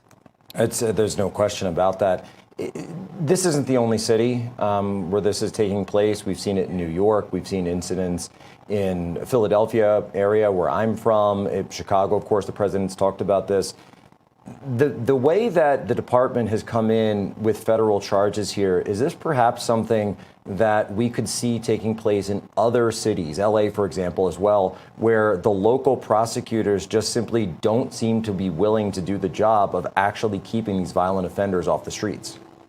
Well, I will say in Los Angeles, they did have a new prosecutor voted in, True. I think last year. Nathan Hochman, the prior prosecutor, George Gascon, came from my city of San Francisco, where he was the police chief, and then he turned into the prosecutor, just dropped the ball. So I do think things are changing in our cities. We are actually seeing some of these lax prosecutors lose their elections and get voted out. So things are better there. But look, law enforcement is such that the federal government doesn't have the ability in some cases to step in. In this case, we did, because the crime occurred in a mass transit, and it also happens to be federally funded, a separate issue. So I would think that this particular set of facts here and what the United States is saying about it should put every major city on notice that if they're not keeping people safe on their public transit, they could lose federal funding. I know that's under discussion with the Department of Transportation right now. That's been publicly stated. And they may lose control of their local law enforcement as well. It is a shame that the federal government has to step in and do the job of the states, but as you can see, our Attorney General Pam Bondi and our president are more than determined to do that if necessary to keep Americans safe. I mean, this is really simple. It's the idea that everyone has this right to be able to use mass transportation. And you know, it's actually interesting. We had, so my wife, and who you've met, Tanya Tay, herself an immigrant from Eastern Europe, and she made an interesting point. She said, mass transit is so common and so safe in Eastern Europe that when she first came to this country, she thought it was just as safe in the United States as it was there. And she sort of didn't know about these rules about needing to have situational awareness while you're on the train. And so she said, looking at this recent immigrant arena, she said, I think that's exactly what she's doing. She said that would have been me about a decade ago here in the United States, because this type of crime just doesn't exist in other parts of the world. Well, yes, I don't want to be alarmist about it, but, you know, our first of all, our Constitution, you know, does guarantee these rights. I mean, among the highest right, perhaps, is the right to life. Yes. You know, the Declaration of Independence talks about these high rights. And yet, in our public transit in our cities today, people don't feel safe. I mean, I've had a family member shot on a New York City bus. I used to take the public transit until that incident happened, and I don't take public transit anymore. You know, when you're scarred by a situation like that, you make different choices. And so it is a shame, because all of our tax dollars do go to support these public transit authorities at the state and at the federal level. And we're entitled to safety. And you know, in New York, you're seeing horrific scenes of people shoving other people onto the tracks in front of trains, just a violent crime occurring all over the place. And we're living in this dystopian, we're seemingly being conditioned to accept these dystopian conditions of urban living, and we should not in this country. You should not have to take the position that you have to move out to the countryside to be safe. Every citizen, every refugee, every person here legally in this country, every person should be entitled to walk around and feel safe. And that's the duty, the most basic duty of government is keeping people from killing each other. That's really the most basic, even in the caveman era, I'm sure that was the basic form of government. And so we really are falling down if we're falling below those ancient standards. That's exactly right. This is the basic social contract. Assistant Attorney General Harmeet Dillon, thank you so much for your time today on Human Events Daily. Thank you. Thank you. Go give her a follow, folks. We'll be right back here. Real America's Voice. We're not letting this and a number of other stories go.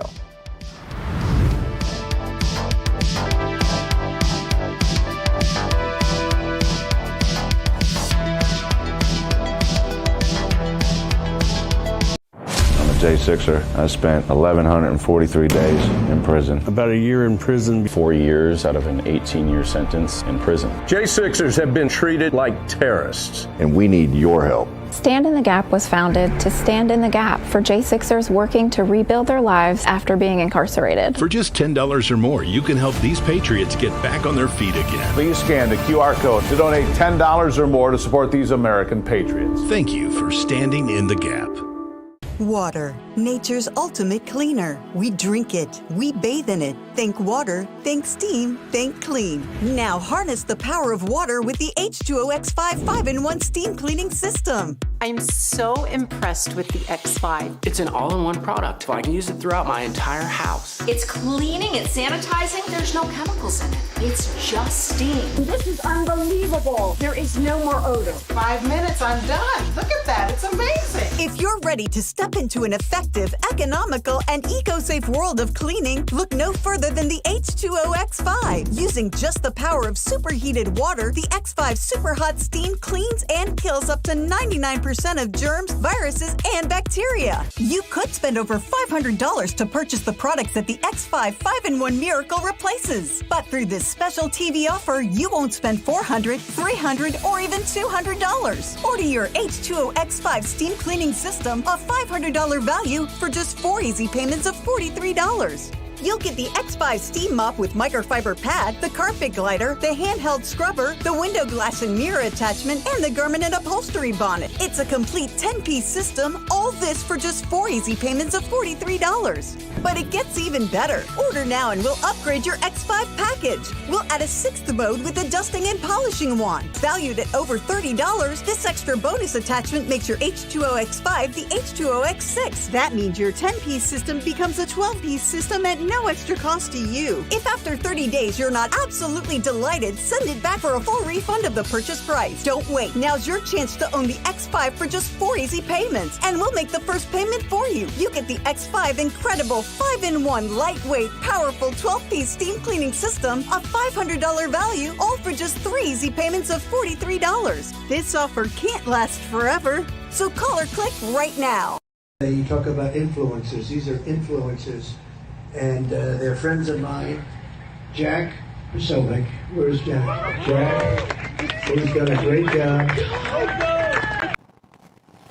All right, folks, Jack Posobiec. We are back here live, Human Events Daily, Washington, D.C. I wanted to get on now Dan Caldwell because we have this incredible breaking news out of Poland, this situation, geopolitical incident, this violation of the airspace, which took place. A lot of people asking, what will the escalation be? Also, a lot of people asking, what happened? And people can go back and see my sort of real-time analysis of this on Timcast IRL last night. Go and watch that. I'm getting real-time inputs from DOW,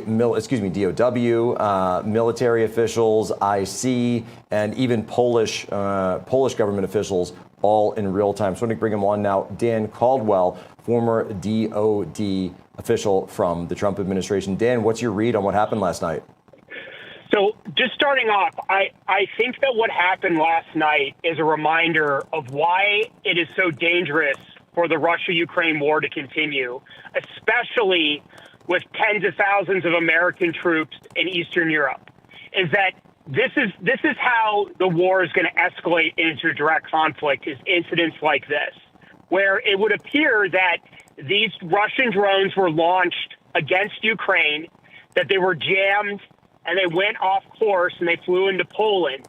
And that is what sparked the activation of NATO air defenses, particularly the NATO aircraft and ground-based anti-air systems. And remember, we've seen this movie before. In 2022, there's a Ukrainian S-300 missile that was trying to intercept a Russian ballistic missile on the border with Poland. And that missile went off course and went into Poland and tragically killed 2 Polish farmers. Now, remember what happened almost immediately after that is almost every unhinged pro-war voice in Europe and in the United States was demanding Article 5. At first, they tried to say, and the Ukrainian government, I still think to this day, says that it's a Russian missile. They tried to say at first it was a Russian missile, and all it turned out to be was an accident.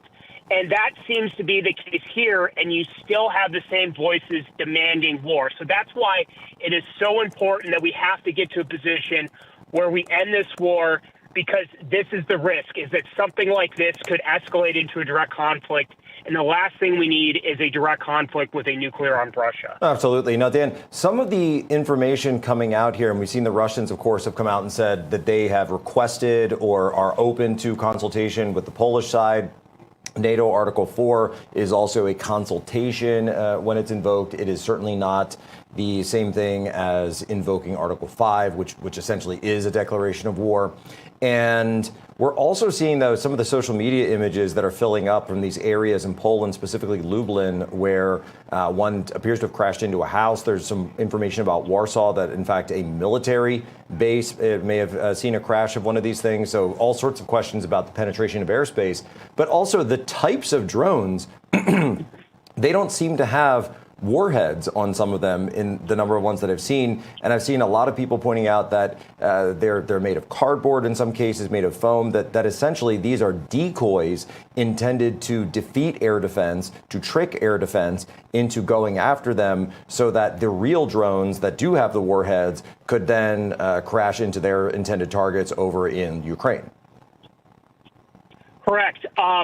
These types of drones are designed to get Ukrainian or NATO forces, if, God forbid, there would be a direct conflict with NATO forces, to turn on their radars or to expend hard-to-replace Patriot missiles, Iris missiles, some of the remaining Soviet-era stocks Ukrainians still possess, to run those down and get them to reload so that then they could bring in more lethal drones or more likely ballistic missiles that have more precise targeting, like the Iskander systems or the KH-101 or Caliber cruise missiles that are launched from sea. So it's again, those types of decoy drones are very susceptible to jamming. They don't have the most sophisticated systems. So while some think that maybe this was an attempt to learn more about NATO air defense systems in Poland, I still think it is more likely that these were easy to jam drones that went off course and found their way into Poland. And again, that just emphasizes this is not a reason to escalate, as some people are demanding. And, right now it looks like, and I hope, cooler heads will prevail. But the more incidents that we have like this, the more easily they'll be exploited by people who do want to see NATO, and particularly the United States, get directly involved in this war. Yeah, I think that's right. And I was just saying all last night, stay frosty. Just absolutely stay frosty, because from the well, I'll ask you even on the next level.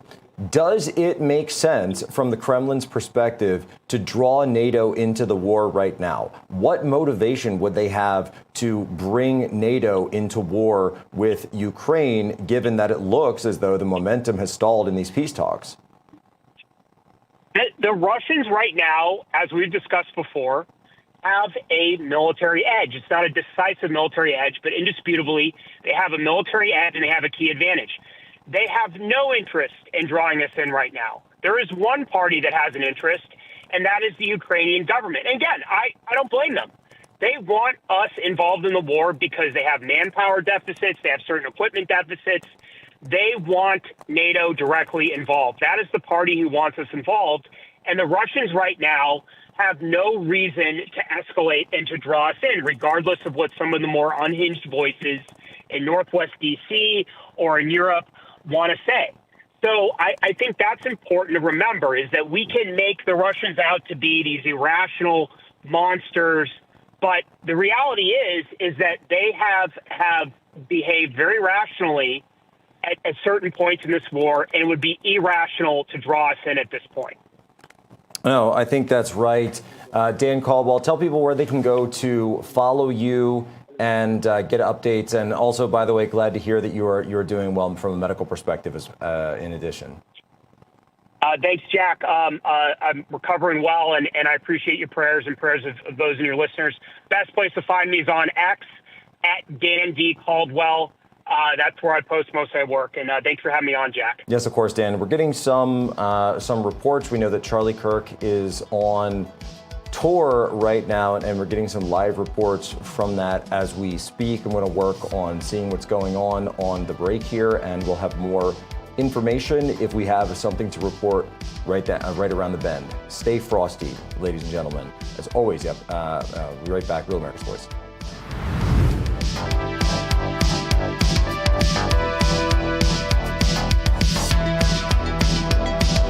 This right here is confidence in a bottle. Not only does it change you on the outside, but something in the inside, knowing that you're looking better. It makes me feel so much more confident than I've ever felt in my life. They are some of the hottest videos on social media. Those videos claiming to instantly get rid of bags under your eyes. Well, today we're going to see one for ourselves and let you be the judge. It's called Plexiderm, and lifestyle expert Annette Figueroa is here to tell us why she says this one is for real. This one is for real, and I'm so excited. We even have a video, and you'll notice the model has bags underneath his eyes and some sagging, and all he uses is a small amount on a clean, dry face, and that's how easy it is. All right, what's the active ingredient? Okay, so it's silicates that are minerals found in shale rock, and what it does is it tightens and lifts the appearance of bags underneath your eyes, and as little as 10 minutes, no prescriptions, and very little effort. Even watching the video, this is a real, it's a model, but it's a real guy with real bags underneath his eyes. My real true opinion is holy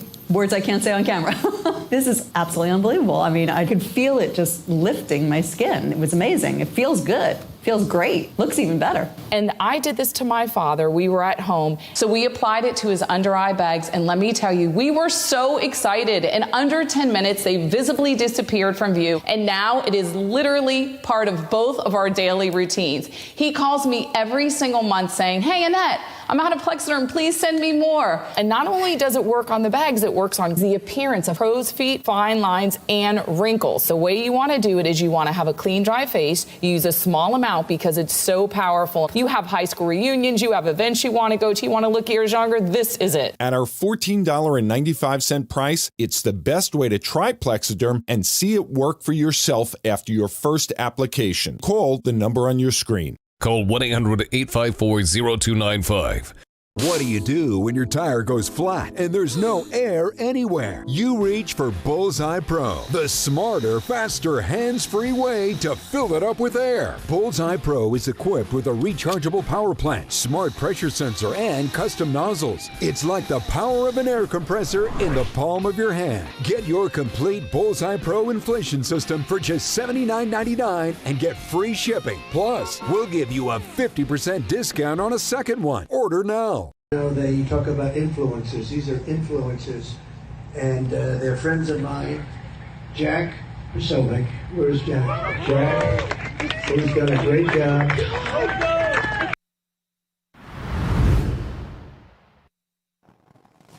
All right, Jack Posobiec, we are back live here, Human Events Daily. I'm seeing X and getting reports just like everyone else is regarding Charlie Kirk and a potential incident which took place in Utah, where Charlie is giving his speech today. He was giving in one of his on-campus events. It does look as though there's been a security incident. As everybody knows, we work very closely with Charlie here on this program. We are already in contact and working on getting even further contact with people who are on the ground. We're getting in contact with people that we've already been in contact with, at least one person who's been on the scene. I just want to tell everybody right now, stay frosty. Let's wait until we get any confirmation as to what exactly happened during this incident with Charlie Kirk on campus in Utah. And we're working around the clock. I've got folks that are directly at Charlie Kirk's studio back home. So we're working on, I'm reading messages right now. We're working on this in real time. Do me a favor, folks, everybody, before this goes out, before this gets bigger, just say a prayer for Charlie. Say a prayer for Charlie.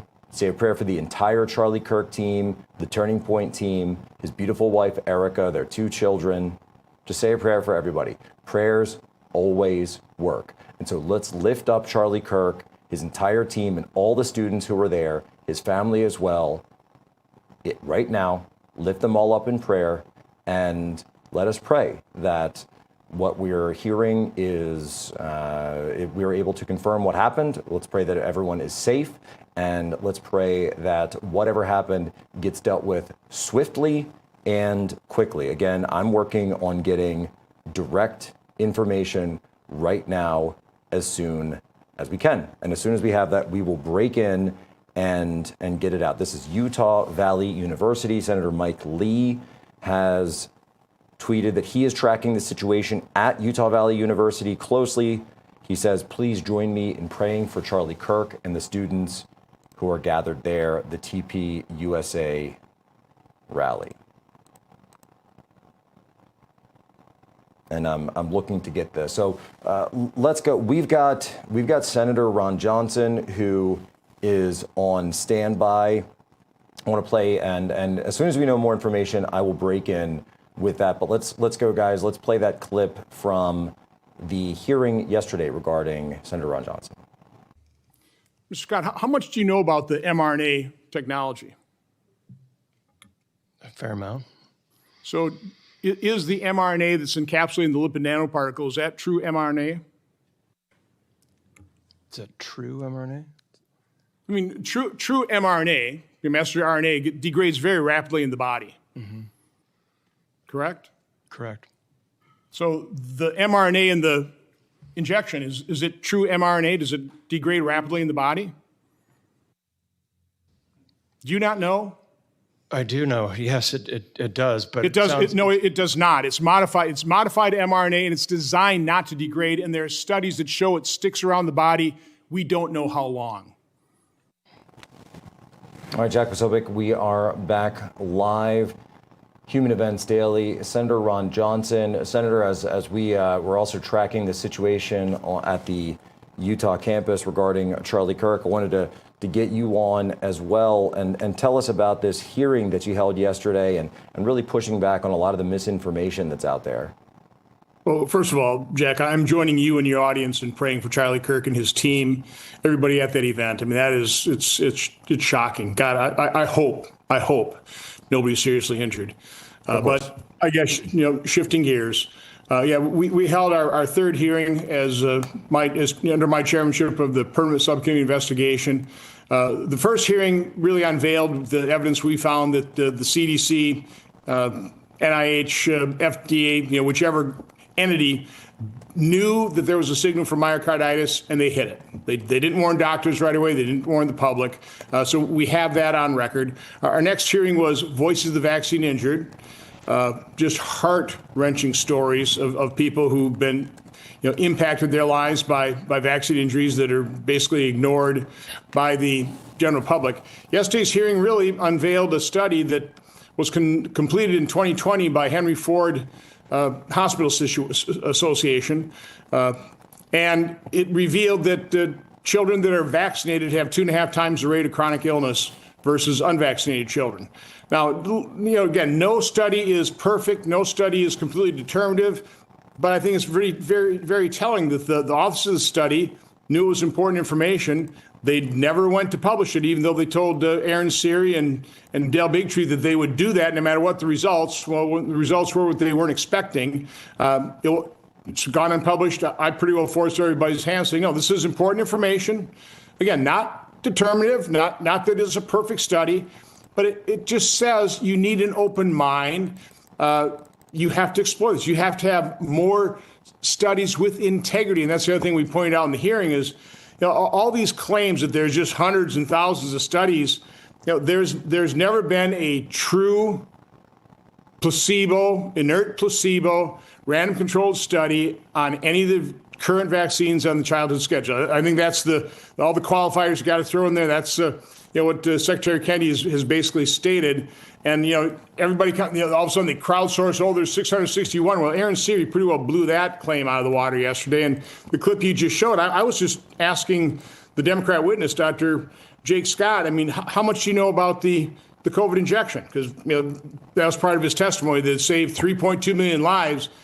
And really, I wasn't overly surprised because I know a lot of doctors are busy. They have their specialties. They haven't really looked into what that injection was. They don't even realize it's not a vaccine. It's gene therapy. And he didn't know the details. And I think a lot of people probably found that pretty shocking. I didn't find it shocking. I again, I'm kind of surprised that they put up a witness who was so unknowledgeable about, a major part of what he was probably going to be asked about. But he literally was clueless when it came to really what the mRNA injection is. And that's part of the problem is most American public is as well, because Fauci, Biden's HHS, their FDA, their CDC lied to us repeatedly.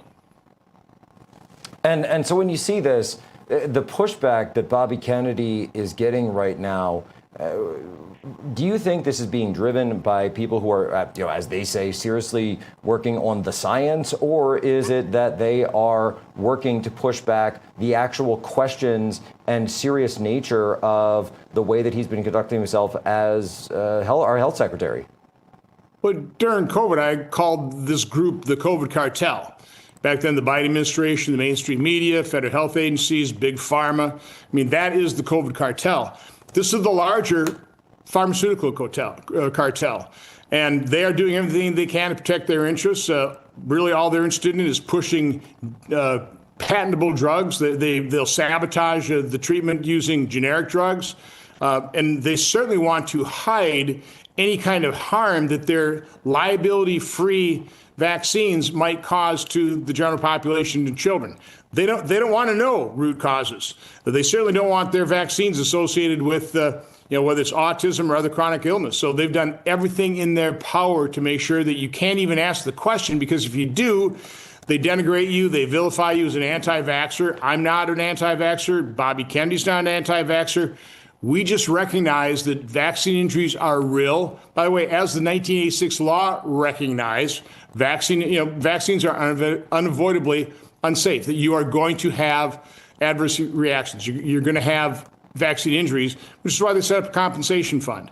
But again, because they have that liability protection now, they are just going gangbusters, breaking out more and more vaccines on conditions that, quite honestly, I would argue you're much better off trying to research treating disease in some of these cases than trying to prevent it with a vaccine that we really do not know the true impact, the true cost benefit analysis of most of these vaccines on childhood schedule.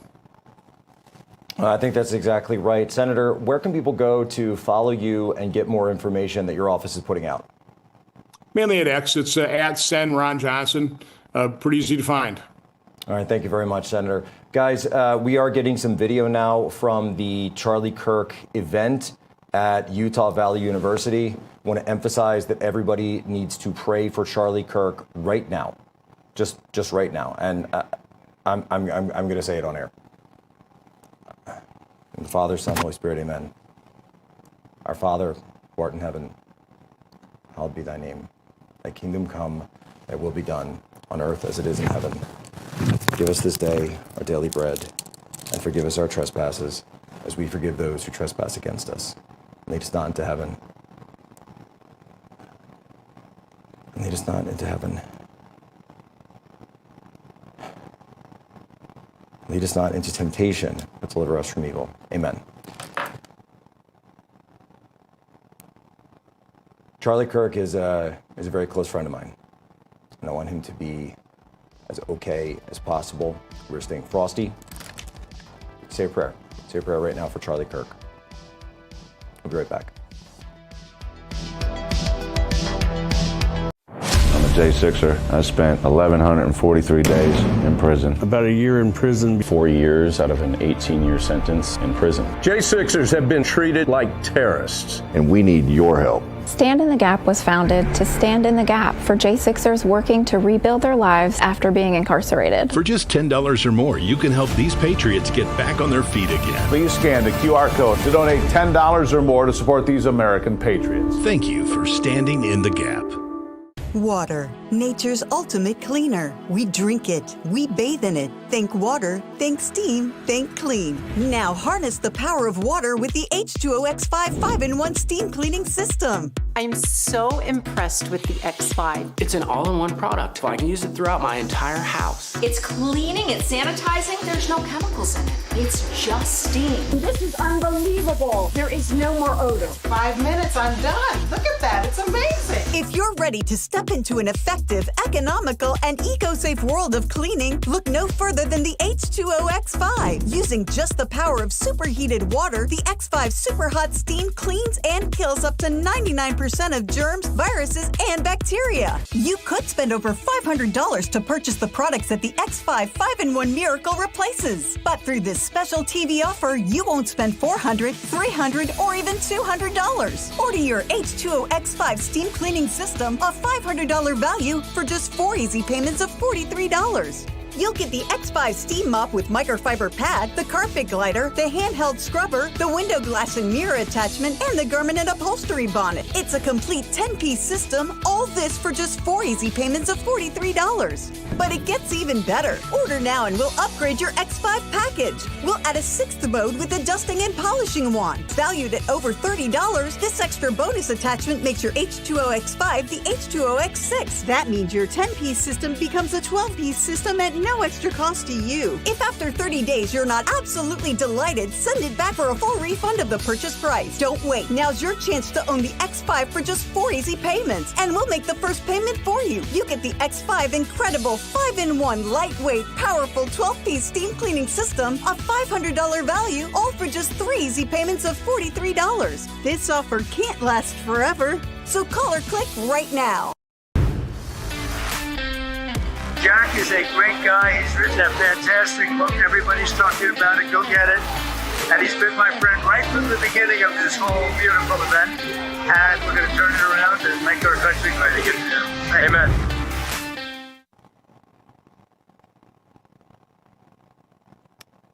All right, Jack Posobiec, we're back here at Human Events Daily. We are raising Charlie Kirk and his family up in prayers at this moment. Information is still flooding in as to what exactly took place here. Information is still flooding in as to the conditions of everyone who was at this event. We've got a video of some of the aftermath of what seems to be a shot that rang out as reportedly that we're hearing at this, that we're being told at Human Events Daily right now. This was an event that Turning Point USA was. So this is the kickoff event of Charlie Kirk's newest campus tour.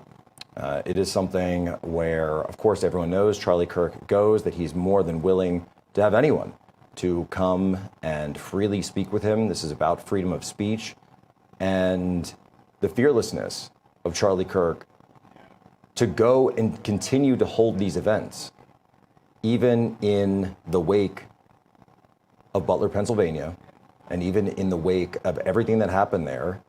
And this is something that I've talked to Charlie about. This is something that he knows well, that threats are real and that we live in a real world. And yet Charlie believes in what he does. Charlie believes in this country. Charlie loves his family dearly. He loves his country dearly. And he never wanted to back down. He will never back down and will never surrender. And if there's anything I know about Charlie Kirk, is that he will never, ever stop fighting, no matter what. No matter how many events and tours and situations that he's been in, the guy only has one mode, and that mode is fight. So let's fight for him right now, through prayer, through being prayer warriors for Charlie Kirk, for everyone who's at this event. And if it's true that someone took a shot at my friend,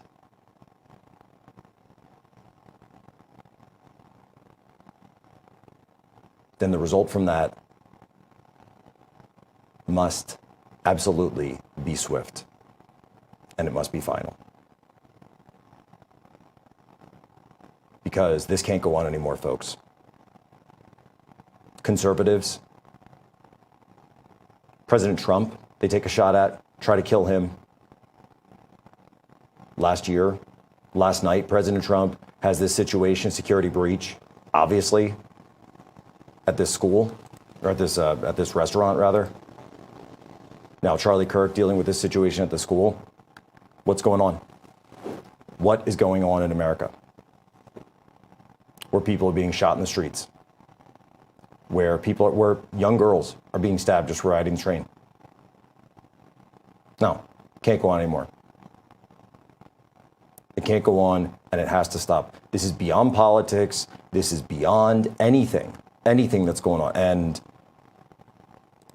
we're doing everything we can to get direct information about this. Again, I'm seeing a lot of stuff on social media. I'm not seeing anything confirmed. Charlie Kirk is a father. He's a creator. He's a builder. He's a leader. And he's one of my best friends.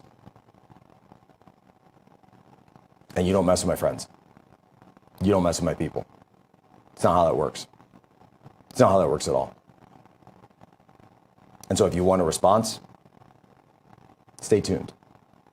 Stay tuned. You'll get one. There's a reason the youth voted for Trump last year. Charlie Kirk is the reason that we have a chance to save our country. Charlie Kirk is the reason that we all have a fighting chance. Because what he did last year, what he did to reach out to youth, what he did going campus to campus, and what does he do? He talks. He uses his words. Does he talk with conviction? Does he talk with arguments? Does he use controversy? Of course. But that's all it is. That's speech. That's dialogue. That's what we're supposed to be as a country. I've never seen Charlie Kirk raise a hand in anger to anyone. In any one of these situations, you'll never see it. You never see it at all. Go watch every single video. And they want him dead for that. Charlie Kirk speaks with the strength and the spirit of our Lord Jesus Christ, who gave him a gift. There's no question about that. He's a vessel of the light. And the darkness, they can't stand that. They hate Charlie Kirk. They hate you. They hate anyone who stands up for justice, anyone who stands up for truth, anyone who stands up for what is truly good in this world. And even if you disagree with a specific statement, even if you disagree with a specific, take that Charlie makes, that's your right too. But you don't use violence. You don't come in this with violence.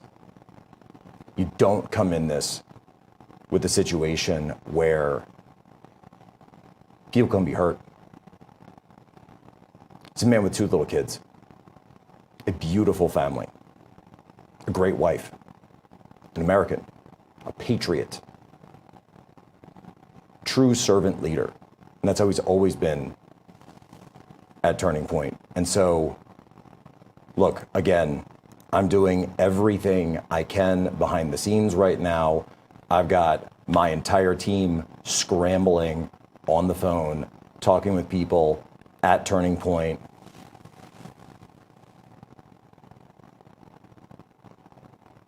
With his team there, obviously, as you can imagine, given the situation what it is, given the situation where we're at, there's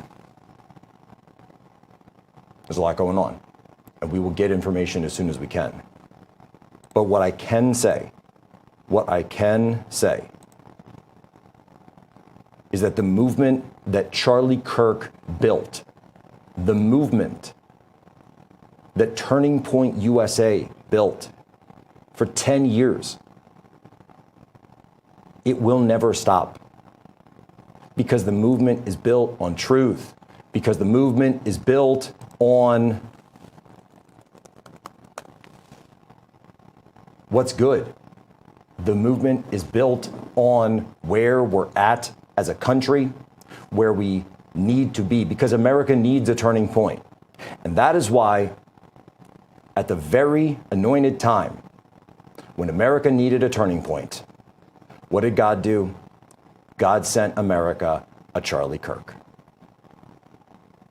The same way that God sent us Donald Trump.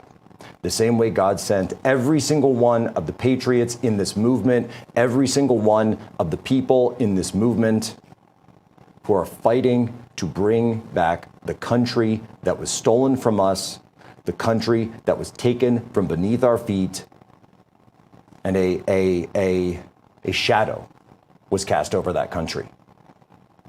And that is why it takes people like Charlie Kirk, yes, with a rhetorical sword, to cut through that darkness with the blinding light of truth. To be a beacon of truth, a beacon of light amidst all the darkness. And people want to snuff that out. People want to push that out. No, it's not Charlie Kirk driving people apart. It is the left driving people apart. Charlie Kirk brings people together. Charlie Kirk's been nothing but good to me. Charlie Kirk's never been anything but supportive of me, my family, my career, everything. And look, I'm done the show right now. I'm going to be putting all of my energy for the rest of the day, as long as it takes, to make sure that my friend is okay and that whoever did this pays the price. And the price will be paid. How does the world's most trusted dog expert keep his own dog so healthy? Hi, I am Cesar Milan. In my 20 years rehabilitating dogs, I've seen too many struggle with health problems that no amount of training could fix. Then I discovered it wasn't the dog, it was their food. Fortunately, I found veterinarian Dr. Marty's anti-kibble breakthrough. Nature's Blend is packed with whole foods that are freeze-dried, locking in nutrients. I saw remarkable improvements in my dogs within weeks. Try Dr. Marty risk-free for 90 days. Plus, get a free gift when you call or visit drmartypets.com/Caesar. I'm a J6er. I spent 1,143 days in prison. I'm a J6er, and I spent 3 months in jail and about a year in prison. I spent 4 years out of an 18-year sentence in prison. J6ers have been smeared and defamed by the media, persecuted by the government, and treated like terrorists. In reality, J6ers are patriotic men and women, mothers, fathers, sisters, and brothers from all walks of life. Stand in the Gap was founded to stand in the gap for J6ers working to rebuild their lives after being incarcerated. And we need your help. For just $10 or more, you're helping these patriots get mental, physical, and spiritual help. Please scan the QR code or go to j6support.com to donate $10 or more to support these American patriots. Thank you for being a patriot. Thank you for standing in the gap. Did you know that thousands of authors across the country have written books and published them with Page Publishing? If you've written a book, Page Publishing can help you through the process. We cut through the confusion of the publishing world to make it easy for you. Call or scan for your free writer's guide today. The bathroom of your dreams is only a phone call away with BCI Bath and Shower. We can make your ordinary bath and shower extraordinary. This is not a cookie cutter design. This is a complete custom build that will fit your every need and discounts for seniors and military.